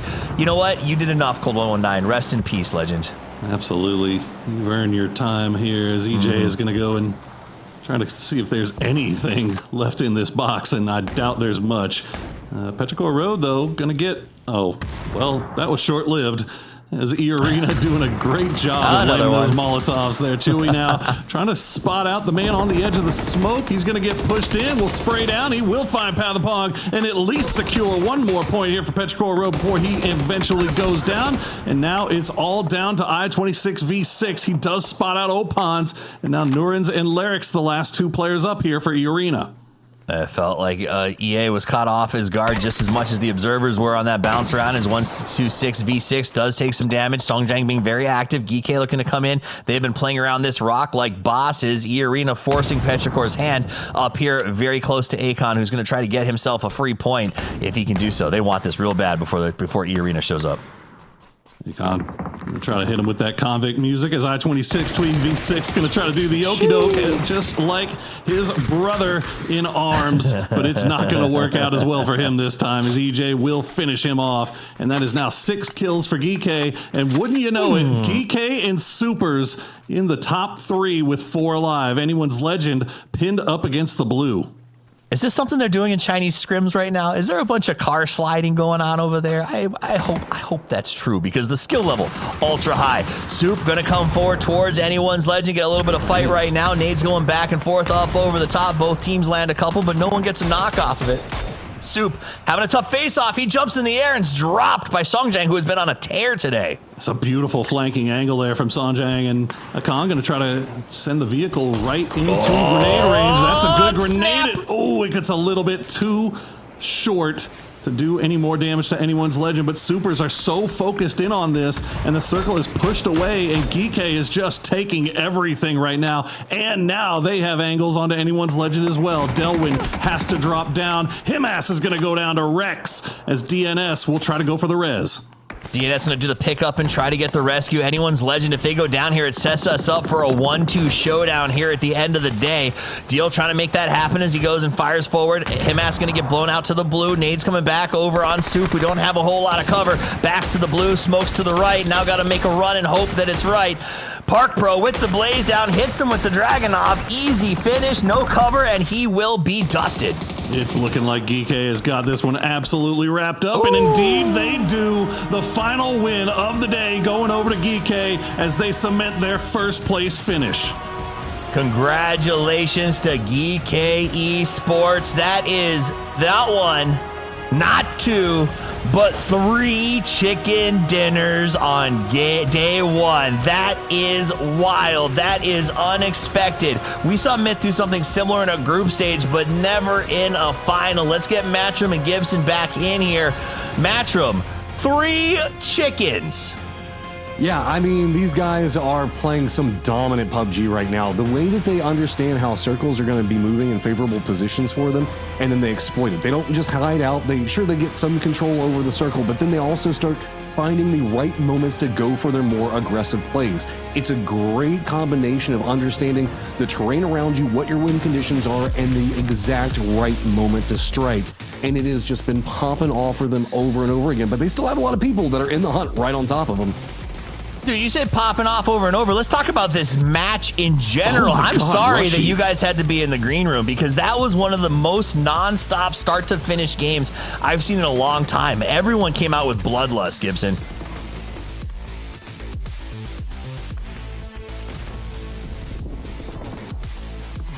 This fight here, I don't have the brain cells to move the way these players do. Like, I wouldn't think about doing this seat swap. It's next level.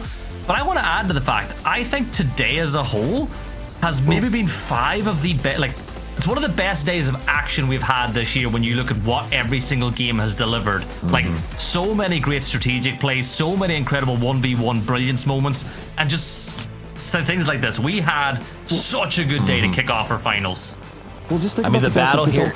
I was going to say, this all kind of brewed here because Cold actually did jump out of the upper area to go for that flank position on it. So, like, this was not just, like, coming down the stairs. This was a very good understanding and 3 different approaches to a firefight coming up from Cold. He's just so damn good.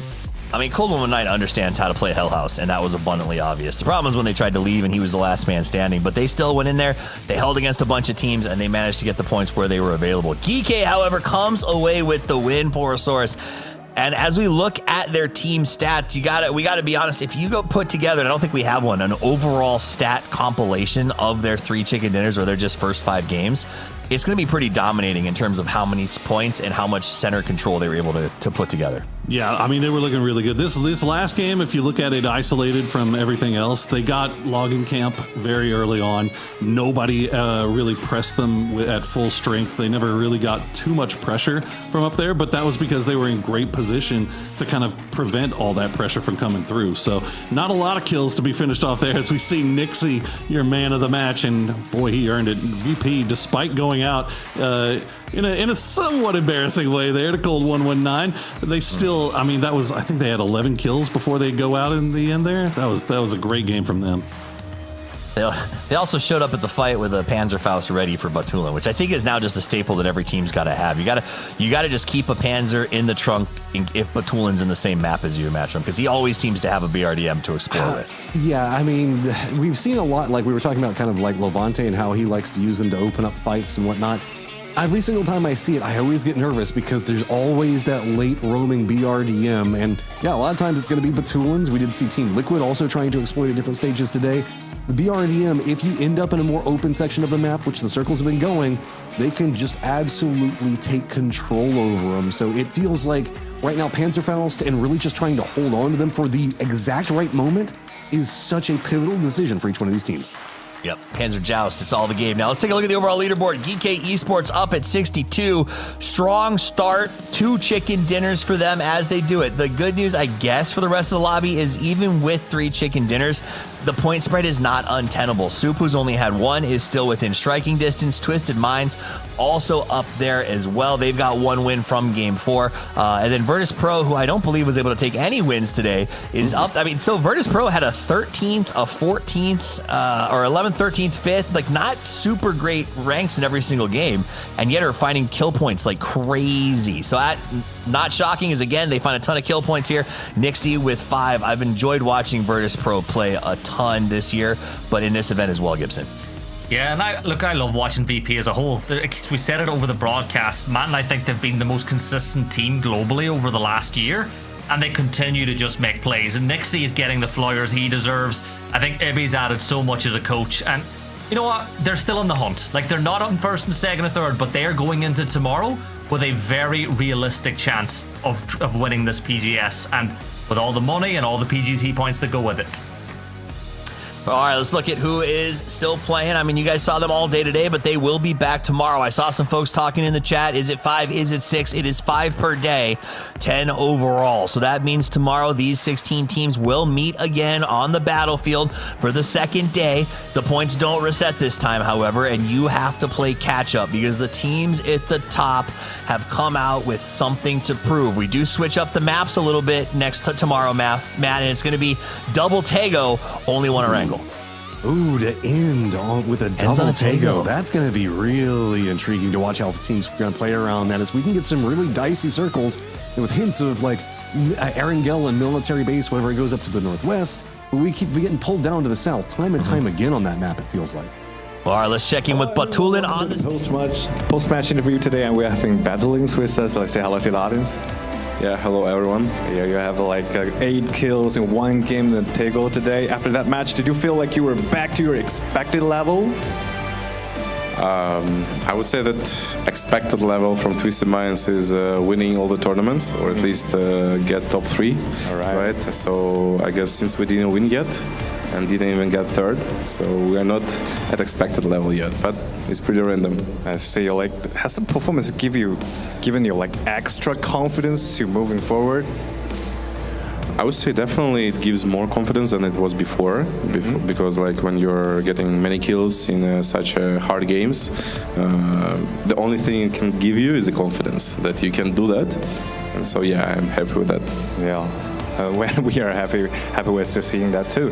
And the last question is about, although there's like these supers and geeky ahead of you, but like you still have chance to win a championship, and that feeling must be like familiar to you. So how are the chances, do you think, it will come true tomorrow?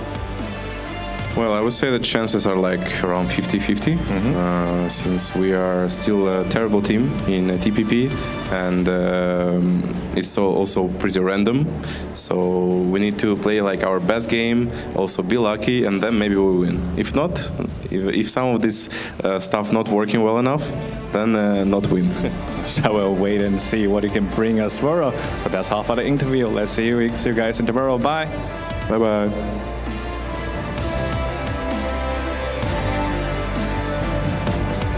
Fascinating because it's a consistent theme across some of our top teams that existed prior to the transition, prior to the new patches that have added in a lot of these sort of new elements, that they have struggled. And I think the fact that he said random twice in that interview and said if we don't get a little bit of luck, we don't get the win. And I feel like we've heard that from some other teams. Falcon seems a little crestfallen about some stuff. You saw their interview as well, kind of having a similar sentiment. Gunnar, in all of his interviews for the first time in history, has been focused on the positive mental attitude stuff instead of sort of systems and function. And so to me, that says that this might be whether or not you buy into that you have to be lucky to win, it is definitely a time of shift. It's a time when the meta is aggressively moving, and there is a space at the top for a new generation of teams to step in, Gibson. There is, and I think with the whole change and shift, we're not going to have a dominant team like we had in the past, like that Twisted Minds run where they almost had the perfect year. Like with the added kind of randomness they're talking about, or the fact that anybody can really win a map now as opposed to just 2 or 3 teams dominating with the way that they play macro, we're moving into an era where I feel more teams than ever feel that they can actually win. Like, every player says, my goal is to win. But in the past, you always felt like maybe only 4 of them were telling the truth. Now I feel like there's way more teams going into every single event that genuinely do believe that they can come out as champions. Yep, and I will say that's it. You have seen that as well, though. This idea that some teams who would never have said anything below first is acceptable are now saying things like third place will take that, which I also find absolutely shocking coming from the man himself, Batulin, to sort of express that. Because in the past, when I've talked to him, he's looked at me in the eyes and said, if we don't win, it doesn't count. It's not a success for us.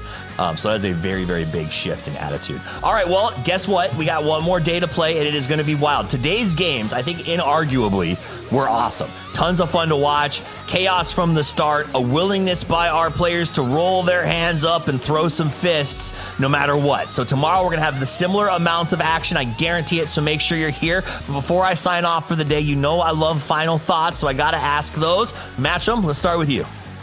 Korean dominance, can it continue? Because we'll often see them have like a great day 1, and day 2 doesn't always necessarily go the best for them. We've seen it with T1, we've seen it with players on GK whenever they were on Bagopub before. All of this can kind of slide down. They've got to make sure that they hold in the tempo that they've got right now, because you've got the looming consistency of VP, who will not take a chicken dinner, but will just stay right behind you the whole way, just eating at your morale every time you falter. Right? They chomp at you until you trip, and then they take over. I like that. VP in the wings. All right, Gibson, what's your final take? Pressure on GK. Are they going to go to bed tonight and sleep well, knowing they have a lead going into tomorrow? It's not a position that we see this team in all that often. So I wonder, will the pressure help them kind of perform at their very best tomorrow, or will they go in nervous? Because that can always happen. The most dangerous part of standing at the top is the desperation of the fall. We'll see if they hold. Porosaurus, final thoughts. Yeah, obviously, again, congrats to Geekay. 10-point lead going into the final day, but we all saw what a 10-point lead did for 17. So the job is not done by any means. I think no one would feel worse if you won 3 games in one day and then still didn't get the win. So a lot of pressure, as you said, going into tomorrow, and a lot of Tego to play tomorrow too. So those guys better be prepped for that map. A lot of prep required. I hope the early fights finish, and I will remind you guys that if it wasn't for Geekay having a little bit of a point bonus going into this, Soup would be a little bit closer. So every point will matter. Make sure you're back tomorrow for all of the action. I guarantee it's going to be a barn burner. This is the PUBG Global Series 7 from Shanghai. On behalf of myself, Match'em, Gibson, Porosaurus, the entire production team, Crafted, and all the players, thank you so much for spending your day with us. And until we see you next time, play more PUBG. They want to see me in a shiny flash. Who got to sell a pretty face? Got us something dope, pretty man. I don't really want to understand. Got a missile aim, got a pretty face. Say, repeat again. Sat him down and raise a bargain. I'll beg your pardon. Caution, fleet, I'm making nauseous. I'm all this. Homemade for auction. When the one breaking next week, I'm just a double take. When I dictate, so straight no debate. The pressure elevate. Ain't got no time to negotiate. Never chase, I set the pace. I'm a 5-star take from the crate to the great. They wanna see me in the city flash. Got to sell a pretty face. Gotta sell a dope, heard you mad. Pretty face. I don't partake with a face. I don't like that, you heard me say. Repeat again. 열심히 뛰어봐 나는 놈이 구며봤지 앞에서 해줄게 인사 반응도 못해다 쓰러져 도미노 원인 I'm very game yes I'm a 신사 기상 패기로도 짐사 긴장 슈리로 비상 산책하듯이 눈에 티탐이 판에 so boring 내가 할 말은 peace out. Locked and loaded like my gun, I told it. Take me to the battle, my team, you know it. Sky's pitch black, pull up and blow it. I'm all day with it, no, I never get off it. Everywhere I go is drama, all the plays I give the trauma. Damage can stir up the pot, pretty face, don't let it fool ya. They say I paid making me really wanna. Now gotta pave the way, they'll never walk Got on. a missile aim, got a pretty face. I don't partake with them fakes. I don't like that, you heard me say. Repeat again.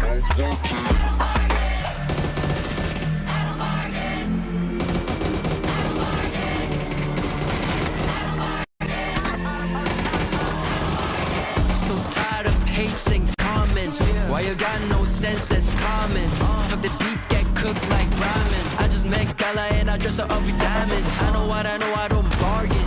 You can price me, look at all my garments. 나는 놈 위에 있는 놈이 난데 채널 고정해 5번으로 내 향이 남네. 난 got a Mr. Aim, got a pretty face. I don't partake with them fakes. I don't like that, you heard me say. Repeat again, I don't partake. Got a Mr. Aim, got a pretty face. I don't partake with them fakes. I don't like that, you heard me say.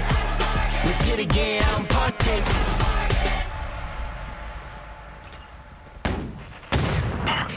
They wanna see me in a shiny flash. You got this hella pretty face.